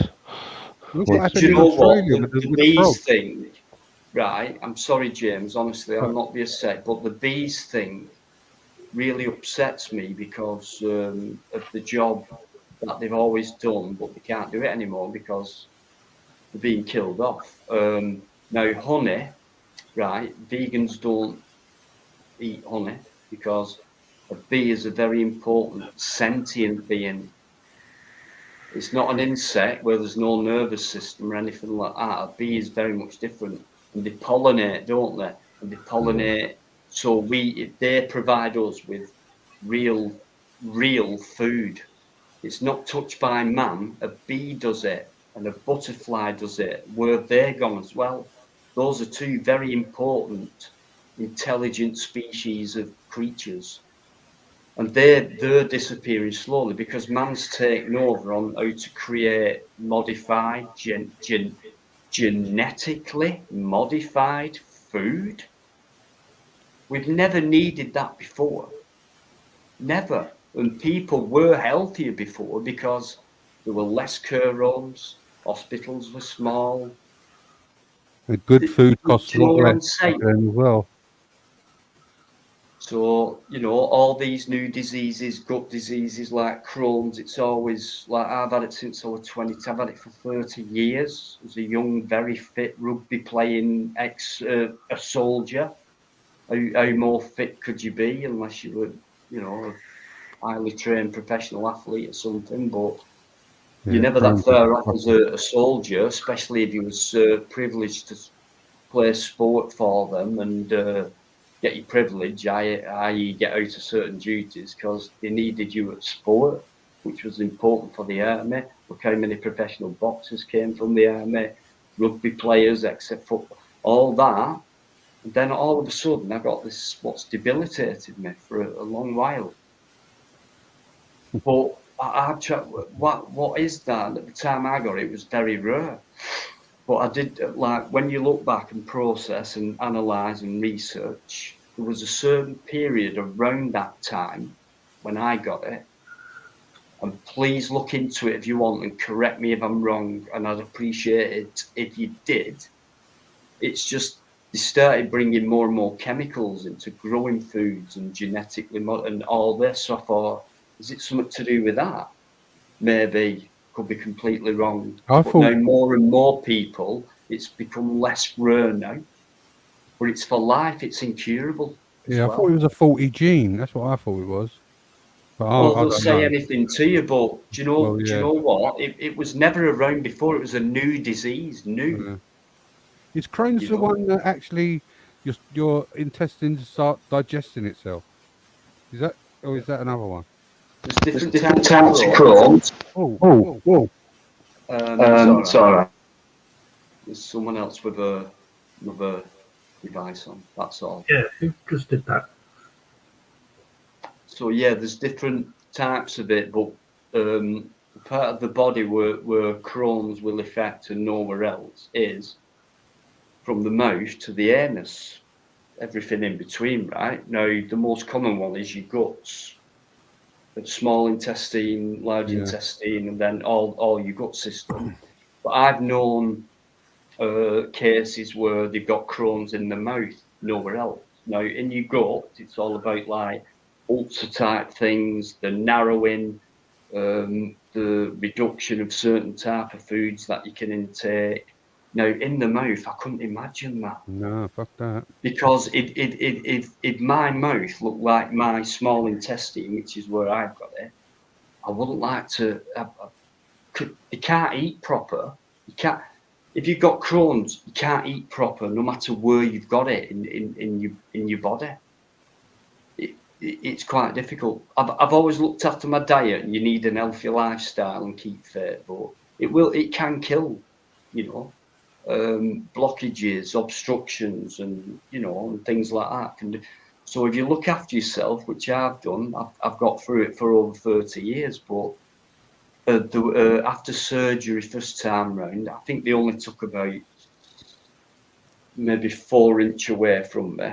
And then what it is, if you get it in your gut, especially your small intestine, where it's narrower than your larger intestine and your colon, which can be horrible, but because it's smaller, when they cut a piece out and they rejoin it, obviously, when you're being cut, your nerve ends then die. So it's rejoined, but your nerve ends at that joining point, they've gone. So you don't feel anything. But when food tries to pass through it, it's gone narrower. So it's a lot more hard work for that food. So it might look and sound a bit weird, this, but the part where the disease mostly is for me, my bowel, where it's meant to be about, I don't know, maybe an inch in diameter or whatever, and it does contract and things like that. It's always working. But mine's got the space of about my little finger. So I can't have a big meal or anything like that. If I get anything waterproof and it kind of blocks the passage of the bowel because it's too narrow to go through. Then everything else I eat or drink after that will back up, start feeling sick, being sick. So the psychological side of it as well is, you know, what's one of life's biggest pleasures? Food, eating, you know. Sex as well. Yeah, let's change this. Do you know what? That's another thing. I don't as well. So even that's frustrating as well. But yeah, honestly, it's not good. And I've had surgery once, but the next time I had a major, I should have had surgery again. But there was something different going on in my life as well, so I was depressed. So all I did, seriously, was where I'm sat now, which is on my couch, and it's where I sleep. I just curled up where I am now, and I went down to 45 kilograms. Damn, that's one of my legs. And then I went to doctors and all that, and then she gave me some steroids, and that helped me get back up. And then when she gave me the prescription, she went, "Oh, I should have given you that 3 weeks ago. Sorry." And this is what it's like, you know what I mean? But yeah, I'm still here, and I look after myself. I don't take any medication for Crohn's. I don't take any medication. I'm meant to go for the cameras twice a year. I don't do that. Oh, when they stick it up your both. Oh, down there. Ways. Oh, both ways. Nice. That way and that way. Nice. But I was that used to it at the beginning, scared. So I took all the meds, try this, go on that, give you that dose, there's the cameras, your bloods, all that. And I thought, I got sick of this because I don't like it. It's uncomfortable and it hurts. Some of the treatment, I don't like that. And I found, since I've ignored that mostly, the medical, the treatment, that side of thing, the way I've looked after myself, I'm very proud of that, because whether it's diet, veganism, I'm in it. If you're not in it ethically, forget it. If it's a trend to you, or people say, well, I do it for the diet. Yeah, but do you do it for the real reason? Okay, but good on you for doing it for the diet. You're looking after yourself. It's a healthy diet. So I do things that way. I'm very active, and I'm 53, and I do abandoned building. I've not done one for a while, but I'm climbing through fucking windows and shit and stuff, going up bloody church clock towers. Yeah, so I am quite fit for me. I look after myself, and that's the best medicine. You need to get another camera instead of cutting it. Put another camera up so we can see you do all this climbing. We want to see if it's cool. That'd be funny. I don't even look. I don't look back at it. The only time I look at my video is when I'm editing, and I look through it, and then I think, right, I've clipped that bit in right, so I'll skip through that. Right, that bit there, have I clipped it in the right moment? Yes, so I'll skip through the next bit, and video finished, and then upload. So I never actually, and lives especially, that's the only time I show my face, really, unless I'm with someone else and they get me on their camera. But in fact, I went to a town called Bolton today. And again, I go from time to time just to get out of Wigan, and I've always liked Bolton. But this guy, all I heard was demonology. This Asian guy, he had a black mask on. You know, hiya mate, I watch your videos, nice one. And I went, oh, cheers, mate. And he said, the one you did here, around the corner at the shopping centre with that guy. He said, do you know what? He's been well known, and every time someone came in that shopping centre and didn't have a mask on, he used to pull them up and really have a go at them. Do you realise that you've done this town a favour? And mate, if you're listening, come in and say hello. And he was really a really nice fella. And I thought, have I met you at the beginning? I thought, and I'm thinking, I don't remember you. And he's like, nah, you know, and that's happened to me a few times. But that were nice today to say that you know, you've got rid of someone through your video because of the way he's been before you did the video. Made a difference. So long, you know, and that means so much to me. And he said, keep doing what you're doing, keep doing it. Yeah, man, definitely. I never expected any of this at all. And I live for my life, probably more than anything. I know I've been slacking a bit lately, guys, so I do apologise if you've been waiting for videos and that. But next month, watch out. But like, it's like tonight now. Your guys, you know, never met you. You're not a channel.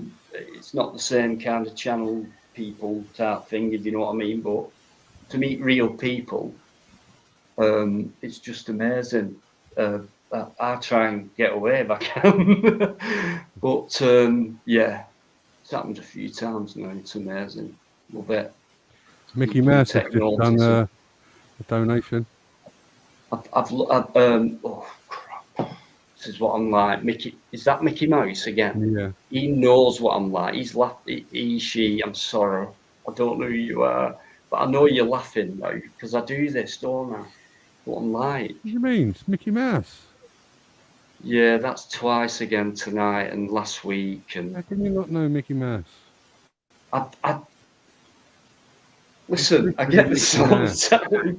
I don't mean it. Sometimes I don't. You lot don't shut up, so I can't take notice of things. Mickey, you know. I mean, what I say. So I appreciate it and thanks very much. And I don't know who you are, but you've been there like James has for like day one time. Along with many of you who've been in, but thank you. I know you got me back, and do you know me as something? I don't know. I don't want to know, but thanks anyway. Anyone who puts any money into the chat, YouTube do take a percentage of that, but it doesn't matter to me. It's just a mark of respect, and I appreciate that. So. You know, I don't know what else to say about it. I don't expect it. I think you should sing him a song. Yeah. Me? No, I don't. No. Right. No, Lynn, don't. Oh, but, right, Joe Black's on. No, is that bad? What's that T-shirt? What's that T-shirt he's got? Is that one of yours? It's Joe Black, right? Put it up big. Right, what it is. I can't read it. Just I take can't read that the T-shirt. comment off for a sec. Mickey, thanks. Thank you. Right, Joe Black is a guy who runs or who created merchandise for me, like T-shirts and a jumper and that. And it's far too expensive. But yeah, I think it's I've dirt sold cheap. one. Really good quality. It's dirt cheap. You know I'm joking, Joe. Right. People want you to put it. There you go. Curtains. The curtain. Man, I've missed the curtains. Oh, that's funny. Right, have you seen that? Yeah. Yeah. No. You've seen it? No, I haven't seen it yet. Oh, put your glasses What on. do you mean? It's there you go. That's one of Joe's T-shirts. $1.99. Get your T-shirts. I like Joe, the curtain one. I can't get over that one, to be honest. It must be a famous curtain by now, surely. Exactly. To have it on someone like you to make it a design for a piece of clothing. I'd be like anyway, I'm not advertising. Right, that's what Joe does. He did that for me on his own back, and I've met him once, and he said, "I want to do this, do you know?" I said, "Well, do it if you want. How much do I get?" No, I didn't. And he went, "I'll do it." And anyway, thanks for doing it, Joe. Yeah. Right. So anyone who's coming, thanks for coming in, guys. I've been going started at 8:30, so it don't matter. We'll keep going if you want to. And it's probably about, I don't know how many's in, so it don't matter. But yeah, I'll shut up now if you want for a minute. About time. Right, do you know how to make a cat go woof? Who said that? No. Please tell. You pour petrol over it and set it on fire. Woof!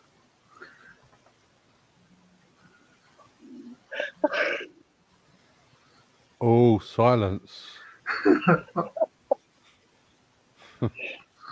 That's not funny. It is funny. It is funny. You won't get to me.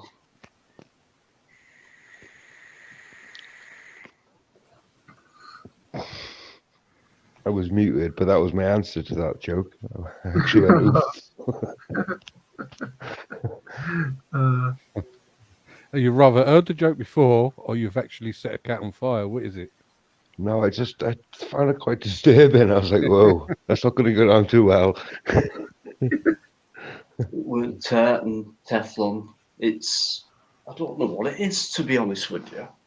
It's like Celtic. You can't see them because it's too dark. You've got like Celtic designs in them and stuff. It's all right, isn't it? I like it. I'm Celtic. It's a bit dark. It just more looks like tartan. But... Yeah, but if I put a light on, you'll see my face more, and you don't want to do that. No, we don't.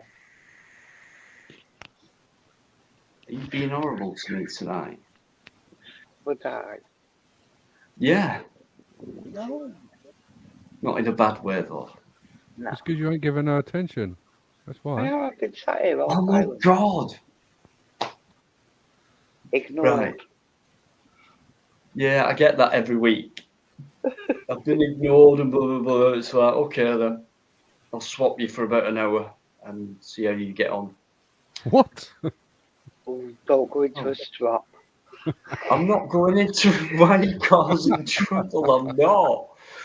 If you're criticising me, I'm allowed to criticise you back. Because I hardly do that, so I'm allowed to. Don't think you will. Well, you are. Why can't I be? You can. Yeah, bring it on. Bring it, hey, bring it on, hey mate, bring it on.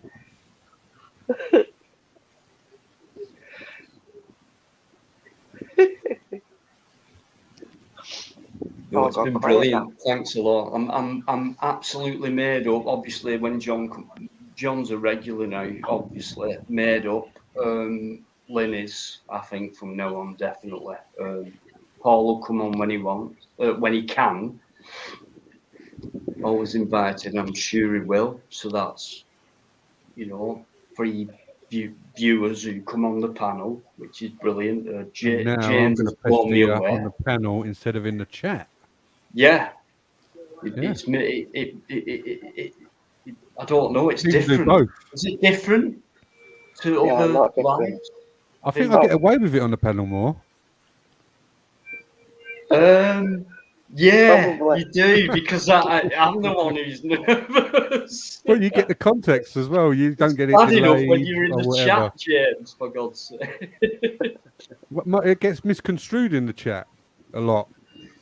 No, at the beginning, it will be for a live for someone who does what I've done for a bit, but I've got to know you, James. You know that. Mm-hmm. And I love it. I do.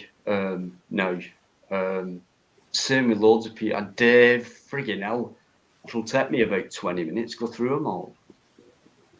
Have you been on any other lives, James? Panels? He does. I went on Shady's. Oh, did you? On the next day, I think. Yeah. I didn't see that. I was talking with It's a pain in the SG. ass, some of us, yeah. SG.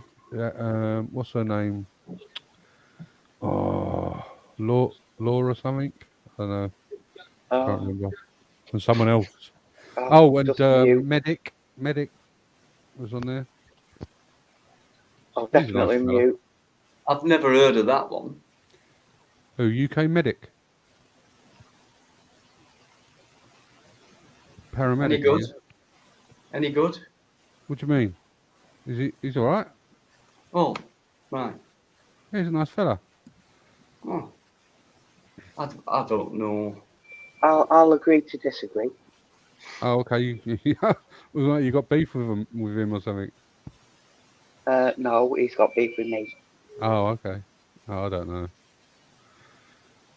It don't matter. Not on here. Sorry, I've no, it doesn't. It don't matter. I'm fine. It's all good. All right. Say no more. No, it's fine. You know, obviously, you know, we can like the same thing, but like not like the same thing with the same people who like the same thing. So people who come on here. I think I know what you mean. Well, like if Sir James likes this guy and you don't, I don't know him. He's all right. You know, we had a conversation. So we had a conversation. You know, and he was a nice enough fella. Like we had no worries. You know what I mean? That's so it. It's just you know. All good. That was it. All good. He's not All different opinions. That's it. Yeah. We're allowed. Of course you are. London girl, are you doing? Anyone else news coming? Thanks a lot. Really appreciate it. Ian, you're still there. You're off now, are you? 4K copy of Wes Craven's Scream might help me sleep. Take care. I thought I'd help you sleep, mate. I mean, you know, we are drawn on. I'm only joking. Well, I nodded off for a while. What? I nodded off for a while. Yeah, we heard you snoring. Are you trying to wind me up tonight, you? No. Yeah. Banter.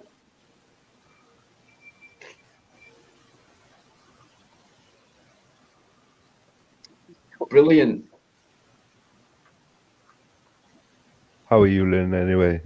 I don't think I spoke to you before, but on chat. No, we've chatted in chats, but not on panel. All right, how are you? I'm not too bad, thanks. Yeah, not too bad. Getting a bit tired now, but yeah, I'm okay. Mr. Nice Guy's always nice. Always. Aren't you? Well, otherwise you'd be an hypocrite. Try to be. If you weren't nice, you'd be an hypocrite. Well, no, sometimes I'm not. But, well, yeah. We all have them times. I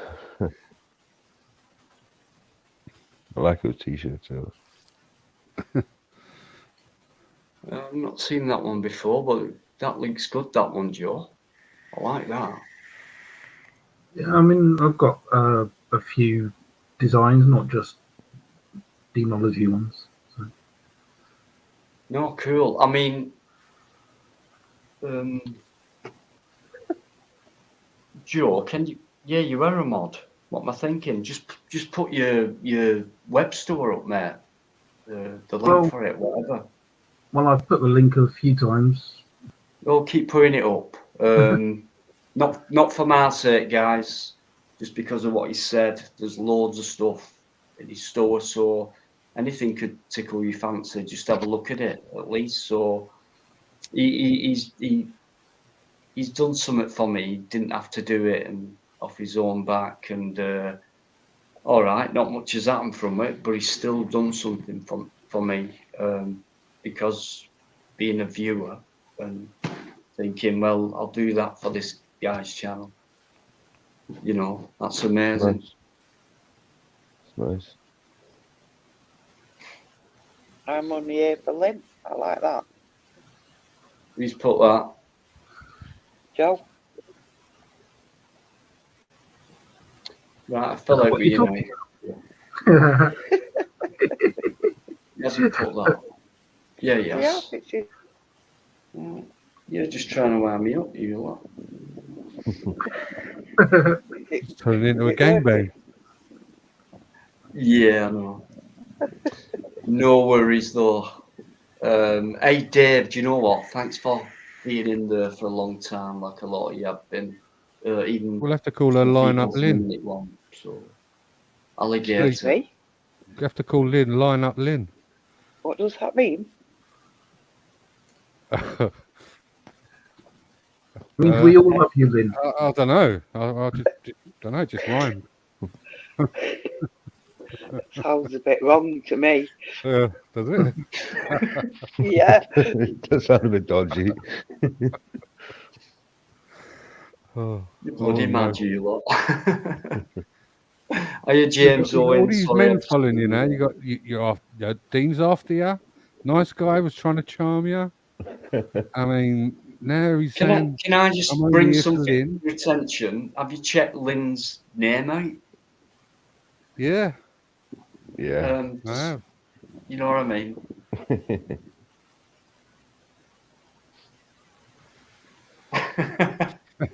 I don't know what it's for because Dino's just Dino. You haven't got the ology bit, so might as well take it off.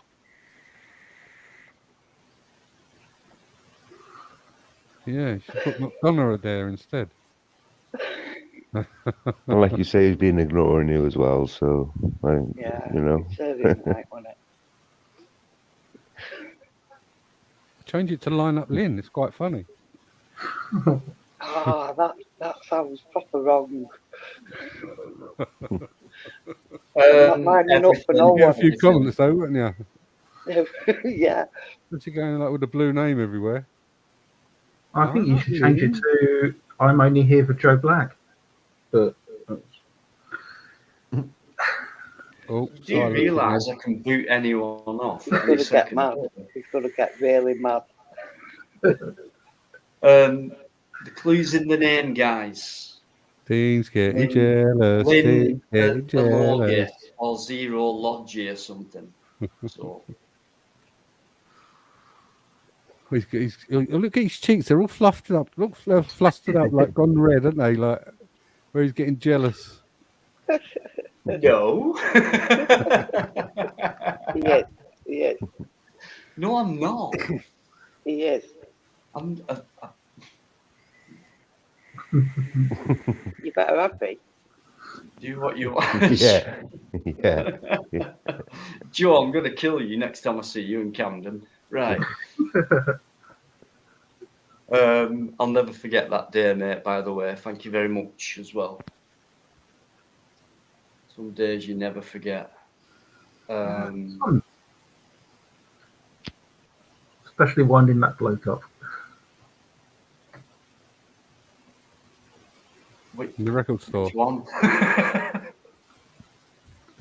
The record shop, that one. Yeah. Yeah, classic. And that security guy as well. Yeah. Cool. I might re-upload that if I can. I think. I'm gonna love you and leave you. I'm gonna go to bed. I think I'm knackered.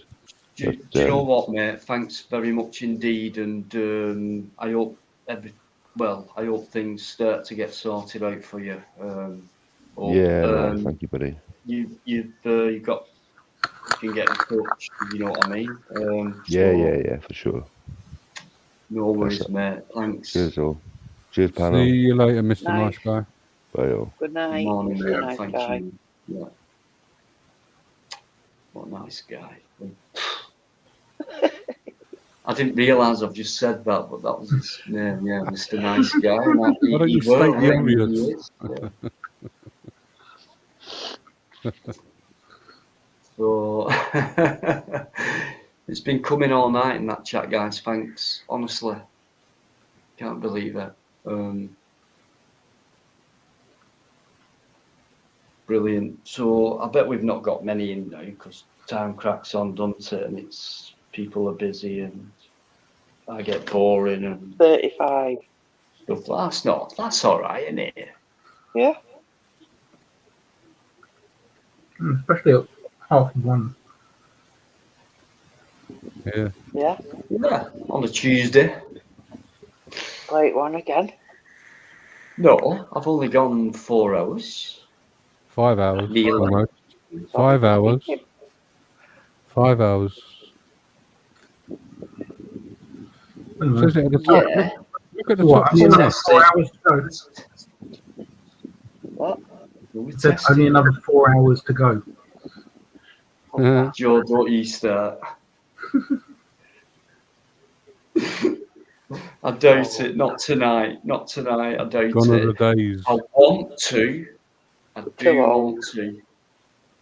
But do you know something? You're in for a bollocking you tomorrow. I said we are too Yeah, old. Evelyn. Sorry. You've been really sarcastic towards Dean tonight, you, Evelyn. Never.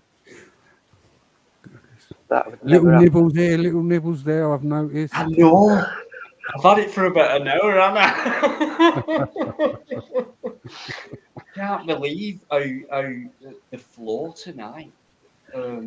Fantastic. James, oh God. Don't know what you've done to me, guys. I've had the best panel on. Yeah. Wait till Yvonne starts coming on and Paul again and Fat Fingers will be coming on and Smokey will be. Loads of real people will be coming on, I reckon. So twice a week from now on, guys. Tuesday talk and Friday night live. Why not? May as well, aren't we? Absolutely. So Yeah. loved it. Thank you. No drama. No drama. No drama. Brilliant. Cheers. Cheers. Oh. Anyone listening who's not come in the chat or anything like that, but you've been listening, thanks very much indeed as well. I know a lot of people do that, and I appreciate it very much as well. I get comments like, and I think, yeah, I've seen your name before, and it's like, I watch it all, but I don't always comment. So yeah, think about things like that. I never think, oh, how come such a body doesn't come in, or how come such a body doesn't? They do. They watch and just listen rather than come in and chat and come on the panel. Comes in different stages with viewers, you know. So I do take note. I am aware of things. I try not to ignore anybody who comes in, or I always do my routine at the beginning. It's important to me, and I think it's important to people who come in as well to make them feel welcome. Imagine people coming into your house for a weekly do, just a get together party, whatever, bear in the garden, all this trend today, whatever. And then you come in, you knock on the door, and I say, yeah, come in. And then I don't take you on all night. You know, it's not a case of that. I like to say hello to everyone. So if I do miss anyone out, I don't do it on purpose. So whether you're good or bad, I don't do it on purpose. Do you know, have you read them 174 messages in the back? What? In the private chat. I can't get into the private chat, I don't know why. But there's 175 messages. Have you read all them? There's three. There's 177 on mine.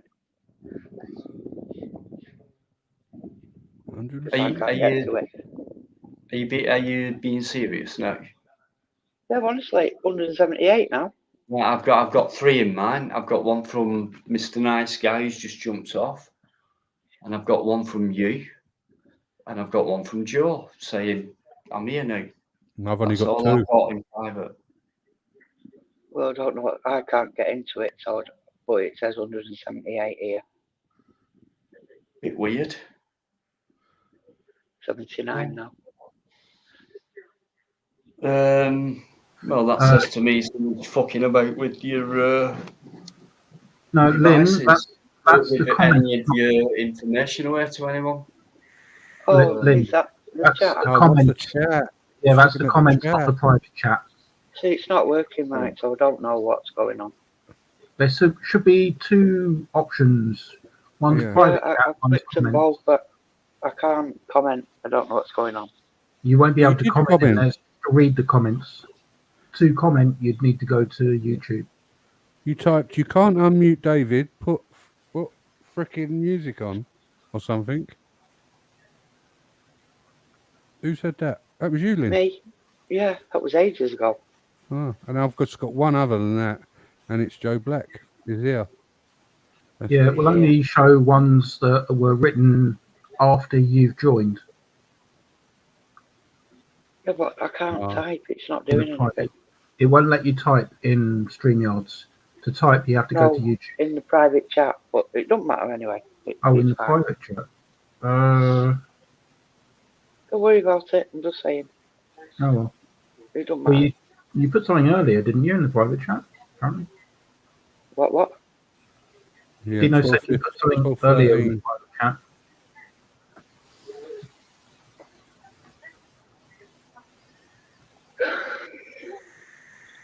I'm confused.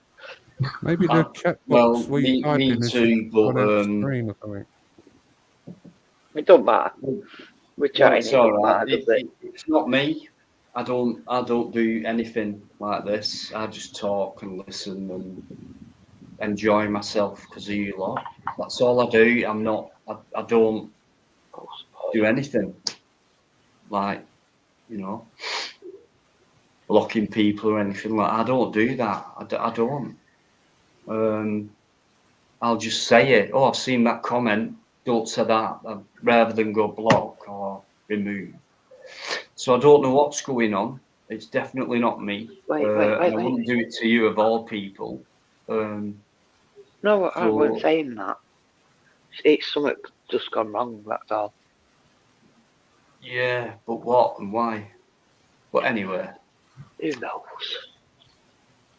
Post boy, another Irish. Do you know what? I think my Irish supporters are growing. I reckon it's all through him and spreading the word throughout Ireland.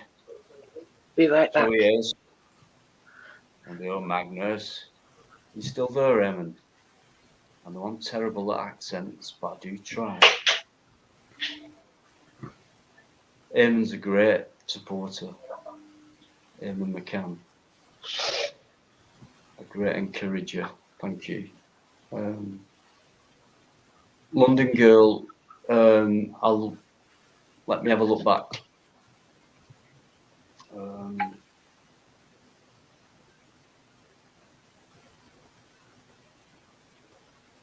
Where am I going?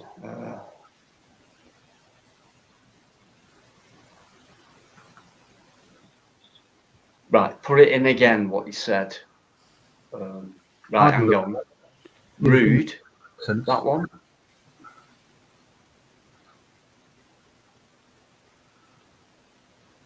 I don't know what you mean by that. So, hi, Lynn. Do you mean that one? Like just saying hello and I missed it, or?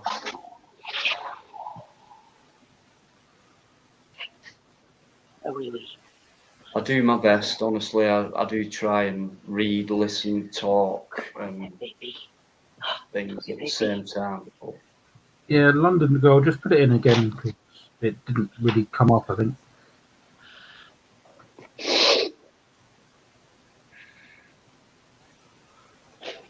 Just what's happening? What's the conversation about? I think is that it?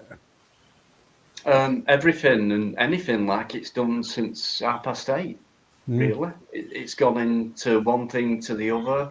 Different people have come on, changed the subject, and that's the way it goes. For me, it's just one word: talking.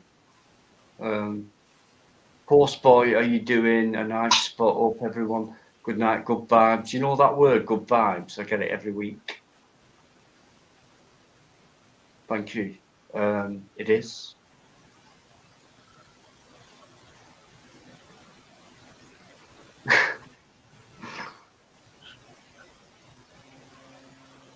It's great, feeling happy. When you're not most of the time, but you guys do it for me. That's why I live for my lives. I've said it to many people. I love my lives, you know. You know, because of you lot, really. I'm very proud of them, and I've finally got to that point where real people are starting to come on now, like whether it's for the first time or whatever. But good boy, darling. Come on then. Lynn's talking Come to on. you, Dina. It's cold. Got Alfie, yeah. Yeah. You never mute yourself. No, Dina, Lynn's talking to you. No, she was on about Alfie. No, she's definitely talking to you. I get you. How come you're having a bloody pop tonight? This is not like you. You're getting the bug, aren't you? You're getting the bug now, aren't you? Come on now. Keep it coming. Come on. Brilliant. Come on. Love it. Absolutely love it. Don't forget who we had on earlier as well, Uncle Evie. You know, Kathy was on as well. Mark. Usually a John, an hero of mine. Mark Kelly. Mark Kelly's been on for a long time. He comes in, he always come on. He's a nice geezer, Mark. You could never imagine that guy being impolite or rude or come on, things like that. So I'll just mute them for a second. Yeah, yeah, quite a few people. Just every conversation, positive people. I think giving their own comments and opinions, making other people think differently, and that's what talking does. It can help us move on in different areas of life. You know, let's, you know, even if it's like, let's not judge as much these days, because I think I have been doing for too many years. But after that comment, I don't think I will anymore. And I think that kind of thing goes on in my life. So I'm very proud of them. Very proud of you lot. And I always get a surprise every week. And last Friday, watch it back, you'll see it. You know. So I do appreciate it, honestly, guys. Thanks very much indeed. Honestly. It's a lot to put up with, actually, when you've got this crew in every week. Now it's like, but yeah, you do make it. Thank you. How do they know what my dog's called? Because I've said screaming it for the last half an hour. You've been saying Alfie. Yeah. Yeah. We thought you were talking to Dino. I switched my mic off. I had to mute you. Oh, sorry. He's outside. You know by now what to do. Come on up here, Alfie. I can't believe that you could hear me from all that way away. Yeah, and do you know when you went to the toilet as well? Oh yeah, could you hear that as well? Oh gosh. Right, I'm going and I'm never coming back ever again. Shocking. That was loud, but anyway, it don't matter. Kidding, are you? We all do it, you know what I mean? How many sherries did you have? Because that was a long are you one. Kidding? Quite heavy really, as well. Right, no, I'm going now. That's it. With an extra sugar sherry, because it was heavy sounding. Yeah. Tell me you're lying. Funny dripping sounds at the end was a bit weird. It does that as you get older, you know. It's like you think you're finished, and then you go dab, dab, dab. I always dab it, guys. I never just go shake, shake, shake back in the old lounge pants. It's dabbed, but yet 2 minutes later, bit of a cold patch gone on there. What? It's still leaking. Fuck's sake! Sure, I dabbed it. Are you lying? You didn't, did you? Do you want me to play it back? Yeah. Well, you'll have to watch it back because it's live. You're lying. Not lying, we're just having fun. No, yeah, of course, we didn't hear that. All we heard was, Alfie, come here, Alfie. And then you went, how do you know my dog's name? I was at the back door. It said loads away. Can't believe you heard me. Oh. We heard you say, Alfie, Alfie, come here, Alfie. We thought it was You know Piper. what? Yeah. I'm not saying, but yeah, she's. Your voice had completely changed. It was like really gritty and. Shouting voice, Alfie, but Alfie, not come here, shouting. Alfred.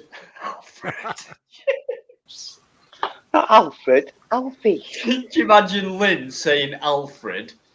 No.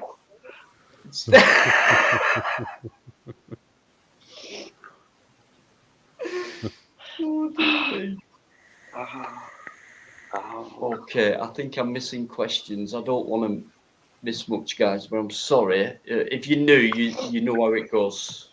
It's getting worse because I've got Yvonne, Lynn, James. They're all getting together. I don't know what you're talking about. I don't know what and you're now talking I've got Joe's even joining in with it all. Of all people, London Girl. If I've missed anything you've asked me, I'm sorry. But bring it up again if you've got a question. No worries, guys. I'll put the link up one last time, and I'll go till Yvonne's not here, is she?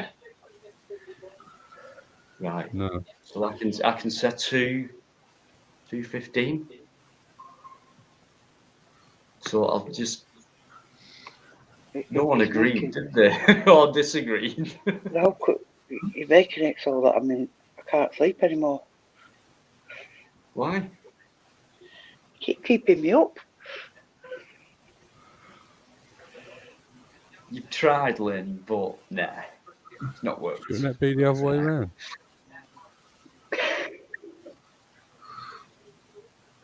Right. When digging the tunnel person, you lot, honestly, non-violent extremists, thanks. Jared, thank you. Non-violent extremists, brilliant. Just let you guys get on with it. Like you have done from minute one. In the chat, superb. And on the panel from minute one. It's never stopped, has it? Never does.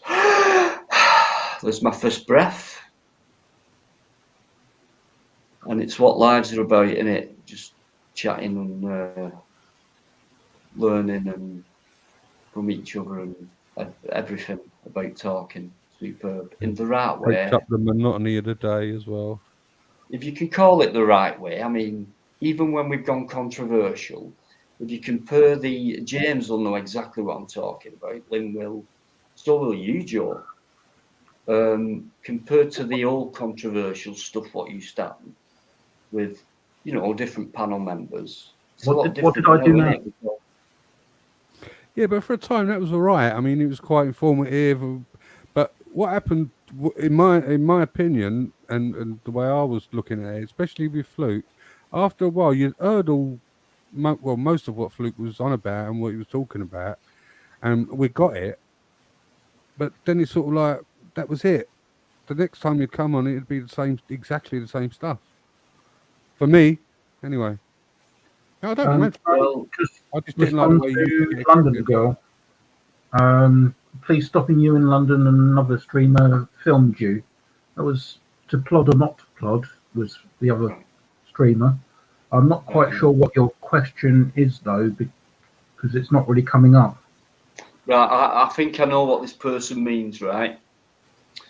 So the Lewisham one I put up was filmed by Plod when I got detained and searched. Right, I did that whole station on my own. Before what you saw on that video, there was another incident. People put comments in, a couple of comments saying, bloody hell, 7 coppers for that and all that. There was about 18 of them at one point. There was an armed response car and van. They came in from not from the station, and then you got the ones from the station coming out. And it was ridiculous. It was absolutely ridiculous, as if they just found a prominent terrorist. We've got him. He's here. what a dickhead, he's actually outside our station. It was that kind of response. Couldn't believe it, but I thought, I know I've done nothing wrong. So it was a bit weird. It was completely unlawful what they did. I put a complaint in. A few of them failed to identify and all that, but the first incident where it started, I've been all the way around. A few questions, no problem. I'm in public, no worries. And got to the front main entrance bit, and every single person who come out, I thought, right, it's going to happen. 2 plainclothes, female first. Can you identify yourself? I don't have to, and all that. Fella came out, walked off, turned round, saw this woman talking to me, came back, and then I got comments like, how come you didn't film him? I did. Watch it. I fucking did. And then, but when when I was trying to turn my camera around while he was stood behind me with his foot stopping me and turning round, that's why I couldn't film him at that point. Could you? You know, you weren't there and all that. So it's like, I can take comments like that, but I did my best anyway. But so going back to that question, is the answer. Yes, they did, obviously, because I was on camera and not filming myself, filming other things by not being on the camera like I do. So yes is the answer to that. Are you saying why did that happen or whatever? If it wasn't for it, I mean, we was together, but I did that on my own. He was watching football. So if you want to know the real story, do you know what I mean? So what you see is not always what you get on a video. Some things we can't say, some things, you don't see or hear. So it's all's not what it seems, but that's why people jump to conclusions and speculate, make assumptions and things like that. It's not right to do that.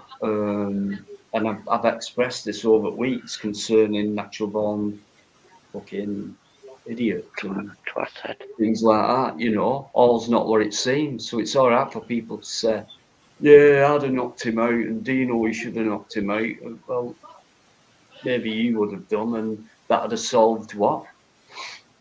But I think I've got him back fairly decently without laying a finger on him. Is that not a good way, what I've done? Yes. So, do you know what I mean? It doesn't always have to be solved with violence. So what kind of people will come out with comments about using violence to do that? Well, if it were my daughter, well, yeah. But these people's imaginings, it would like I had no choice to do that. Well, it wasn't like that. She had him on the fucking. You don't know, so people can say what they want, and I'll challenge anyone if they want to come on or anything like that. No problem at all. No problem. We know. And as you know as well, I'll always hold my hand up as well, but in that case, the case I'm on about, bring it on. Simple as that.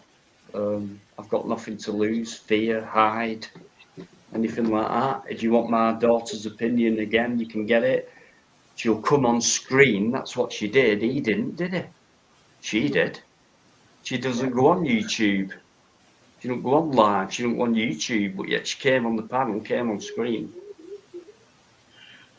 At her own choice. I weren't going, you better come on screen. Make sure you come out. Like, going live tonight. Tonight's the night. I'm going to, tag his name, invite him on. It's up to you. If you, no problem, Dad. So yeah, what you've seen is on my channel about that has been, nothing's been made up or anything like that. That has been the straight story, or one small part of that story. So if anyone wants to bring it on, right, I've got more. So bring it on. I'm not bothered. So I just thought I'd bring that up because I don't know why. Oh yeah, that's why. So yeah, that's what happened. I didn't expect it. That's what happened. So I spoke to Plod and he went, "You put it up." I said, "Yeah, but I didn't film it." "You put it up."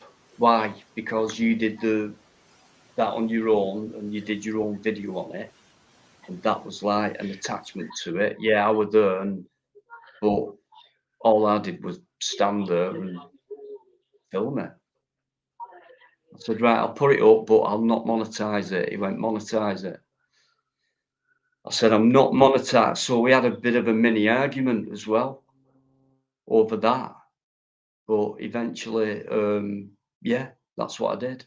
So I put that video up. Someone filmed that part, obviously, and it were Plod. And I'm glad he were there when that were happening. But before that happened, I'd spent 40 minutes doing that video. So anyway, think what you want. But I got detained twice in one. That was the second time. Before that, it was Bexleyheath in one day, twice, 43. First one, Bexleyheath. You shouldn't be 43. Suspicious. So yeah. What? What you say, Joe? I said it's Dino's fault for looking so suspicious. Hey, there was one comment. It come in and it was quite a bit sarky. It weren't rude. It was like, how could these guys pick on a homeless guy? What was he doing? Begging in the street or something? And I knew he went, "I'm a scruffy bastard, aren't I? There's nothing to him. Tell me on that video. You've seen me in full length, not just like this. And I'm nothing. I'm absolutely nothing. You know, I'm nothing.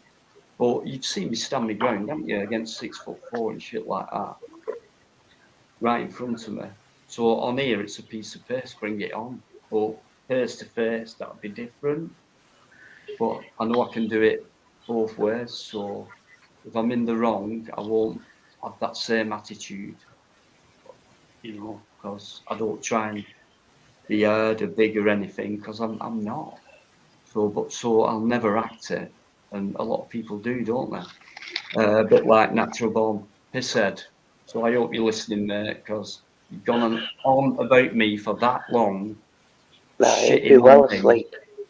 and I've fired nothing back to you. Do you know why? Do you remember what you said a couple of weeks ago when you lasted 10, 15 minutes without coming on screen? Do you remember what I said to you, Dino? You could lead a horse to water. And I went, yeah, I have done, mate. You can't make it drink. I've just fucking have done. Do you not realise? And you've actually come out with that comment. So that moment made it for me when he said that. It just proves how fucking thick he is. But yeah, if you want to come on again, no problem. Because I've got more. But I don't want to do that. But if someone fires at me now, I'll fire back. Because I can. Anyway, that's me trying to sound tough and big. So someone asked me to refill my glass about an hour and 20 minutes ago. So I'll go and do that. And I'll stop papping on and let you guys crack on, because you're brilliant. And there's no one else backstage either, so... Well, that'll be because you've not put the link up. Yeah, you could pin... There's no one... It doesn't matter whether I have or not, then. People will appear backstage. They won't come on. There's no one that... Right, I'll put the frigging link up. Who's in charge, then? Who's in charge while you're away? Yvonne's not on, I tell you. Right, I'm putting the link up. Who's in charge? For a refill, and I'll let you guys. Too late, I've already put it up. Carry on being brilliant. Joe, don't you do... He has the ball. No, you didn't. You didn't. I have. Oh, yeah, you did. That's his merchandise. Sorry. Okay, you won. Right. Has he? I don't know. On mine it shows mine's first, but mine's got a sort of a delay.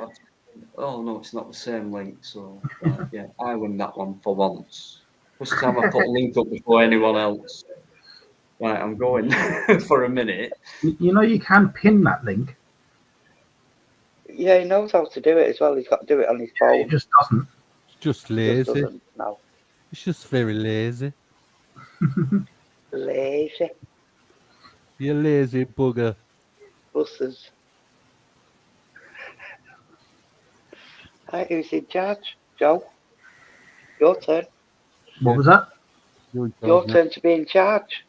Me? Mm-hmm. You don't want me in charge. Yeah, go for it. Just don't put any porn up. You know what happened to the Titanic? Yeah. You don't want me in charge. Yeah, it's sunk. If Venice, so what? I don't know. Let's that wasn't read. really the Titanic. That's the point, was it? I don't think so. Oh, don't start that conspiracy stuff. No, it's too late in the day for that.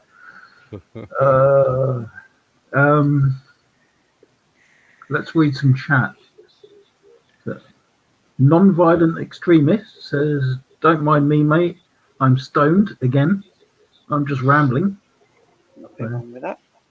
Yeah.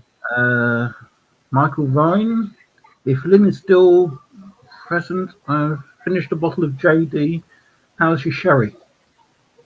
I've answered. Still got a bit. Still got a bit. Why? I think you should down it. I've got more bottles, so it's not a problem. Oh, if you got more bottles, it's a problem. No, it's not. Well, no, I'm that's not going to open them. That doesn't sound like a problem to me. Oh, the problem would be you haven't got any more bottles, surely. Obviously. Now, if I run out of weed, that's a different story. I don't do weed. So,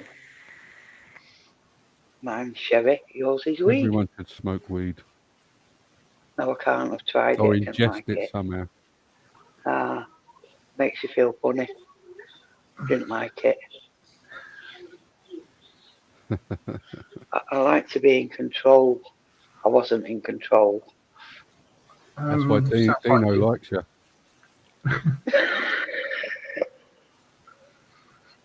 Don't think so. He likes being the submissive one. Yeah, I don't think that's how it is at all.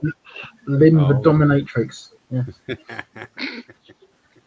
Right. You need to stop with the reputations. Funny. Yeah. So you don't drink, James? You do weed? Yep. Joe, do you drink? Yeah, he's an heavy drinker, he is. I can tell. Admit it, come on. I wouldn't say I'm a heavy drinker. Oh, after that comment you made, you must be. Which one? About it's a problem if there's no alcohol. Well, you did say that. Yeah. Well, it is. Doesn't mean you drink spirits, then they're quite light.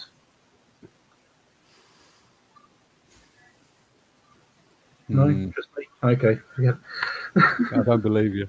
Sorry. No, they're not. It's not that heavy. You can lift it up easily. Yeah, true. Yeah. No, I'm quite partial to a bit of spiced rum occasionally.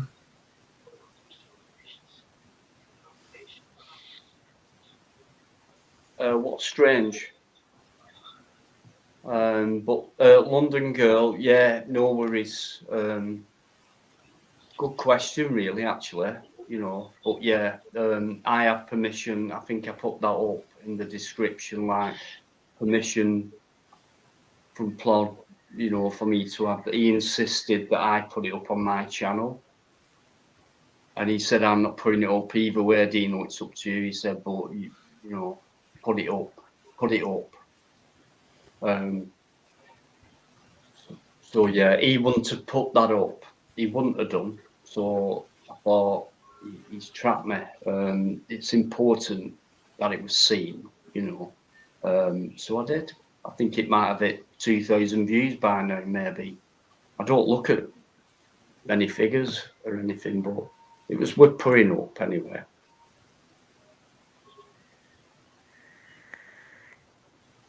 That's got to be the worst one, isn't it? Well, one of the worst ones. Not your video. I mean, like the police station for Section 43. I think every auditor that's gone there has had that pulled on them, haven't they? It's well renowned, if not the biggest one for that, James. No. But like I say, I believe this is the largest police station in Europe. Yeah, that's what they say. And the woman who you saw, she went, yeah. And I said, but it don't look like it. And she went, yeah. I think it was Plod who told me. Someone said to me it was 4 floors underground. Oh, right, you know. Yeah, that's why it's the biggest. So why would a police station right smack in the middle of Lewisham, you couldn't get more public for a police station? A lot of the terrorists were taken there, though, weren't they? When they get arrested, they take them to, I think there's 2 police stations. I think one is Lewisham. The other one in London. Where it might be Paddington, I don't know. I know there's 2 main police stations that if they get arrested for terrorism, they go to them stations. Maybe that's why they got all underground stuff. Maybe they got torture rooms and stuff. Oh, well, I'm surprised. I couldn't believe the response, actually, because I'm not used to Met police. And so a different kettle of fish altogether from round here where I live and anywhere else, really. Met police are a different dog. But okay, right, no, if that were real and I was, and they had that reasonable suspicion to actually execute that section of the law, which they don't, because if you look at what they have to have reasonable suspicion about, I didn't have that, So, and they know the score about auditing and public filming and things like that. Well, most of them should anyway. And do, but yet they still carry out that action. And Plod will tell you this. He will educate you no end on all this. But the response that comes out from that is unreal. Up here, I've never had that on me. I've had terrorism and, terrorism, but not, right, I'm detaining you under... Not had that up here, but down there, they can't wait to do it. But the time of the response is unbelievable. You're talking less than a minute or 2 at the most, and they're there. And that was a bit freaky. And people comment and go, "Oh, you should have done this, you should have done that." And I'm thinking, well, look, maybe I should have done, but it's not like that. And me being me, I can't give you what you might want to see and that, but at least I'm doing it. In the moment, I'm anyway. trying. Do you know what I mean? You do it. It's in the moment, isn't it? No problem. But I'll tell you what, if you're saying I should have done this, you go out there and do it yourself, and then tell me if you did the same thing that you thought I should have done. You've got to realise that people watching it are watching it in a different. They know what's coming to a degree, right? So they're in that frame of mind of, it's an audit. There's going to be some sort of altercation, blah blah blah. They've got their scenario worked out already in their head of what they would do because they know they're watching something specific. So when someone to come out and write, I'll do this, I'll do it. To me, that's just a childish comment. Simple. Yeah, I don't mind it because sometimes, Jim, when they say I would have done that, I think, yeah, right. So next time I'll try and do that. But then next time, but they've had time to think of doing that. It's. Do you know what I mean? But that's me being me. That were who I think this is backstage. Who I was just going to mention. If that were Plod, who might be coming on, guys. I think he's trying to fix stuff so we can come on. If that were Plod, what happened to me in Lewisham, it'd be a different video for you. I'm not up to that standard, but I still go out there and do it, and that takes, you won't believe what it takes unless you've done it. So I can take criticism, and most of the time I get, you know, nice comments, and that's enough to keep spurring me on, because I'm in it for the same reason as Plod is, which is to expose or, you know, interact with police so can show people that there are good police and we need a police force, and they're not all that bad. But yeah, if you don't antagonise that situation and they come to you and start doing that to you and antagonising and being unlawful detainments and using the Section 43 thing on you, that's not right. And that's what Plod does. And right, I'm going to bring him on, right? I'll probably get a bollocking first off for saying, why the fuck are you mentioning me? But it's been brought up, so I'll always mention him, because as you've heard me say before about him being a friend and the way he does his videos, the hard work he puts into them, etc. And there's loads of other things about that guy which you'll never know about from my mouth. But to do what he does for YouTube and teach people about and make people enjoy half an hour or so of their day by watching him. Of course, he has a life as well, and we all have problems, don't we? So I'll just put it that way. I'm going to add him to stream, but I think there could be might be trying to sort things out. No, I'm all good, mate. Oh, right, sorry, mate. I just saw flashings in and out with you. Okay. How you doing, guys? Hope you're all good. You flashing people? Right, Plod. Well, first of all, yes, Dino, you know I hate it when people go on about me, okay? And I have told you on a number of occasions not to do it. And I know that you expected it. No, all what I do is I just go out there, okay? I will do what I'm doing, okay? And if people want to watch, people watch. If you don't, it's entirely your choice. If people want to sub to me, they sub. If they don't, they don't. It makes no difference to me. I will just carry on and do what I'm doing. I hope so, man. And that's just me. But no, Dino, I have been listening, and I have actually been sort of dealing with some other stuff this evening, so I've sort of been listening in and out. And I was only going to come on and say good night, but then you started rambling on with me, and I thought, no, I'm going to come on and say, Dino, stop talking about me and just focus about your life.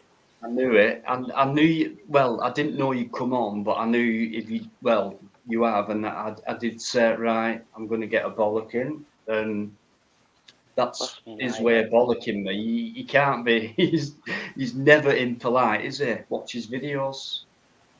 And I said this before. You probably weren't listening when I was trying to, talk about him in a nice way, but you know, in real life, as friends, as you all know, we are. He's a right twat.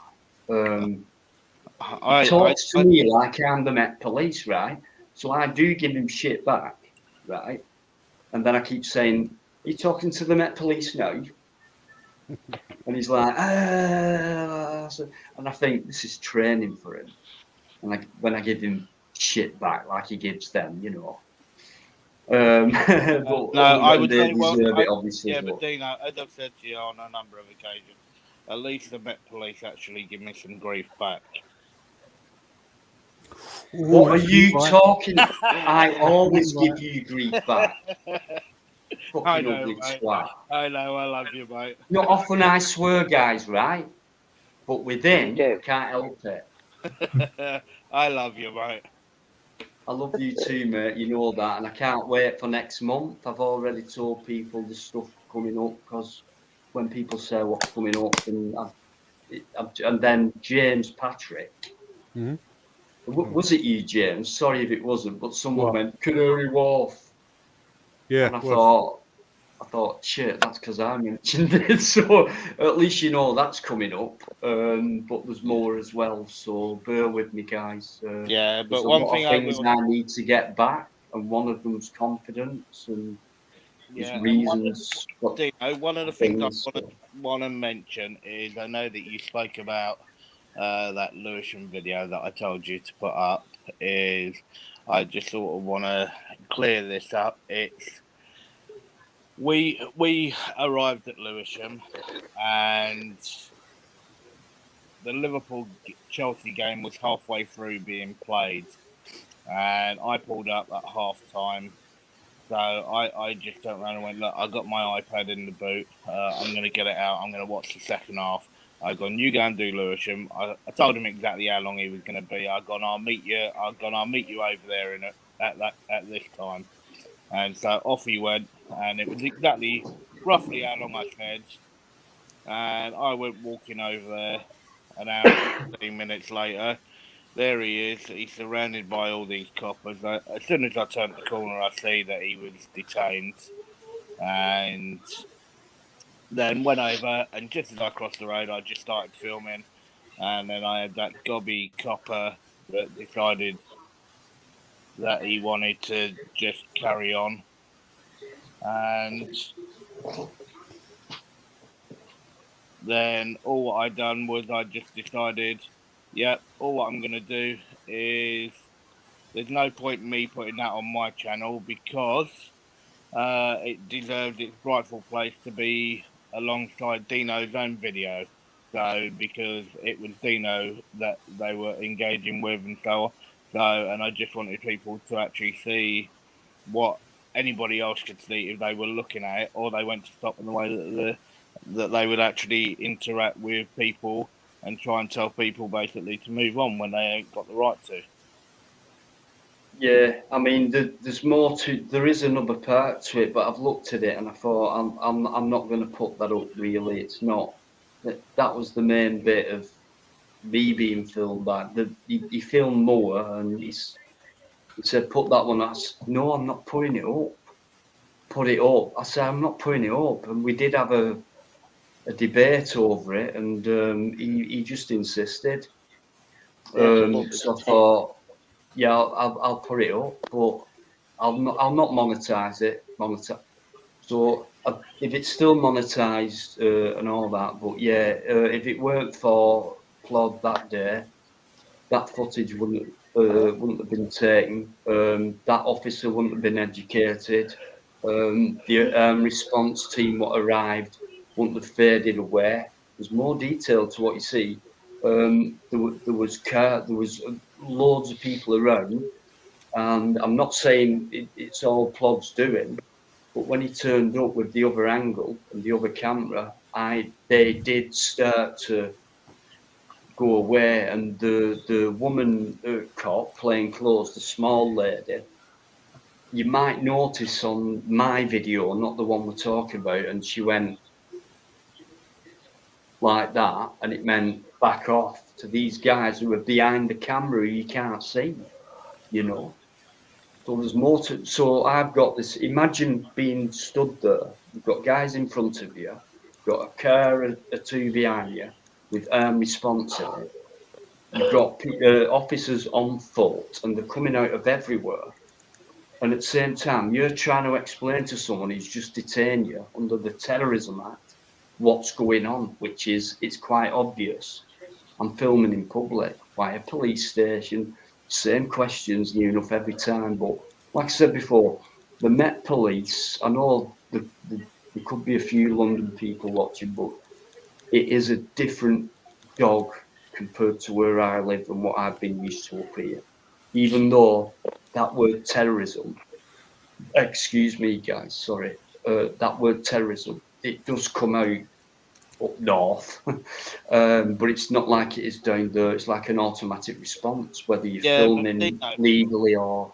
Dino, I think another reason for that as well, because when you look at London and you look at all the boroughs, okay, what is it, 26 or 27 boroughs across London, right? And you look at all those boroughs right the way across London, right? The way that London's basically set up with the Met, right, is when something sort of goes off and they radio for help, the nearest units will stop because they will always attend.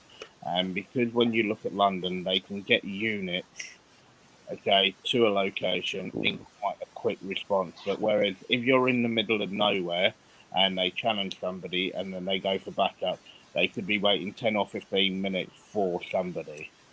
So I think they've just got in, and I know a lot of people have said it, and I know I've said it as well. It comes down to that whole gang attitude that they actually have. But I was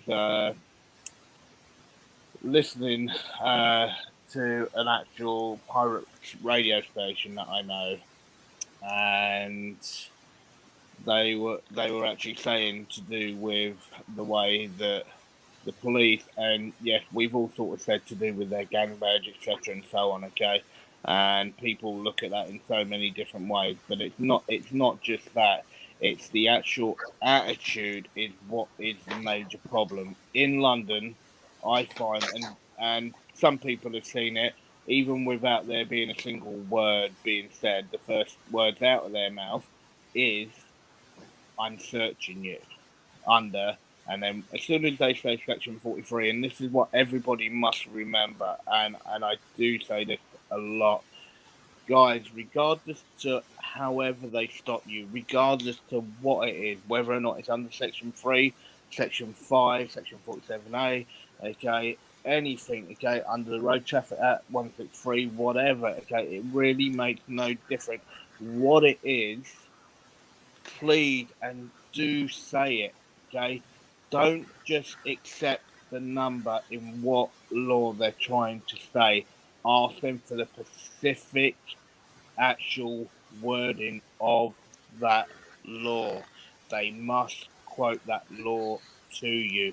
They must quote the specific section to you. Right. Can I just butt in on that? Because there is a video, and you'll understand it, what Ploz just said when you see this video, right? Can't remember which one it is. I hope someone can post the link up and find it, but it's where, I can't remember which station, but came out and someone said, Section 43, and then Plod went, be very careful where you go from here. Words to this effect. Under what section of 43 are you talking about? Because there's 2, 3, maybe 4. Plod will correct me. There's 7 in total. Wow, right? Couldn't quote it. So if you're going to, in my mind, if you're going to detain someone under Section 43, how can you not know the next part of that section, which is 47, to then proceed? Yeah. But they do.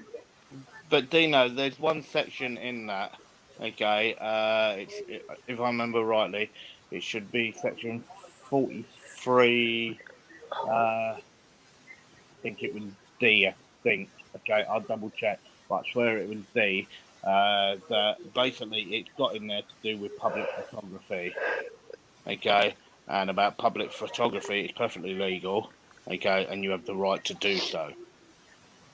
Right, and this is what people have got to look. Now, the video that you're talking about, that was with a WPC where she jumped out the van, and first thing she'd gone, I'm going to search you, and she was already putting her gloves on, and that was then when I challenged her outright, and that was a blonde PC, and literally at one stage I actually thought that she was going to cry. Which station was that, Plod? I can't remember the station. There's been that many, mate. Yeah, bear with me just for 1 second. Okay. Never rest, this fella. He never rests. If only you all knew the amount of work he puts into it. Sorry, guys. Just bear with me. I'm just going to get this for Dino. I do. What you see is not always what you know, what you get is not always what you see, shall I say, on a video, you know. But yeah.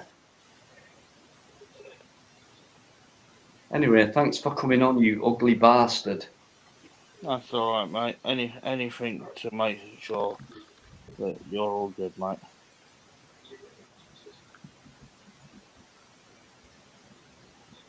Yeah, so, I mean, thanks for that. And guys in the chat, anyone who's come in, thanks for coming in. I'll not go on too long. But I still, like I always am, I should get used to it really, because the amount of people who've been in here since minute one who are still in here. I've got nothing better to do on Tuesday night. For God's sake.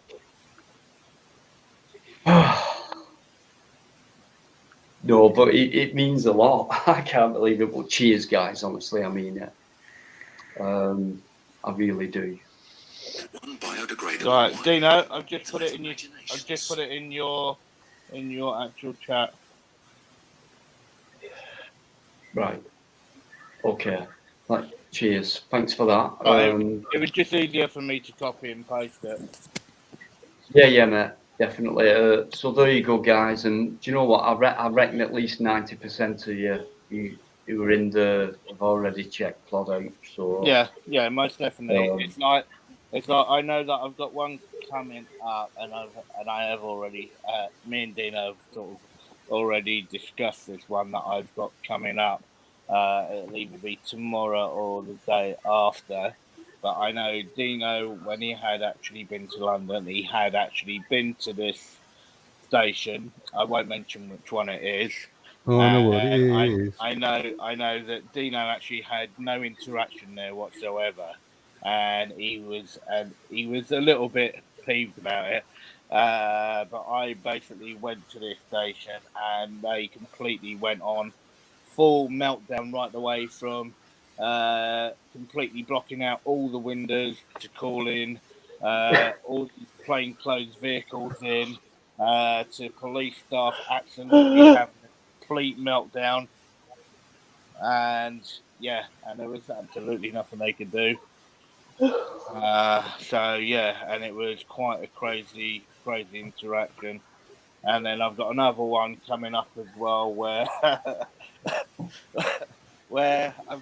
I won't tell you his rank, but I've got another constable. I put it that way. Okay, I state constable, where he completely almost has a complete nervous mental breakdown, but he sort of tries to sort of switch it on me, and that sort of backfires quite badly.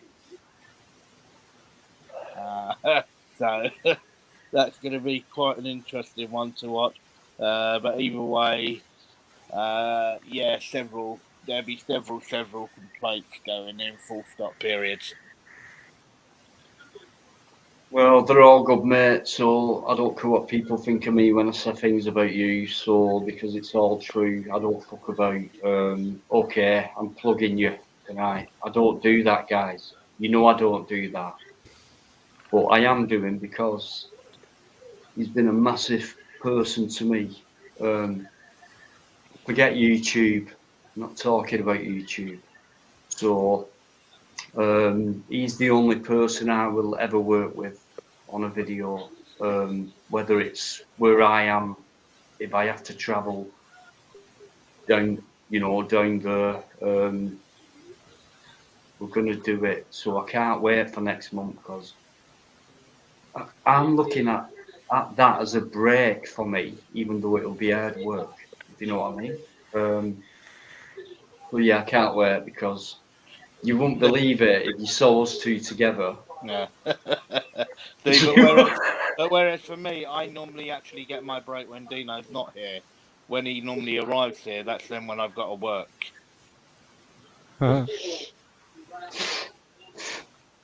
Honestly, guys, this is why I keep saying I reckon it's a good idea, right? Hopefully, honestly, it's kind of a dream now, right? If we could hit the road and do like a tour Friday night or whatever, bloody live. Let's do a live, you know? That'd be nice. I'd love that, and people would be able to see us too. Well, Dino, I've told you, I believe what you should do, and I have said this now. This is going to be the first time I believe it's going to be said publicly. So I'm going to sort of plant the seed, okay? Just so you guys know, for everyone that is in the chat, I actually can't see the chat at the moment. So I don't know what's sort of been said in the chat, but I'm hoping that your chat goes absolutely bonkers in a minute. I'm hoping it goes absolutely bonkers. Right, and guys, don't forget, okay, also, when I say this as well, don't forget, Dino has an email address on his homepage, okay? If you don't just want to put it in the chat, okay, or you're unsure about putting it in the chat, do go onto his homepage and ping him an email, okay? Just absolutely smash the hell out of his email address, okay? I want him to think that he's got somebody at his front door every couple of seconds.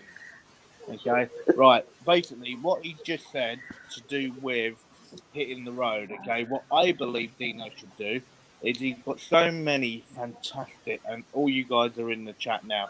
He's got so many wonderful people in the chat that has been here from day one for Dino, supporting his channel and giving him so much love. Okay, what I would love Dino to do. Okay, yeah, I know that when I actually look. Okay, I know that James has been here from the start. I know that Lynn has, okay. I'm unsure who the oh, that's Joe Black down the bottom, and I know Joe's done deep merchandise as well. I do like the T-shirt with the curtain on, by the way. Well, buy it then. Fucking buy one then. How come you've not bought one? And the other designs. Can't believe it. Yeah, but Joe, I get to see the real. It's only just come to me. Oh, I like that T-shirt, but yet you've not bought one. You ain't bought one of mine. Yeah, it's only 150 quid. What are you on about? Oh, I like that T-shirt. Right, Dino, look at this. I bought one of your. No, you haven't, Dino, have let you? me finish this bit, and then we'll talk about your T-shirt. No, you never let anyone else finish. Right. Dino, please. So you finish before me. Am I the Met Police? Are you talking to the Met Police right now? Yes. So you can shut up for once. Right, carry on. You've absolutely got no chance. Okay? Under what law are you telling me to shut up? Right, indeed, right. So guys, there is no law on this line. The law is it's my fucking line, and if I say shut up, you shut up. I fell asleep. Yeah, we heard you again. Guys, everyone that is in the chat, and I'm not lying Dino, this time. Okay? Message Dino by email or put it in the chat if you would like him to come to your location to meet you and do a live at your location. No. Okay, so individuals. Lynn's up for that. I said no. Oh, trust me, you'll never be able to separate Dino not working, Lynn. It's not working. Okay, that's a partnership that will never be broken. Yeah, seriously though, yeah. So Joe, I'd do that. Isn't that how you've got to buy a ticket or anything? It's just like yeah. So all you serial killers and cannibals, give Dino email, tell him to come over to you. And, yeah, we'll have some fava beans. What you've started doing. Joe, one thing I will say, I know, I told you, mate. I hope your chat and I hope your email absolutely gets battered. You do realise I'll be doing that very soon, don't you? Don't forget don't forget these are all the guys that are there for you week in, week out, week in, week out. Okay. You know what? You know, in a serious way, I have mentioned it. He never shuts up, does he? Right. I know, but you got a fantastic chat, Dino, and you got fantastic supporters there. And I just want to know, and you want to do a roadshow, get them involved with you, and I'd love to see them work with you directly. And I know a number of people have said to you about come and see me, and I would love to see you do all that. It's just an idea, that's all. I don't care if I don't know. Do you know? It's like, right, guys, tell me where you live. If you get like, 20 of you that few people might live in the same area, so if we get 3 or 4 people turning up and screaming it live like that in a pub, if we can get at least 20 of you doing it, I'll make sure. It's a different one, eh? Wouldn't that be different? I think that'd be all right, wouldn't it? Yeah. Yeah, I think it'd be wicked. Because you meet people on the panel, and then, but to do it in real life, like I have done, I've met Joe. You know, obviously you. I wish I fucking hadn't. But I know, one mate. day I'd like to I'm meet still James. getting help for it. You keep butting in. Every time I talk, you always butt in. Can't get a word in. I keep saying to him, I'm not the Met Police. Don't talk to me like that. You know, don't you have a mute button there? This is what I like all the time. Yeah, give me that mute button. I'm muting myself. He muted himself, rightly so. Thanks for your respect, mate. This is what I like all the time, honestly. In private, you won't believe it. We're even worse. I trample all over him. Honestly. But if you met police, do not even fucking bother, guys. No, honestly, it's a great relationship we have, guys. I think they're a couple. Are you getting jealous, Ben? Are you getting jealous? Of course we're a couple. No. That was a very hard no. It was. Fuck yeah. Come on, Lynn. Don't get in a strop. She's only messing. I love you as well, Lynn. It's all good. Okay. I will back off so you can have him. Oh, that's good of you. Okay, he's all yours. I'm not doing second best. No, he's all yours. I've already destroyed him anyway. What? In what way? What have you destroyed? In what way? I think I'm too young for this conversation. Do you realise that was worth me coming Who on said that? Who said that then? What? Me. Joe. What? James. Joe. What? No, Joe. Joe. Said what? I'm too young for this conversation. Oh, that was me. Yeah, that was me. No, you're not. I think I am. No, he's in his prime. He's Joe, honestly. Nice guy. Well, I'm glad he's in his prime, mate, because I think you might be a little bit past it. Yeah, I admit that. Can you? I'm almost younger there. Than me. I'm almost. Yeah, exactly. I'm almost there. That's why I say I'm almost there. Almost there. Do you see what he's like? Yeah, I'm not quite there yet. So I can't justify what I said about you.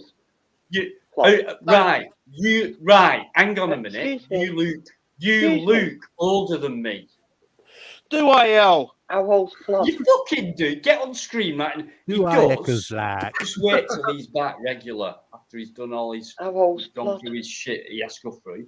Just you wait and you tell me, guys, who looks older. Right. And he's shush, Lynn's trying to speak. I'm old enough to be his dad.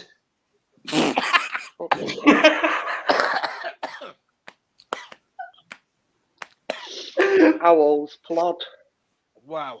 He's fucking 63, but I must admit, even though he still looks, because he is older than me, but he keeps saying he's 45 for some reason.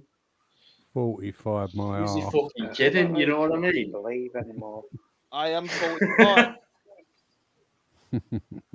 James, No. never mind saying my arse, James. Listen, right, I'll just put it this way, right? Because obviously in personal life and private life like this, but we've known each other for a long time now and shit like that. And also, I'll just add quickly, I've been talking about the amount of people who've come on alive for the first time and, you know, and things like that. Well, that was Plod as well, guys. Before he got, you know, I had a few hundred more than he did, and then he came on mine, and then I think I weren't even on 500 subs at the time. Well, that's what I mean. And then you came on, and then obviously, you know, things developed, you know, and things like that. But from then, it's never stopped. Nothing has changed. The only thing that's changed is the fact that we've met up, and it's kind of regular, you know, when the time's right for it to happen. But it has been a few times now, and what you hear tonight is what you would hear in private. But we do have a timetable, if you like, and it's like, right, get down at that time, pick you up, we'll do that, and we'll go there, and then we'll hit that one and do that, and then when we get back to my place, we'll play backgammon, we'll do this, we'll talk about that. That never happens because we haven't got time, because we're either out there or when we get back relaxing, we're like this. Yeah. And then time runs out and neither of us sleep proper. And you must spoon. There's not enough hours in the day, James. But that's what, honestly, guys, that is time when you spoon each other. What you James, only on a Sunday. Yeah, you're missing something. Teflon Sticks in chat thinks Plod is only 18 but has had a hard life. That's all right. I'll take that. Yeah, 18 up here. I'll take that. Thick as fuck he is. I'll take that as well, Dino. What? If I'm as thick as fuck, mate, I hate to think what the wording is for you. Oh, you heard that, didn't you, you thick fucker? But, thick fucker? Shut up, yeah. you These fucking artists never shut up, do they? It's love, isn't it? Love. Did you hear that, Dino? Did you hear what? Yeah, I heard it, but how can she say that when you're on? This is what I'm saying. In private, right? If you was to amount the amount of words we said between each other, you'd fuck off halfway through because you'd think, what? I'm up to 500,000 already. I'm not carrying on for the next couple. And that's what we're like. Honestly, guys, since I joined YouTube, and it's the truth, and Plod will tell you, I've always said it, I've been consistent, really. And it's the best I've felt, really. For the first time in my life, I just feel as if I'm doing something right or okay. And I've got proof of that now, you know. So I've no doubts anymore, you know. To get 4,500 subscribers compared to my thoughts before I started is unbelievable to me. So it just proves that I'm doing something right. People want to meet you and get recognised sometimes, and all that happens. And it's like, right, I can't. But like, to me, everyone's equal. And I said earlier on, like, I've had no, apart from Plod coming on now, I've had no big channel people coming on and getting involved with these chats we have. Not just in the chat but on the panel. I've got real people coming on. Well, as I said, Dino, I've sort of been listening in and out, and heard your chat earlier when you were talking about being a vegan and you were talking about the meat and everything else, and then even before that, and this is what I said. Even though I may not have been there all the time, I've sort of had it on in the background, and as I've sort of been sort of then being able to have a chance to sort of listen fully, I've then been listening, and it was only then because I was just about to say, right, I'm going to sort of just settle down, watch it out, go to bed, and then I heard Dino then stop him doing that. Okay, let's go on. And yeah, and all I'm going to say is I'm going to jump off now. For all you guys that are on, okay, James, Lynn, Joe, okay, do have a lovely evening. Okay, for everyone in the chat, okay, as I said, absolutely bombard Dino in his chat now and on his email address about him coming and doing a live review. Okay, please absolutely hammer it. Okay, and if you get 20 of you, I will make sure it happens. Okay, and Dino, I will say love you and leave you, mate. Okay, have a good night, and I will chat to you soon, buddy. All right, be good. See you later. Bye. See ya. Then he go on. He's worse. This is why what I was saying in private, right? What you've just heard, right? Okay, we put a slight bit of a show on there, but that is exactly what we're like. And we never argue. We did not fall out. How do you put it? We can be insistent upon each other, and like that video, and but that's as far as it goes, and then we forget it. It's gone, you know. So, and I've never met anyone like that, to be honest. He's a true, genuine, sincere guy who goes through a lot of pain in his daily life. You won't mind me saying he will. a little bit of what he has to go through. But he will. He'll be back on. I don't give a fuck because I'm going down next week. If he starts, I'll tell you. If he starts, but no, we all know when we watch Plod's videos, the camera's shaking. That because a lot of us know he has to walk with a stake. Goes through training, goes through constant treatment, things like that. You won't believe what he does. You won't believe it, guys. Honestly, if you did, you'd be in awe of the guy. And it's not just because of that. It's like because of who he is as well. He's just brilliant. He knows his stuff. He's clever. He manages my channel, by the way, as well. I think I might have said it before. I'll wake up in the morning because I'm hopeless at doing the studio thing, like to get my videos monetized and all that.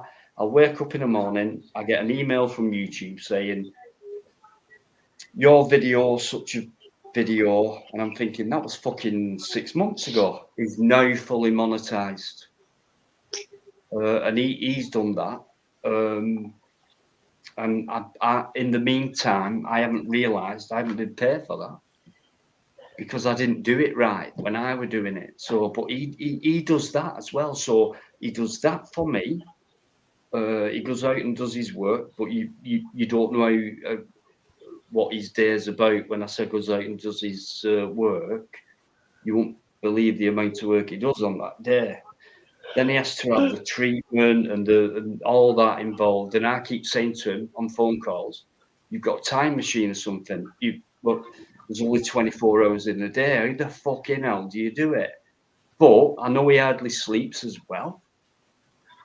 So I'm just in, for me, guys like that, kind of my hero, or because they give not half the time, but they give a lot of that 24 hours to other people. They try to sleep in between, try to do their own work, try to go through their own health problems and all that. So to me, I don't give a fuck what anyone says about me. Oh, Dino's saying, but he is an amazing guy. Prove me wrong, anybody. So, but anyway, yeah, I'm not bigging him up because he is ugly. Honestly, real life. What did you just say? You can't be bothered to buy a t-shirt. Honest. What? I said, yeah, he's very ugly, and he's a pain in the ass, and he's a very smart guy.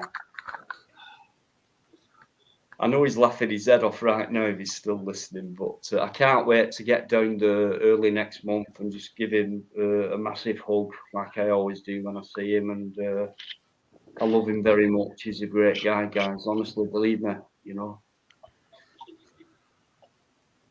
Right. What time did I say I was going till?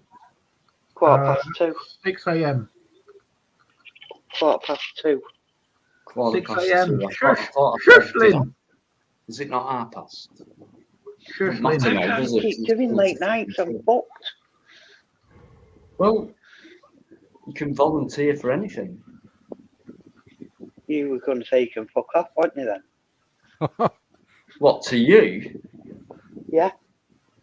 Oh, I thought you knew me by now.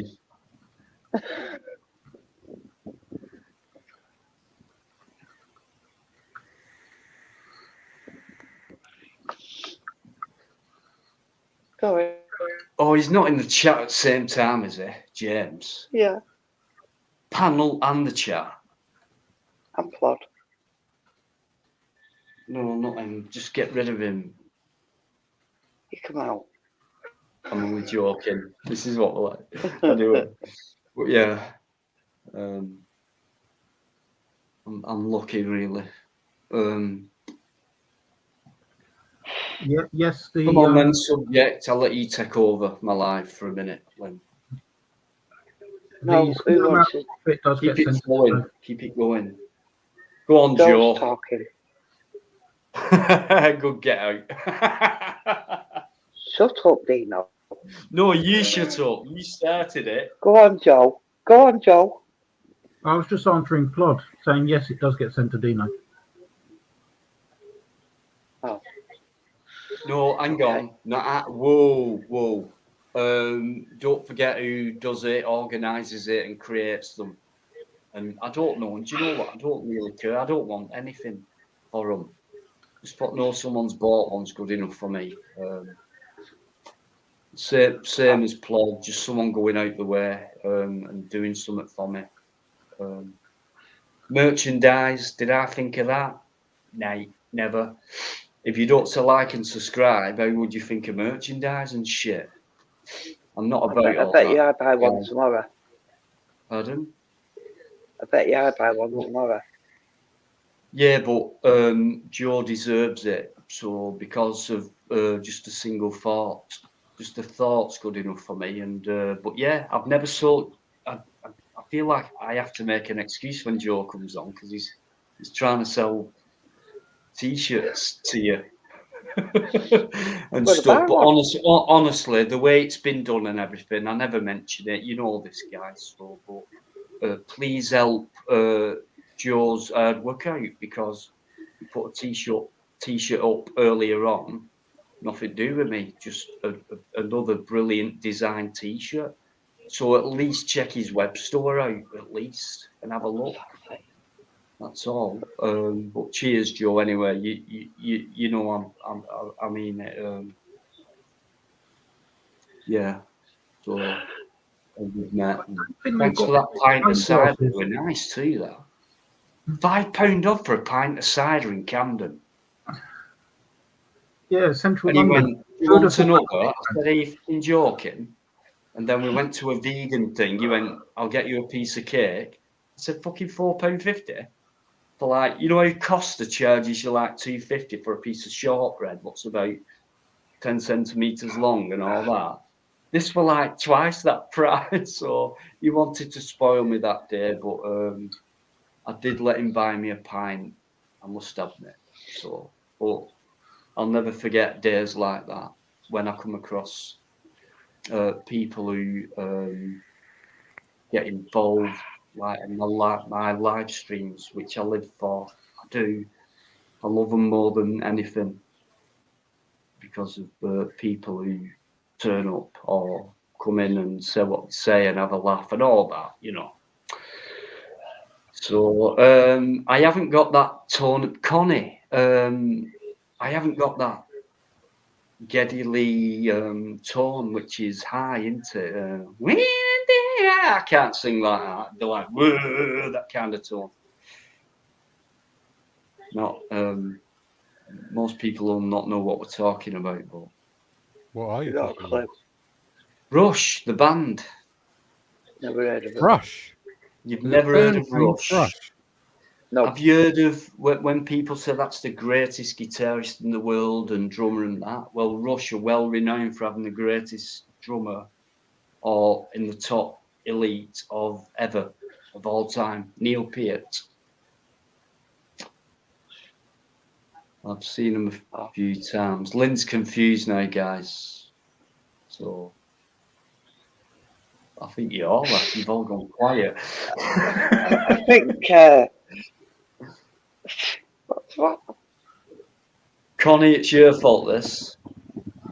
Anyway, I think you're a new name, but thanks for coming in anyway. If you've come in before, I do apologise if I've missed your name.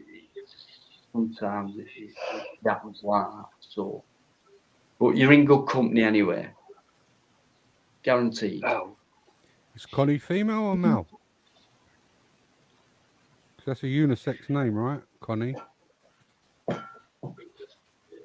Can't tell by the picture. Too small. No. What's crap Teflon? Rush.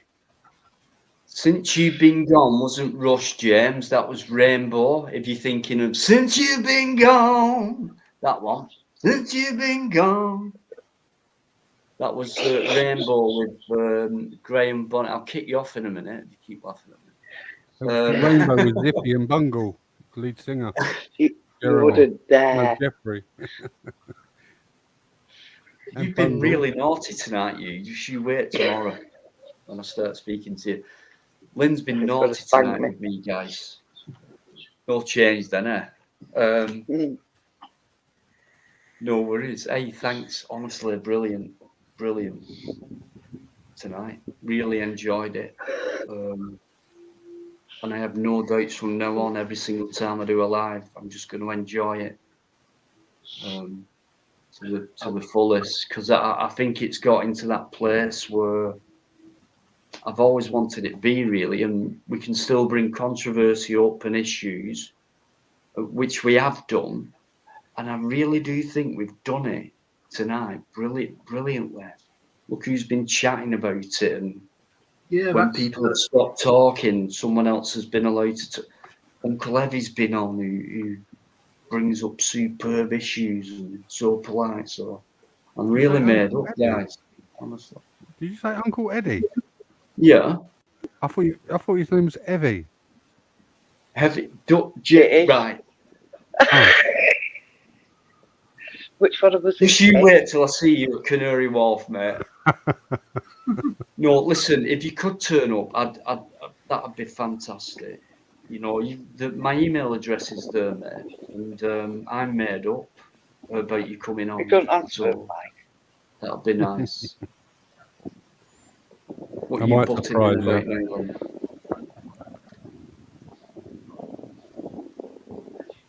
Yeah, poor old Lynn. Yeah, Plod. He has. I don't know, because I had to change my number because of all the fucking death threats I had and shit.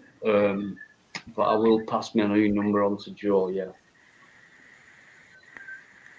That's the other side of YouTube, guys, unfortunately. That's as well, on one other side. Yeah. So the last thing you need is shit when you're trying to bring content out, whether it be live or whatever. Especially a live, for me, it takes a lot of concentration and stuff like that. But when it's in a flow like it has been tonight, it's been a lot easier for me. So thanks very much indeed. There's still people in there right now who've been in there since 8:30. So imagine that. Imagine that. Crazy, aren't they? Yeah, yes, you were, Lynn, although you were late. So that's even crazier for you. I was not late. No, she was early. She was late. Dino, you were there before you. Nah, not having it. I was here before you. Last few weeks, it's always who's the first one in the chat about, and when I schedule it an hour before I go on, the chat starts to come in.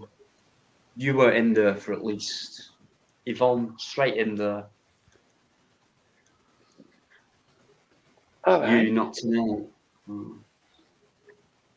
Right. Too busy giving it that, probably. Giving my dog his medication, actually. Don't make me feel. What is wrong with you tonight? I'm just saying it how it is. I was here before you. You started it, so I'm only saying. How come everyone makes me feel guilty? Right. I'm not making you feel guilty. You I am on time by saying I wasn't here. Don't you even fucking start either, mate. I am on time most of the time. Apart from when you're late. Time, but I don't go on all of the time, so I'm allowed to not go on time. Yeah, Dino is definitely on time, apart from when he's late. Well said, which is always. Yeah. Well, I see these fuckers do what I do. What you should do is get up earlier. That's what I was always told. I know what he's trying to do. He's trying to cause drama. Who? Who do you think? Ugly bastard. What? Yeah. Who else? Yes, I am. Look back at the videos then, if you can be asked. Give us another like, another click. 5 pence more.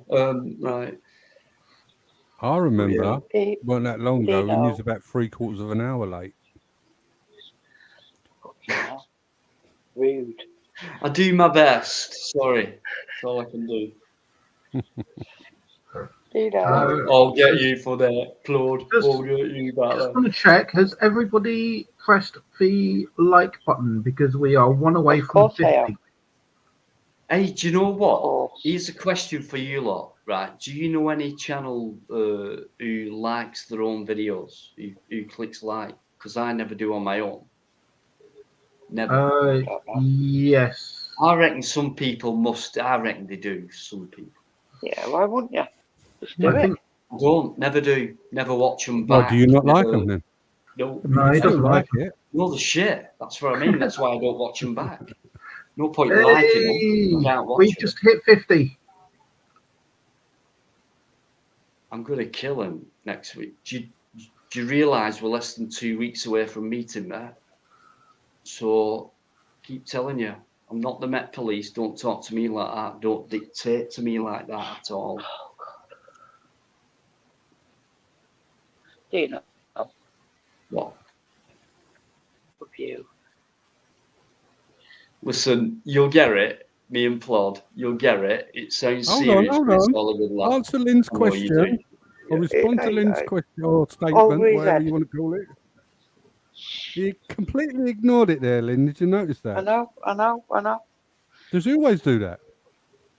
Always. Always.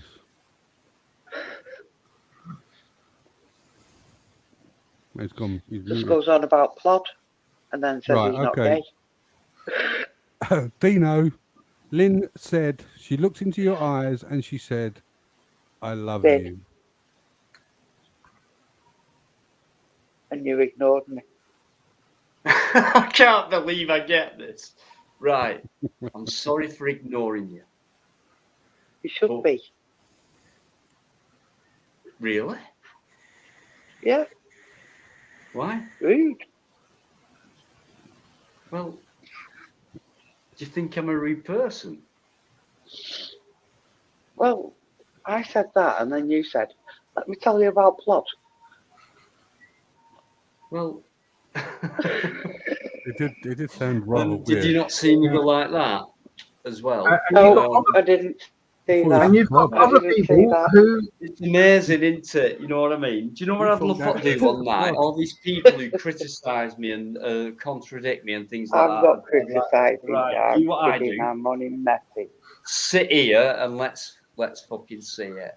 Come on, then. Lynn, But and I you've got wouldn't other do people that. that will I wouldn't change do their that. name for you.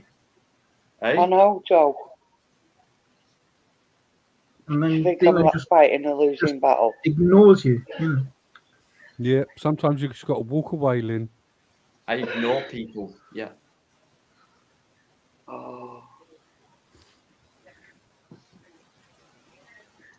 Yeah, even though they come in every week and I say thank you and how you doing, and some weeks I miss them for some reason because maybe the chat's going well, then I'm sorry. Oh, calm down, we're messing about. It doesn't mean I fell out with you. It just means I've missed a comment. That's all. So chill out. It's not that bad. I don't dislike you. Oh, there's another porny thing what someone's trying to bring up. Shall I do something I hardly ever do? Right. I'll do that. See what happens.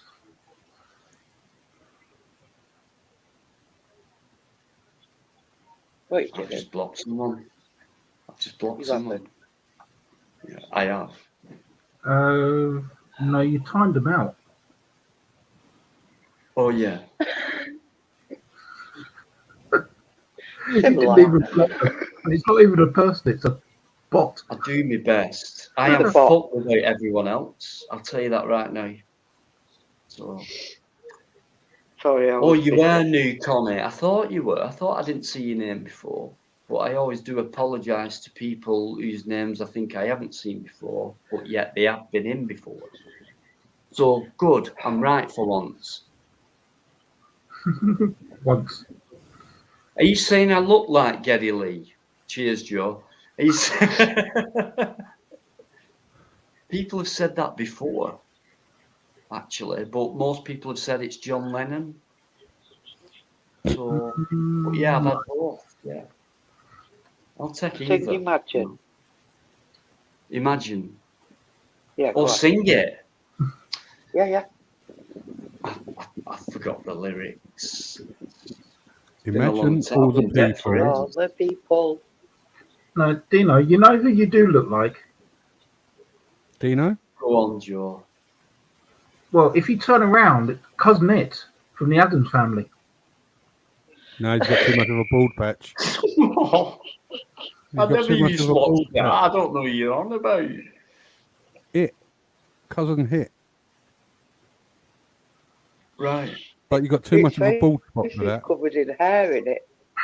Yeah. Or Captain Caveman. Oh, come on. Come on. Yeah, no worries, Connie. If I remind you of Geddy Lee, then fair dues. But begin the day with a friendly voice. Companions are unobtrusive. Oh. Play that song that's so elusive, and the magic music makes your morning mood. Claude wants a link. Pardon? No. Claude wants a link. Fuck off. Go away. Fuck off. Come on, you've had your say. You've interrupted like you always do. You're ugly, but you don't have to put your face on screen. So what are you doing back? You should be getting some sleep. You know that. Shall I bring him back on or what? You got to. You can't not. Fucking boring though. While there's room. It's just going to be another lovely tip, innit? Wait for this one, guys. Right? He knows I love him, but we have to do this to each other. It's every time we speak. But here I go. Hurry up, you ugly twat. Get on. Look at him. Fell asleep, have you already? Yeah. I'm going. I'm sick of this threesome. Oh, Purple Spliff. Sorry, mate. I did see you earlier on. I think I highlighted a comment. When I highlight a comment and everyone's talking about something different, and I go, it means I'm talking to that comment because I don't want to interrupt the conversation. So if you're thinking, what the fuck's he doing? That's what I'm doing. So, oh God, he has come backstage. That gives me a chance to go off for a piss. I mean, a wee.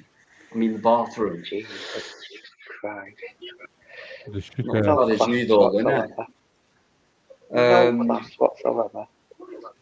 Dino, please do not go to the toilet.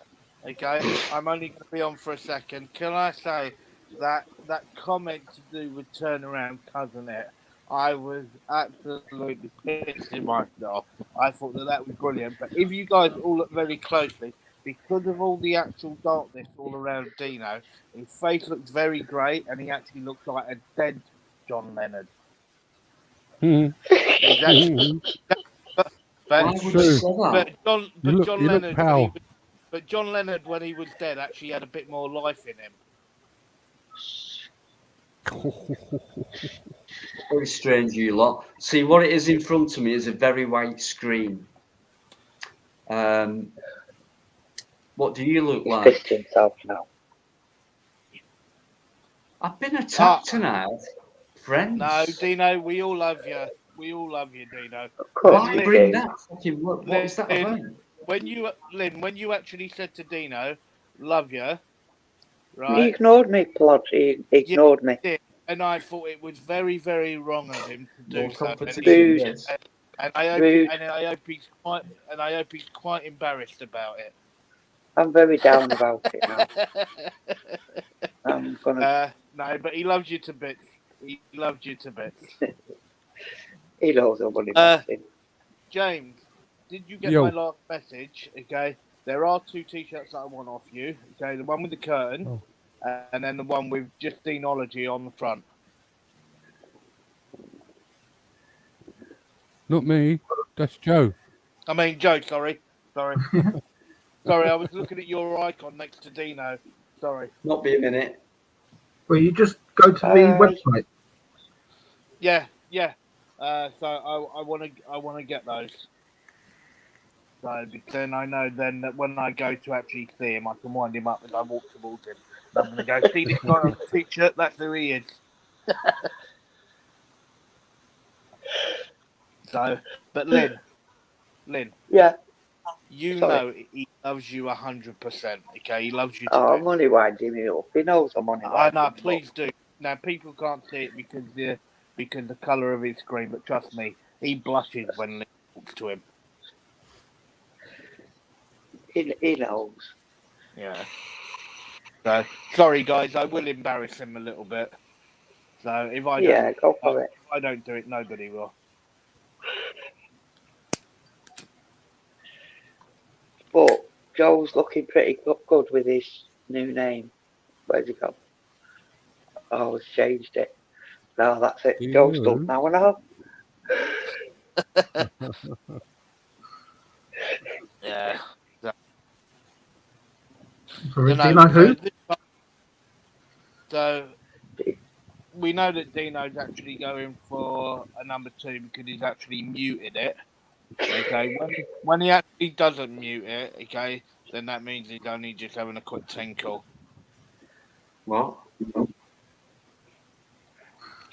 Did you wash your hands? What? That's because he screams Did when you he's wash having your a hands? fit. At least I've got fucking her. I said, did you wash your hands? Why would I say, did you wash your hair? Because you always mention my hair. Sorry about Don't that. you? Sometimes you have to be very careful in the way that you say things to Dino. Right, Dino, I'm going to say love you and leave you. Absolutely, mate. You're spot on there. Right, do have a good evening, guys. And Dino, Will I won't do. even be at this time. I'm going to be jumping off completely. Okay, fine. All right, so have a good night, guys. Okay, take it easy. You too, mate. Good night. Okay.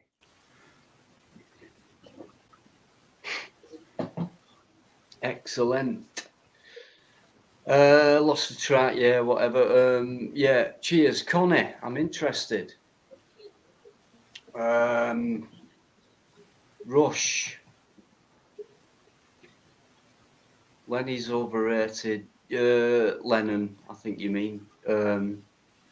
Yeah, because I thought the Beatles were, no disrespect to anyone who liked them, they weren't nothing musically, they weren't that special compared to other bands who were about at the same time. And then, you know, the image and the way they was, you know, you employed by record companies and things like that. And I know a little bit about that.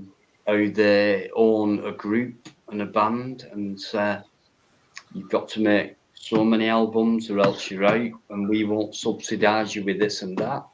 That's how it works. It's an industry. So the more money you make, the more they'll promote you, the more they'll say to you, change your image, put your hair like this or wear that. That's what they do. Same with the It Monkeys. sells records and music like that, and wasn't stuff like that. So yeah, the Beatles, The Monkeys, yeah. they got together. That was designed around the TV program. The band, the Monkeys. You know. Yeah, almost same talent, really, musically. Yeah.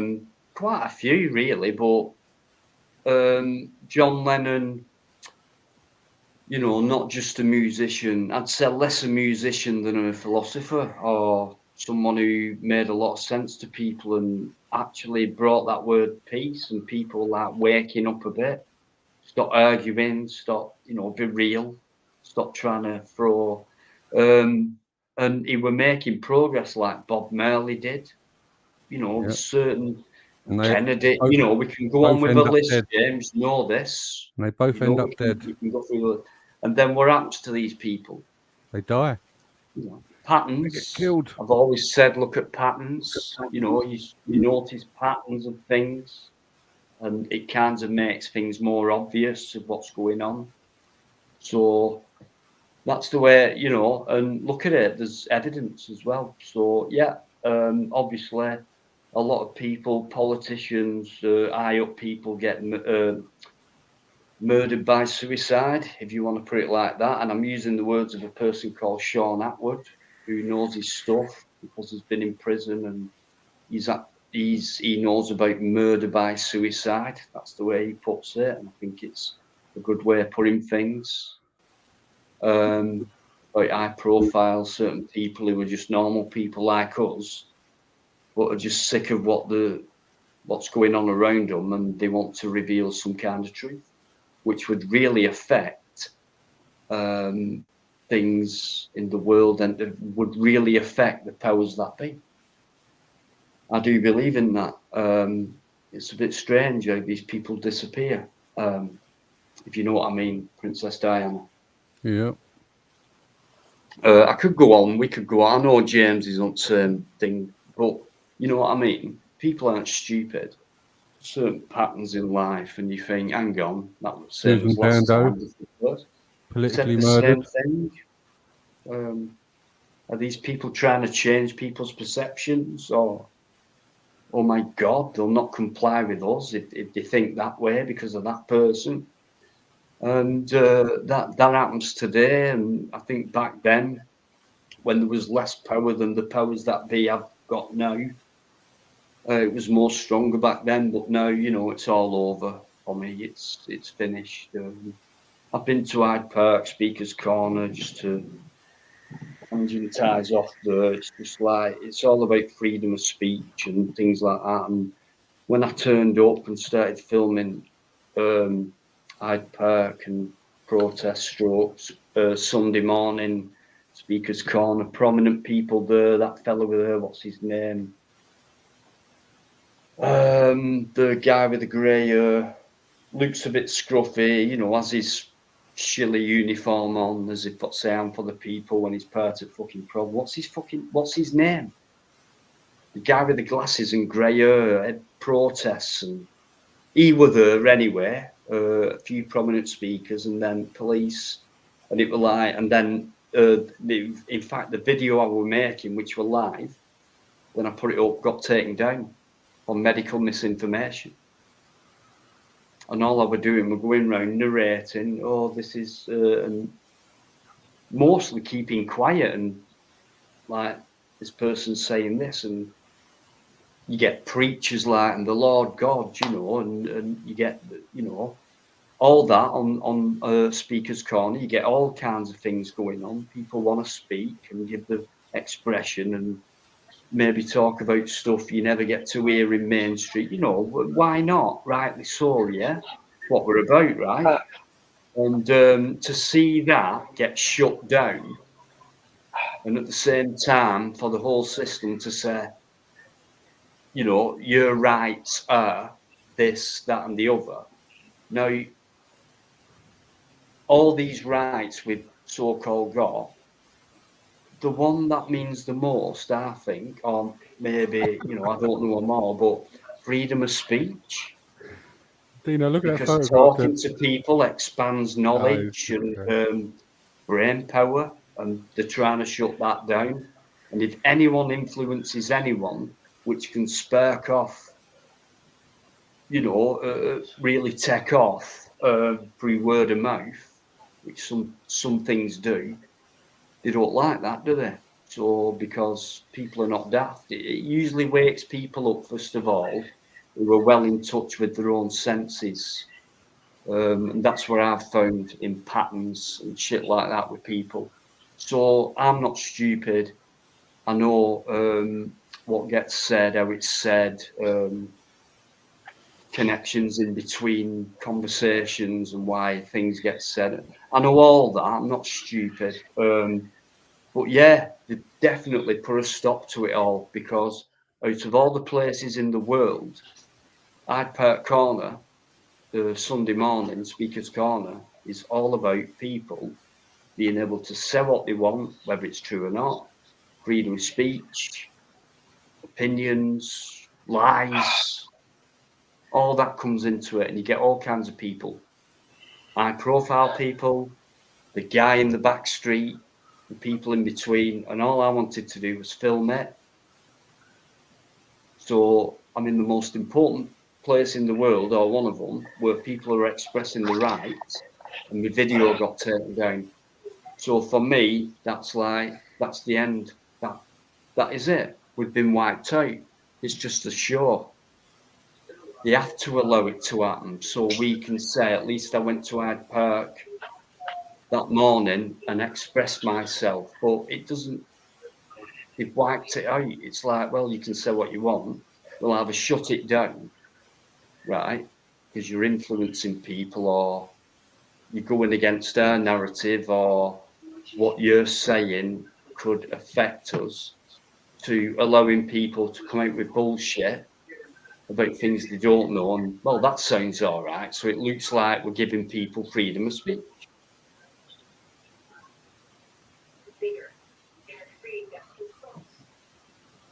If you know what I mean. Yeah.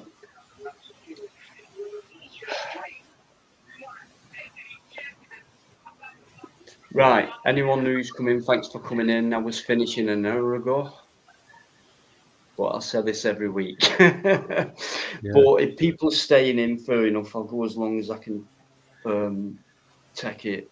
Well, I'm going to tomorrow's shoot off, always Dino. more tiring for me than Friday nights, to be honest. Dino, I'm going to shoot off. Who is? Me. No, you're not. Why not? Not now, James. You are contracted. I'm only joking, mate. Honestly, James, what an absolute godsend to come on my panel. No worries. I'll catch every you week, later. Please. Every live, if you don't mind. I'll try. Thank you. Thank no worries. I hope so. I'll catch you later. See you later, Lynn. Cheers, James. Guys, Lynn, I don't normally say shit like this. Bye, James. Sorry. That's right. See you later, Joe. Can you show your appreciation? Been lovely, James. Good night, James. Take care. See you soon. Thank you very much. Bye. Thank you so much. SG, how you doing? I've just seen you. My fellow insomniac person. What do you mean, wingnut speakeasy?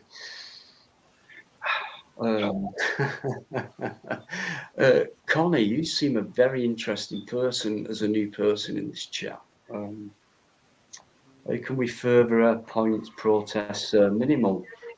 I said this earlier before you probably came on. And I've asked that same question many times as well. So that's why it caught my eye. I don't know, because it's a question. So we ask everyone, but most people don't listen to a question. They think they have an answer because of what they've been told or seen by mainstream media. So it's like, did you hear that? Did you see that? Well, maybe what you heard and saw wasn't exactly the whole truth. So yeah, where do we go from here? I think at this point in time, what we should have been doing should have been happening 10 years ago, because you're not telling me no one has sensed this or seen what's been going on pattern wise. Nothing's changed that much really, other than it's always been the same agenda or mindset of politicians and stuff. It's very frustrating, and it's always been the same questions, and it's like, yeah, we need to do something about it, but nothing's ever happened. So, but yet we want it to, so we ask, and like, what do we do? And no one knows. That's the thing. But we just go on about it. So, and I've said it before, right, that's what we do. We go on about it, we know it, we say it, we notice all this stuff. So what do we do about it? And I think we need to think about that. Rather than people saying, well, what we do is this and we do it that way. And I'm thinking, No, because they're already fucking 10 steps ahead of us. So how do we get one step ahead of them? You know? So it's going to take, and I have said this on a live, look it back, not my generation or my daughter's generation or even my grandchildren. Maybe it could be my grandchildren's children. You get to that point where it's 2-3 generations to hopefully talk about things and make a starting point, and then try and overcome this pathetic life we have to live. You know, no wonder people are angry. No wonder. Why do we need protests? Why do we need food banks? You know, why do we need wealth? Why do we need poverty? We've got it. So in other words, we need it. So who needs it? Not us. The higher powers, do they need it? Well, they can stop it. They can turn it overnight with the wealth they've got, but they don't, and it's growing. So that tells me a lot. And do you know what? I think it's quite simple. If you open your eyes or wake up or stay awake and use your senses, it's kind of a natural thing. But yeah, where do we start with that? Well, talking. Then the younger people might listen and go, shit, is that what it's been about? And well, shit, well, if you're saying that's what the future might be about, I need to do something about this because I've got a young child. And then, do you know what I mean? I mean, that's the way I think, but I know a lot of people have tried and it might not come across, but what I've just said's taken a lot of energy out of me. Because maybe not a lot of people would say that, but I've been thinking about what I've just said for years. And I've been ridiculed and all that, and persecuted and all that. But since I've come on YouTube, at least a few people have listened and I've had encouragement and people agree. In my past, no. It's like, stay quiet, stay away, or shit, don't burst my bubble. I'm quite happy with material things. I don't care about up and coming generations or things like that. And I think we should. If we, oh God, I could go on all night about it, but I just feel disappointed. And then I start saying to myself, what's the point, or what's been the point, you know? But yeah, sorry about that. You must be used to me by now. So I bet you've all gone now. Who's left?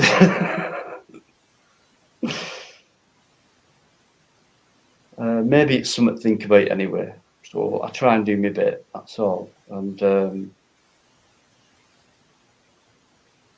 I don't mind being wrong or criticised or took the piss out of, you know that by now. But sometimes serious talk's needed, especially when someone asks a question, which is good.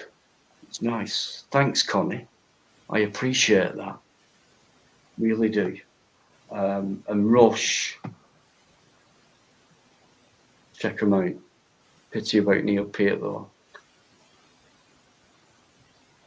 Okay, right.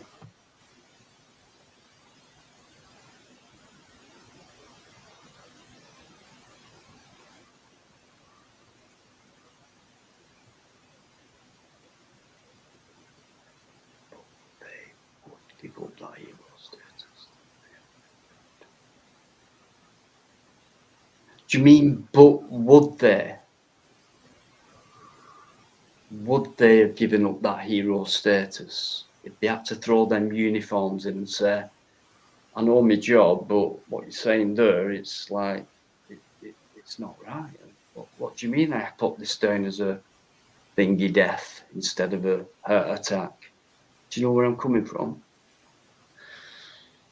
And these professionals have stood out and spoken and then gone anonymous or hidden their identity. Well, why would people do that if certain things are a lie?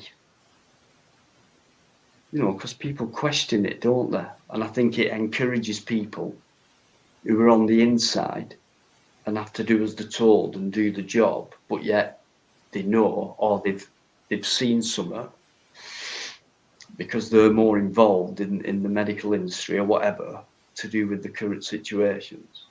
And they've thought, no, I'm not in it for that. I'm in it for the, like police.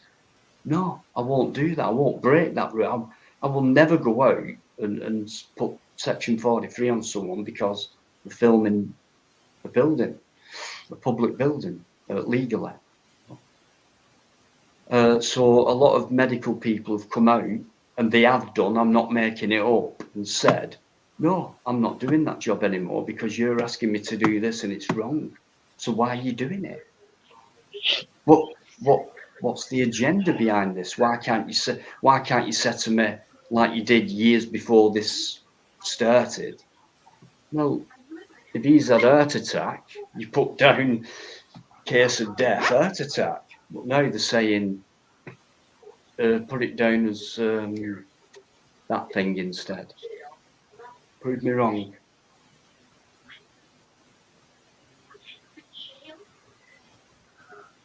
So why is that happening? By accident in a top professional industry? I don't think so. I don't think that'll be by accident.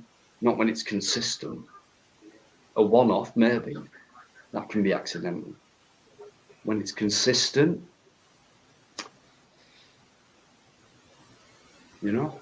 So, AD, forgive me how I pronounce, but you always make great sense. I could tell you story. Right, I'm sorry I've left a comment up, but I'll put this one up now.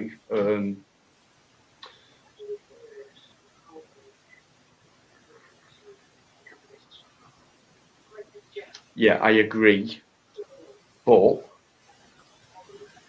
we are pissing in the wind now with that one, aren't we? You know that AD, come on. I'd love to think that could be brought back. Powerful as it was, and how good it did people. And since that's gone downhill, you've got more care homes being built up, more private treatment going on with different types of hospitals. And when you look at the state of that compared to what it used to be when it worked, free healthcare at one time, because in fact it weren't free, were it? Because it would people paid into it. So, and now you've got to. It's crazy when you think about it. Money, man-made shit. What's killing people? You know, if it's natural and nature, what's killing people? That's what it does. And nature gives birth as well. But for man-made stuff to kill people, that means it's man who's going against man, really, for some reason. Power, money, power, whatever. I don't know. It's a downer. But there you go. 2030, yeah, James, I'm aware of 2030. Are you talking about Klaus Schwab, the fourth industrial revolution, that one? Because that's very alive, and yeah.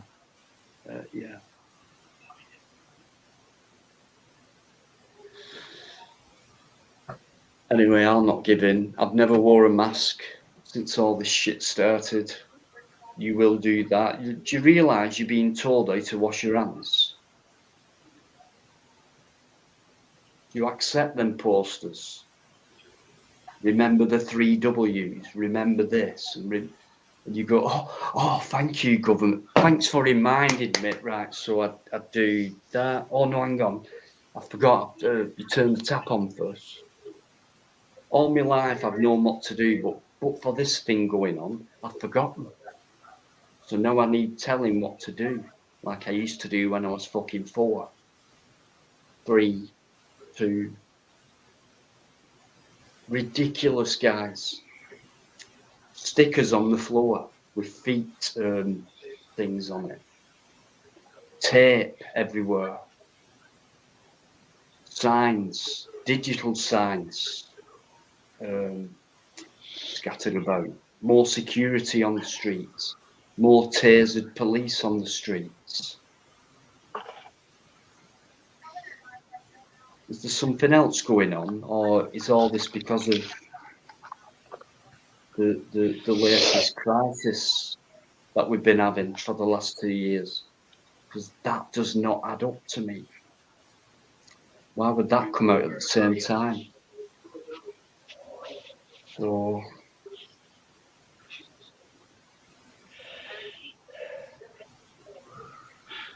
with my opinions, that's all, guys, and probably this live will get taken down now for that.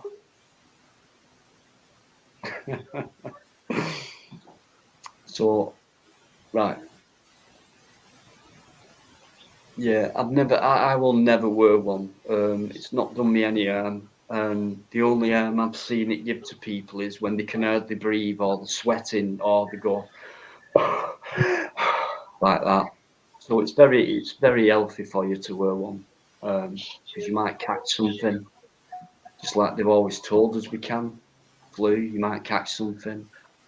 Do this and do that. Do it that way, then you might not catch it.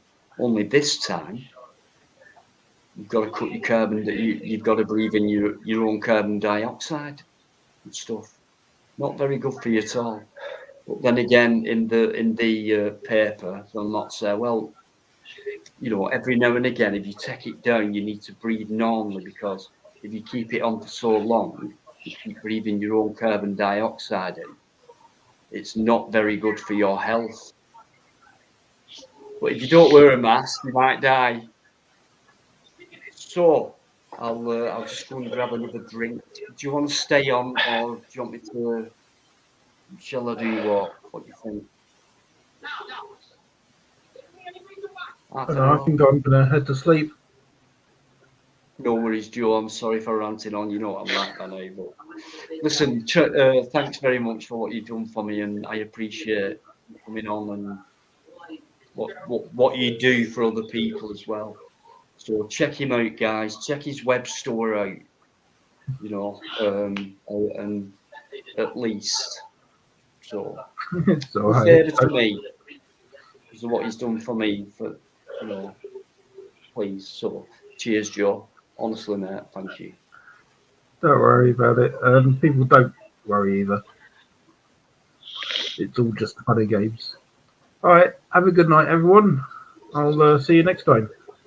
No worries, Joe. Night, thank Joe. you.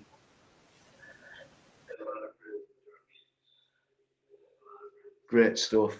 So, Lynn is now the host. Well, I just No, I'm not. Go and just grab a quick refill. Go on, Lynn, go for it. Go on. Yeah.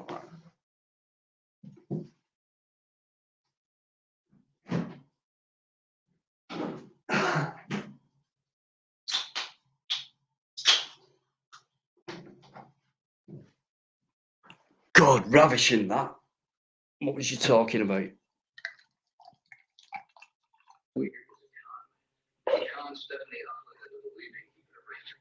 Nothing.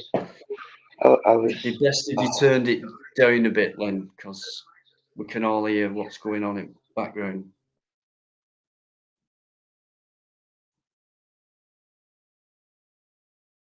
Yeah, guys, I know you're still coming in. I don't know how many's in, because I'm useless.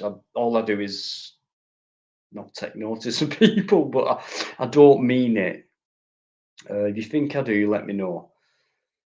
I think there's 38 in on my phone, which is very nice at this time of the morning. So thanks very much, guys.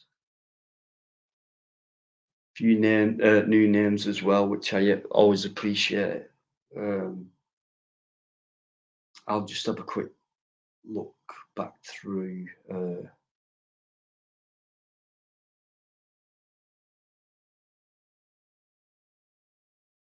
Yeah, but AD, right? Washing your hands. I didn't mean that. I meant it's just these posters I've seen. Like, remember this, the 3 this, the 3 that, the 5 a day thing. what? As if everyone's the same, you know. As long as you all do the 5-a-day thing, you'll all be the same. What if he's got Crohn's disease? He can't do that. But, you know, what if he's got colitis? What if she has a bulimic issue? Do you know what I mean? So there's 3 ways. This is how you wash your hands, you know. So not enough people did wash their hands. Well, you know what? I've been into men's toilets and things like that, and Arndale Centre in Manchester is massive, and the toilets are massive. I've seen people go. I always do, always, and I dab as well. And I see many people go in and out, straight in, straight out, off, and I've not seen anything change since this. So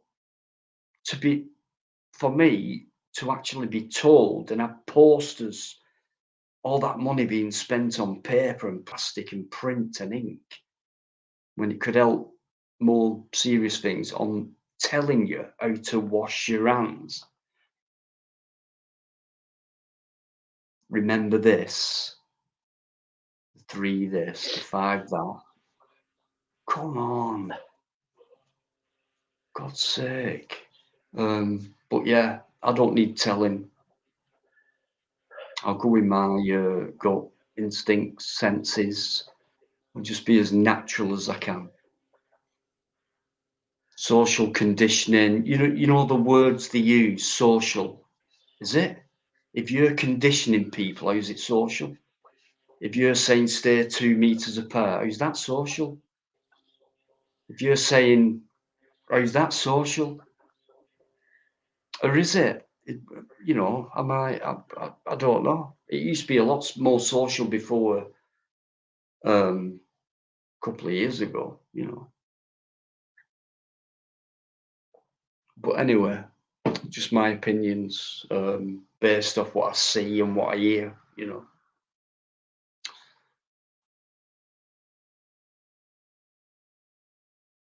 Liz Parker. Hey, do you know what, Liz? Right, it's fine. I don't mind being. I know I'm not.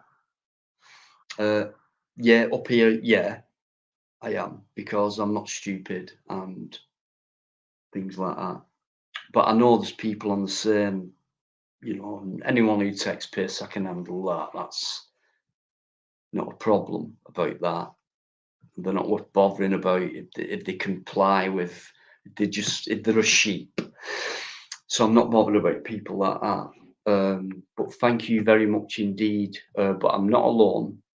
And even when I am, like we all are, but the thoughts are the stuff I've just been coming out with, and I know what you mean by alone in that kind of thing. I don't mind it. It helps because it makes me think deeper without interruption or people thinking they can interrupt or disrupt that thought or whatever. It won't happen with me. It won't, because from being young, and I think I might have said this on Friday, I've always been aware. And then when you're younger, you think there's something wrong with you because everyone else is doing the same thing, type of thing. And of course you join in, because if you didn't, you'd look more ridiculous than what people already think of you, because you don't do it as much as they're doing, things like that. So I don't mind things like that. And now I just know I've done the right thing by being as much as myself as I can and reading each day, you know, and not watching TV as much and reading more and doing things like that. And a people person, and talk to strangers and learn something new every day. And sometimes, like, well, a lot of times now in my years, you know, over half a century, you can bump into a stranger, and we've all had it. Surely, please prove me wrong, that somebody you bumped into you've never met before, automatically you've clicked. It's gone, bang. You don't realise it in that moment. You realise something, but then after time, and it's usually a short time because you click straight away, you start to realise it a lot quicker than a relationship that might take a year, whatever, after you bumped into that person. But it's like an affinity. It's like myself and Plod. It was like first time he came on my life, blah, blah, blah. He had no subs compared to mine. Clicked, got friends. Next thing, he starts working hard, does his stuff, does his channel. That's what he does now. So he's a bigger channel than mine now. But when I first met him, he were nothing. But we stayed friends ever since. It could have gone the other way. I could have been as good as him. Our figures would have spoke differently, but it wouldn't matter anyway. Because I see everyone the same. I don't care who they are, to be honest. So, you know, is that you in the back? Yeah, I know. Okay. Sorry. So it's all right, Lynn. So yeah, guys, that's my thought on that. So I'm going to bring SG on, and thanks, mate. Not seen you for a bit. What do you mean, the zombie? Yeah, it's the insomniac thing. Don't worry about it. Yeah, I've been told I've got to add something. You remember when you were Dino? Hello, Len, as well. Hello, everyone. But yeah, you remember when you were just Dino? Hey, no one could find you. Yeah. I've been having the same comments made. No one can find SG. Nobody can find SG. So, like, yeah, I ended up with an insomniac kind of one there. Right. Okay. You know, yeah, because zombies don't sleep, do they? Luke, you don't sleep. That's why I said it. And it was meant as a compliment, actually, because you know that I know what it's like to do this and how tiring it is. And then for not to sleep as well, it's ridiculous, isn't it? But yeah. Some people get it. Oh, believe me, after my 53-hour live with 2 hours sleep over 2 nights each, that didn't seem very good myself. Do you feel as if you made at least one iota of progress from what you did on that live, whether it be what you said, what you displayed, who was on? To be honest, the positive feedback I got, I was beside myself. Just over those couple of weeks that I did, like, let's say 3 weeks, and I did all these like crazy long lives that I was just seeming to do because people were seeming to like them. And I got all this positive feedback, and it really, I was like, I don't know what I'm doing here. I didn't do this in the beginning. It wasn't for this, but it's become something. What the hell?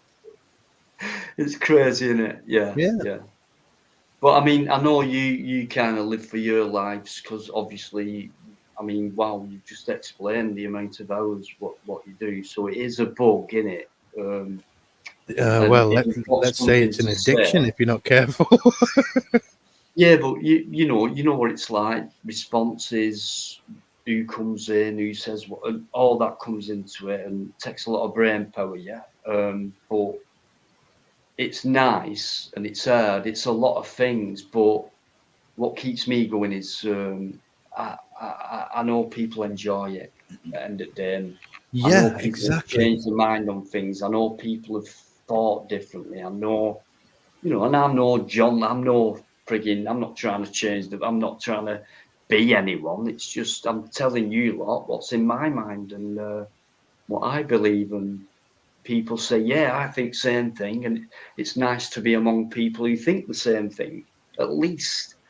But for people to say, I'll look into that, and wow, yeah, I didn't think of that. And for me, that's called progress. It's not being, it's like, well, yeah, I've got a small amount of friends in life, and off YouTube previous that like I can speak to about the things that I speak to people about on here.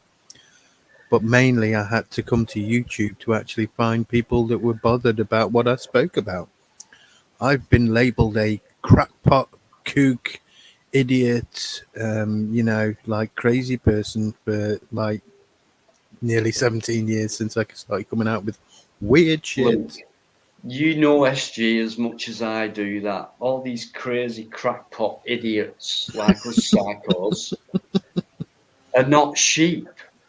That's We the are difference. definitely not sheep. Imagine that. 20,000 sheep in 1 square acre, and you've got guys like us going up to them going, and they're going, bah, and we're going, bah. I can't talk like that.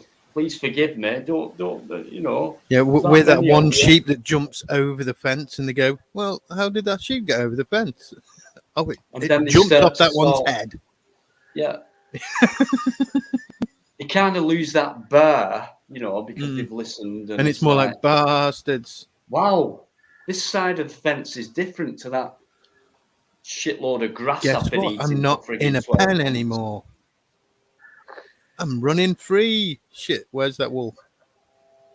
So you hit the next barrier, and it's like, well, how do I get over that, or do I give in? No, never. Well, you know, get over that I tell you what, I'm so glad I'm not a sheep, because I really couldn't have worn those masks for much longer. I'll tell you what, I wore them up until I feel, I don't know what it is. I am guessing.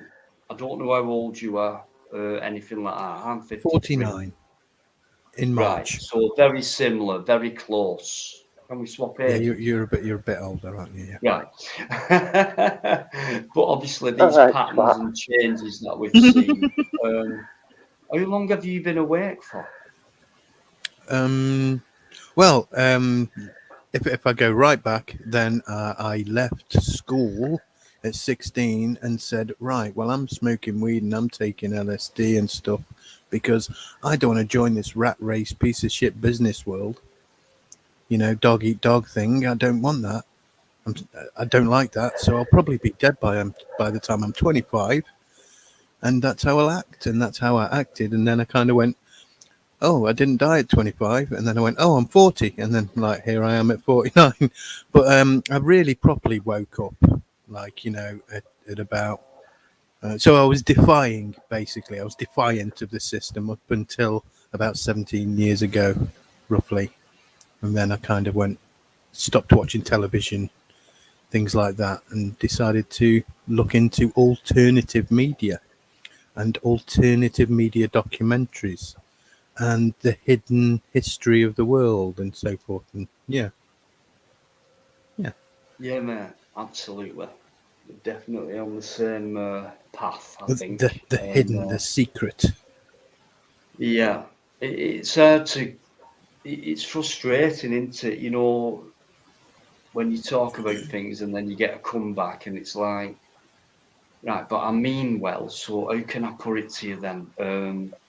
But you can't get through to a certain type of sheep, certain type of. Some will jump over the fence, is what I'm saying. But yeah, well, I've been having this conversation, particularly about the current situation, right? Having this conversation, some people won't wake up. Do you know when we think? Do you know it's not that hard, is it, to jump over? No, it's not like a prison escape, is it? It's like it's like you're sitting in a house, right, and you're thinking like hot hail is falling outside. You can't go anywhere. You know, it's dangerous. And but then you realise that it's just rain, and then you go out. It's that easy. It's just walk outside. But before that, you wouldn't have dreamt of it because of this, you know, melting hot hail or something. You know, pretty terrible analogy, I do admit. Sorry about that. Well, I mean, we'll go back to all time. When it comes to this modern society, which goes back to Roman times, I think it's the same thing. You know, different technology. But it's the same principle: divide, conquer, fear. So, and also take everything. Yeah, because I was having this about the economy earlier, and up until Rome, the economies were known to not work for a prolonged amount of time, which meant that they would get rid of debt, put it to zero. You know, really, there wasn't much debt, but you know, people would like get too rich. Some of them, they'd just wipe it all off, right, and start again, and that's how economies work. And even our economy now doesn't work. But Rome, they decided to not wipe that, and they ended up taking everything. You know, the few took everything. Well, that's one of the reasons, one of the many reasons why Rome fell. But the thing is, those that took everything from Rome seemed to carry on and run the world. And maybe they were running the world before, but you know, they seem to carry on, and it's been like Rome since. We don't periodically reset the economies, because any decent, proper economist will know that you have to reset them periodically. No economy that has ever been created in time, history of time, has worked. So you have to work with it, you know, but we're not doing that. So what are we in now? 3 or 1% of the entire population of the world own 99% of the money. Yeah, but we're not bothered. Right. We're not bothered about our lives being ruined and our future generations. Actually, that's a very interesting point you just made. People aren't even bothered about freedom. A new car, and you know, go shopping, and life's great, you know. How is it going to affect me? Everyone else. How is it going to affect me? What about your children? I say, and they go. Yeah, but hey, do you know what? But do you know what? When all that happens, I'll not be here, so I'm not bothered. Yeah, that's fucking well out of order. I say. Fantastic. Hey, thank fuck for you. Are you proud of your decisions? You'll not have to put up with the disaster your future generation's going to go through. I had someone once, Dino. I had someone once look down upon me because they didn't win the conversation on that specific point. And they said, look, I've got a Mercedes. You've got a crappy old 80s Honda. And I went, I've got that Honda because it means nothing. It is the lowest of the low. The cheapest of the cheap. I got it for that reason. Zero status. You're bothered about your status. Where are you going to go from there? You just lowered yourself already. And neighbour's not happy. Can you imagine those type of people coming on here right now? Oh God, no! But yeah. Funnily enough, talking about economy, economists and stuff. The you know the oh, I can even remember the place.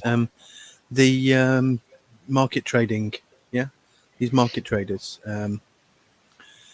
A guy once spoke to one of these market traders, and this is a guy that would make a decision and buy some business that would put that business out of business. They just take it for its, you know, land and buildings, and they'd make all those people redundant, right? And destroy those families, their money and their savings and their, you know, their mortgages, and they wouldn't give a shit, right? They've got no empathy whatsoever. And he said, he went over to him and he said, yeah, you do know what you do. You destroy these lives. You do this, do that. And the guy's like, oh well, it was nice talking to you, but yes, I've got to go for a meal, a lunch, so I'll have to see you somewhat later. Thank you, goodbye. And that's how they are. They've got no empathy whatsoever. So they would never come here and talk to us. Absolutely, mate. Spot on, like you always are, to be honest. Non-violent extremists, that comment there, right? That was actually almost word for word what I said to somebody last week. Because I've never had fuck all. But I'm a lot stronger than them who've been able to choose whatever things they might want to buy to think that that thing makes them happy. But when it comes to dealing with real life, they can't deal with it. So they might go home and cuddle a teddy bear or a material thing, or take their mind off something by... Or a Fabergé egg. whatever material thing takes the fancy to take the mind off it. Me, music, natural. Chilling out, going for a walk through the woods, natural. That's what chills me out. Not going out to buy myself something man-made, which might make me feel, or in their thoughts. I like going to see ancient things. No, I'm happy. You know, but I think we're beyond that point. I'm sure you agree. My television's larger than yours, and it's got more pixels, and yes, it costs more. And mine's on the wall. Yes, but mine's set into the ceiling. Ha ha ha. Yeah, I have one in the bathroom. Do you know number 25 down the street? All he has is a TV cabinet. You know? Fucking ridiculous, isn't it? Only the plebs have those. Or of course you could speak a little bit like horse. Oh no! Well, you know, at some point, I've been working on my Prince Charles. Let me know, and I'll just jump out. I know I'm annoying, but he does remind me of Prince Charles a little bit. I've been working on the Prince Charles. I haven't seen him around for a bit. Has he been around? Has he? I saw him like about a week ago. He came into my chat, and he was like, "Oh, what's going on here?" And I was like, "Oh, shut up, you're talking a load of crap." And then he went. I don't. I mean, he's always been respectful to me. Yes, I agree. I will admit, right, about 3 days before that, Crinkle and him came on, and they double teamed everyone, and I was like, right, that's it. You're not double teaming it. You're like 2 torpedoes in a dead heat. You're not letting anyone speak. You're just going from one to the other. I'm done. And I kicked them into the back room. They were there for about a minute, and I was gonna bring them back on with like slapped asses, but they jumped out, went into the chat, and started going name. So I was like, yeah, whatever. I don't know. Do you know what? It's sometimes it's very hard because you get guys like that, and they're not rude, they're not impolite, but I know they're playing the game. I'm not stupid. Yeah, and I know they're a double act, but I do humour people sometimes. And I do love to let people think I don't know what's going on. But I have to be like that when you do a regular live stream. I'm sure you know this by now. And it depends who your audience is and things like that. So I do know how to play it. You've been in my chat, haven't you? Yeah, I've been in. It's a bit toxic, my chat. People say what they think, and it's not always. Yeah. Well, I'm working on that anyway, but it has been that up until then. So when you say it depends what your audience is, that's what mine's been a bit. Well, I'll tell you what, mate. I don't know how long you've been listening or watching, but tonight you've been in for a long time. But I'll tell you what, tonight, you know what my channel's about now. You know what my lives are about. Yeah. There's a mixture of things what go on. There's a time for laughter. There's a time for talking to each other, saying hello, and then there's a time for some stuff to be talked about. And you do have a formula, though. I don't. I'm creating one now, but up until just the other day, I didn't have a formula at all. I would just go on, and it'd be like, right, okay. I don't have. There's no script. It's just.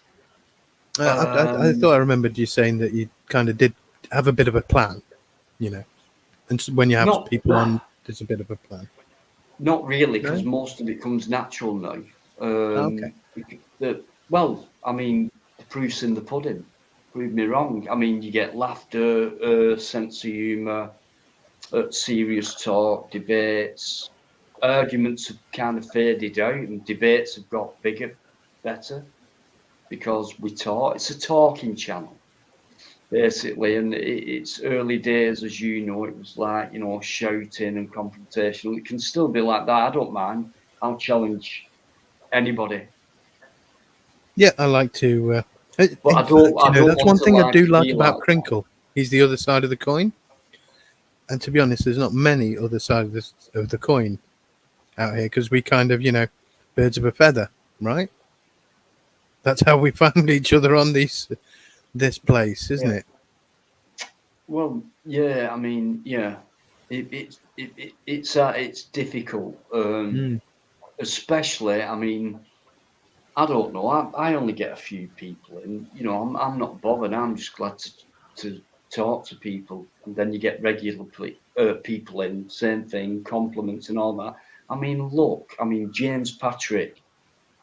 Someone He's who's great, been isn't he? I couldn't believe I was on a My panel with him the other God. day, mate, and I was like, "Oh my God, it's James Patrick McDonough!" What? Was you watching at that moment when he came on, and Paul Yeoman and Fat Fingers? And No. What I mean is, I spoke to him on a panel just the other day, a couple of days ago, right. and I was like, "Oh my God, it's James Patrick McDonough! Like, you've been in the chat for like forever, but now you're up on the panel."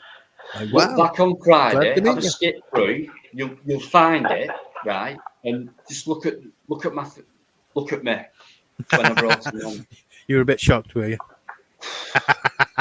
Yeah, but only because like there was other people who did the same thing. And to me, that's like it's like meeting someone who's been there for a long time. I can't put a voice to a name or anything like that. And he's been on tonight, and it's a bit weird for me doing lives like I do, because I do live for my lives. And to get real people on rather than confrontational people who have channels. It really helps, doesn't it? Oh, Get man. real people on. Like, I know. It's unbelievable. You can get to the real kernel of it. Yeah. Of the subject. Yeah. So I don't invite drama. I don't, I'm not. Oh, what can I do to get more views? Like a lot of channels do that. Hit that frigging like button and all that shit. I don't do that. I'm just happy being a bit of a loner. Well, talking to people, and a lot of people I talk to on my lives I've met as well. So when I come up with ideas like, maybe if I could hit the road and just say Manchester tomorrow, 2:30, 8 o'clock, and we'll go live. It's Friday, but you'll be there as well, and everyone will see us together rather than me on this with my ugly mug and you guys with just a name in the chat making comments. I really enjoyed you and Kat going out and doing stuff. I really would, yeah. I'm not talking about making money like charging ticket prices or anything. It's like, I'll be there at 8 o'clock, and if you want to come, I'll be there, but I'll still do a live, It's £700 a ticket. I'll still take my curtain with me. That'll always be there, I'll ask the landlord's permission. I think you should make a kilt out of it. No, it's not tartan. You're getting the wrong impression. It's not tartan. I know. Or you're winding me up as well. Sorry. No, don't be. It's fucking. This is what it's about. So I love it. I know for a fact right now. Was it been 8 hours or something? I know tomorrow, like Saturday as well, is part of Friday. It's not Saturday tomorrow, is it? It's Wednesday, but I'm used to Friday. I don't know what day it is, actually. Yeah. I know tomorrow it's going to be I'm going to wake up happy. Tomorrow's Thursday, isn't it? Because it's Wednesday today. All right. You know what I mean. Later on today, I know for a fact I'm going to wake up quite happy, and I always go through things straight away, and then like cup of tea, go through things and think, yeah, that was all right. Shit, I shouldn't have said that. So that's how much my lives mean to me. I think most people don't get it. I think most people said they do, but they don't really, and not most, but some do, and some people don't get it at all, because why would they? They don't do it. So it's fair enough, but I know a lot of people know, and it does take a lot of energy, but to do what you've done for a life. I didn't even try, it was never the intention, Dina. Not one of those lives was ever intended to go longer than a couple of hours. I'll tell you what I'll say to you, right? Do less. I know, I'm definitely doing less, mate. do less. Don't wear yourself out, because I know what's going on. Kind of. I just had to take 11 days off because I pushed myself too far. We'll never. You can get through to people a lot better if it's shorter. Mm-hmm. Well, it kind of ended up turning into a bit more of an entertainment and a chilled out place most of the time. I did get some dramas, and I did get some big dramas now and again, but I didn't want them. And I know the viewing numbers go up, but I don't give a shit about that. What does that matter? I know you're awake, so yeah. And I've said it. I can't do what you can do hours wise. Well, I'm not going to be doing it quite like that. I want to talk about this. If only we weren't programmed to sleep. I know. You see, if I was a zombie, like nobody'd have a chance. I'd just be like, "This is the zombie." I never want to say goodbye. I was saying goodbye nearly 2 hours ago. Yeah, I remember going like this. I don't. Have you done this? Have you done this, Dino? You go, right. You're saying in your mind, I've got to say this sentence right. I'm gonna end the stream. Yeah, even if you're gonna say I'm gonna end it in 5 minutes or something, you got to say that I'm gonna end it sentence.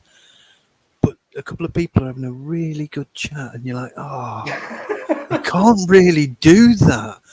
That's like horrific. How can I walk into a pub and go, shut up, go out?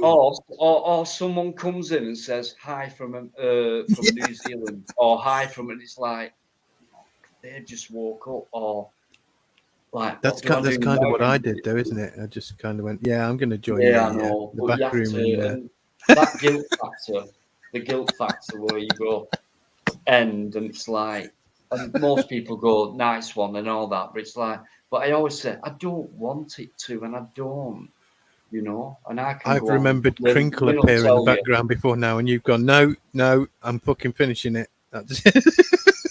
It's ridiculous, but there's so much. It's like we're filling in for what everyone should have been talking about, and which would make it more spread out, if you like, rather than a few people talking too much, I suppose, and things like that. But yeah, I mean, I can't complain at my life, to be honest. I live for them, and there's still people in there right now. You must get them as well. They've been in there for.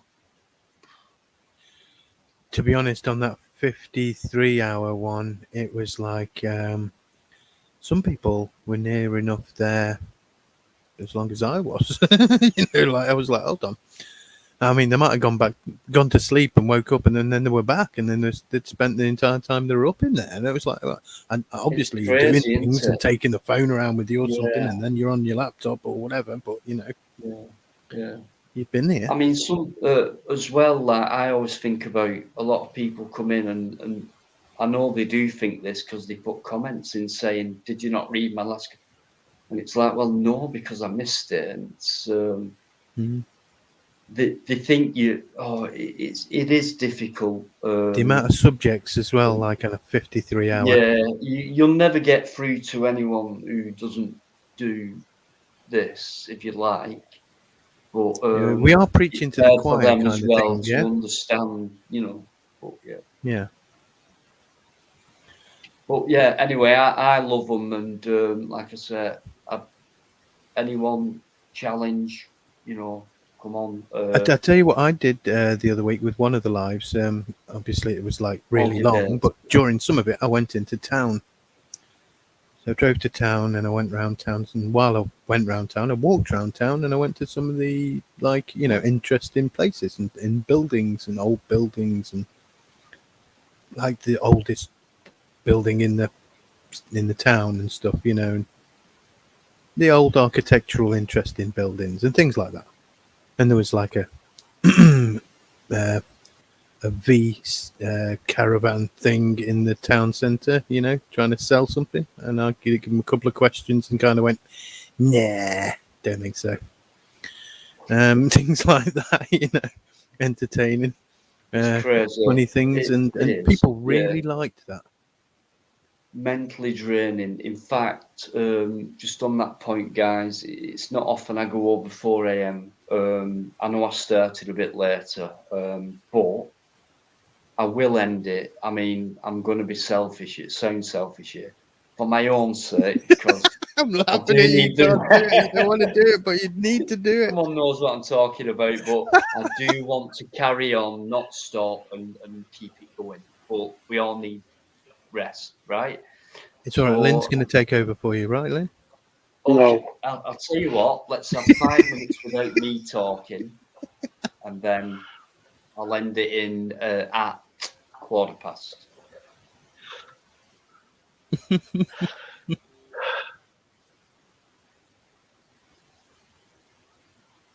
Oh, that's better.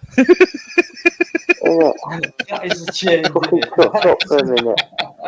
Don't fucking shut up. Anyone who might have come in late, maybe from another country or whatever, thanks very much indeed. You're always welcome. I can't remember a single bad comment tonight, but then again, I can't read everything, so maybe there has been. There probably has been, but everyone who's every moderator, thank you very much indeed for your hard work. Your love and support's been massive. Every single guest I've had on has been massive to me. Real people, right? Who mean a lot. And I believe a lot of people tonight have learned a lot of new things and not judged as well, which is very important. Not to judge what they've been told or heard. Because I don't, but not straight away anyway. But I could tell tonight a lot of information's come out about different things. And a lot of people have listened and learned, just like I have, to a single comment. Or when SG came on, I've learned something. You know. What did you learn? Come on. We'll keep talking, guys, for as long as we can, or you know, because for me that is progress. Even if it just changes a single thought without action. I'll tell you what. Thought can be passed down to someone else. So the greatest leaps in humankind have been when we talk, and the greatest steps back in humankind are when we don't talk. Can't fucking talk. Can't get a word in. Could you please join the conversation? I've just given you a silent 30 seconds. All fucking night. I have noticed it's been on a roll. Yeah. I'm not. I just keep finding myself that, you know, I need people to script my lives out. Have you tried to do a live by yourself, Dino? I'm trying to, but it's not my chance. It's hard to do so. You know, I know. Sometimes, especially for this length of time. So I'd like to see you talk as much as me and see how it feels afterwards. Then. Who? Anybody. I've been, believe me, during those times I've been like talking myself for a while. I know a bit of it. It's all right. I mean, empathy is massive, like I said before, mate, and it's different. It was one of my early lives. No one joined no one joined at all. Like, that was going to join the panel. No one joined the panel, and I was just there talking, like, for about an hour and a half. Yeah, it is. I mean, how do you respond to? How do you know what I mean? It's, oh, you know. But I do empathise with people who are not sat in the same spot as you, and it's like. You can do a live just off reacting to the chat. Criticism or, you know, but yeah, I mean, if I miss someone out or anything like that, you know, I don't really apologise because I know I don't mean to do that. And I think at least every single regular who's been coming in for a long time would acknowledge that anyway. So it probably wouldn't even get mentioned, you know, because it's that natural. Anyone who knows what a live stream's about, especially being a host and doing it for many hours, but me compared to this fella, below me. I was called the the marathon man or something like that. I don't know what I did, Dino. I just didn't stop. That's all I know. But you need to, mate. And I think sometimes short is sweet. And even if you do 8 hours for you, that'd be short. At the end of it, I was saying things like, "I don't know how you're getting words from me. I don't know how I'm able to speak." Who's put that? Sorry. No, that's what I was saying at the end of my 53-hour life. All right, I'm sorry. Like, I didn't see that. It was too long. Cannot. I don't know. How am I speaking? Where am I? No. Just set things in stone and do a solid life and then rest. You won't rest the day after, you know that. Ian says fair play for stopping last night.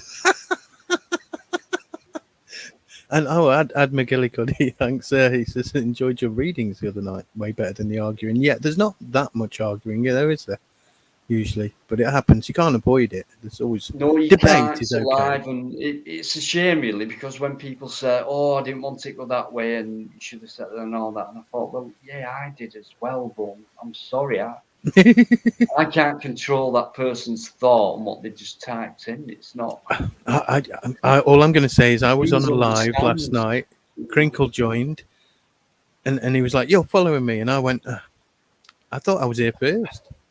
But anyway, let's talk about this. And I stirred him up, and then it was like, "No, let's not do that." Okay, let's not do that. Then somebody else joined, and then it was like, stir him up. So I did it. And then I stirred him up, and I was like, "Oh, it's me that's done this." When you start saying goodbye, what happens? What's the first thing that happens? Somebody new. Somebody appears in the background, yeah. And you're going, goodbye, goodbye, goodbye. Oh, thanks for coming in. And it's like, okay, this is what's been happening. But you wouldn't do that unless you love doing it. You know what I mean? And there was one time when somebody went off and started a live because I was finishing my live, right? Everyone left the panel, and then somebody joined, and I was talking to that person on my panel for like half an hour. Not being interested in these lives. Do you realise what you're doing? How dare you? No, honestly. But no, I'm going to end it now. I've got to, for my own sake. I don't want to. I never want to. Just I had 4 hours sleep last night. You don't do 50 odd hours live because you don't want to do it. There's a message to be brought out there. And I know this guy does it. I try, and the message is we are the people we've been waiting for, and the time is now. So do it. Yeah. Well, we should. Yeah. I mean, okay. Or else. Right. That's all I can say on that. I am going to end it. But are you coming on Friday, mate? Friday? If you can. Friday. Yeah, I don't particularly have anything on. Oh, Friday. Oh, might have. What? Yeah, probably. How's that? For a time. Ooh, not good enough. But yeah, if you do, I hope so. If you don't, I should be able to. It don't matter, but yeah. We have mobiles and things, don't we? It's all right, mate. You've been regular anyway for months, so thanks for coming on tonight. There's been a bit of a break, but I think you've been busy for a month or so with your lives. I mean, God's sake, really I don't know you've done it, mate, but please. I've been popping around. I came on your live while I was live, that one time. Yeah, I know, but please have a break and please cut them shorter. Please. Yeah, no, I'm definitely doing that, Please, because otherwise you'll shut parts of this down, which as an awake person, you need to keep that open, awake. To be honest, though, after that first night of no sleep, I seem to sharpen up and really, really reach deep into my mind for the more important subjects that I was after. And there's an evolution that happens. Right. Are you going to let me say good night, good morning, good afternoon? Am I? No, I'm going to go. I'm going to have just a few minutes just to say thank you to everyone. So, Lynn, SG, magical stuff. I really appreciate it all.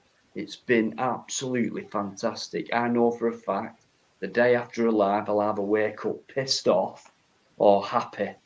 So I can predict the future for once, which is in about 3 or 4 hours' time. I'm going to wake up feeling happy, and that's because of tonight. So thanks And very much. Maybe one guys. day you'll get 8 hours.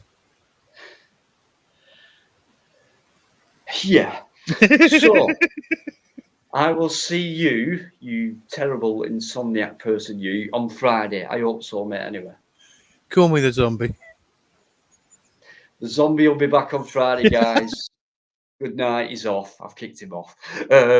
Only because I want to get off as well. So it's just me and Lynn. I'm joking. I'm going to bring you back. Oh, he's gone. I was going to bring you back then. Just a joke, but no. So, right, I'm going to go back in the chat because I've left a comment up for one. Right, there it goes. So, Connie Thunder, thanks very much tonight. New names coming in, brilliant. Non-violent extremist, super. Purple Spliff, cheers, mate. Excellent. Jared, thanks very much. You all make good points as well because of our conversations as well. Costa Lopez, sorry, don't like flute very conference. Okay, we're not going to go on about, you know, things are in the past and my lives have moved on, and I can talk with Luke all night on the same subject, and we will agree 80-90% of the time. But I don't want my lives to be that way anymore, and that's the way it is. Like it or lump it, because I think it's working this way better. I don't care about views. Addy Mola, thanks for coming back in. Missed you, but thank you. You've been there for hours. James Owen as well. Luke, it's going to take me another hour, guys, to go back through this chat and thank you all. But I'm too tired, and that's my excuse, really. So I'm going to end it here. I will see you on Friday, I hope, where we do the Friday stuff, you know. It'll probably be near enough the same as it's been tonight, to be honest, and I hope it is.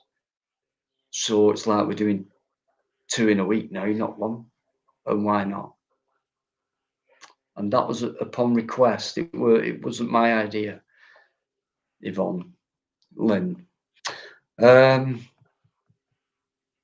Lee Moore, I've only just noticed you little minx, and everyone else, guys. So I'm going to shoot off. I'm sure you can tell I'm quite tired and with my voice and that. So, but massive respect and much love.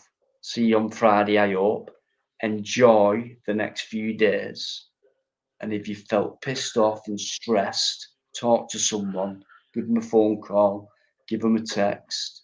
If you think you're in the right, don't give up, never concede, right?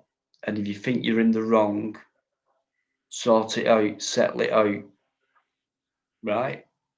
Don't have foolish pride. Don't be stubborn. Don't think you're whatever. Settle it out and move on. But thanks for all your great interactions with each other tonight. So I'll see you on Friday, guys. Okay? And thank you. Stay there, Lynn.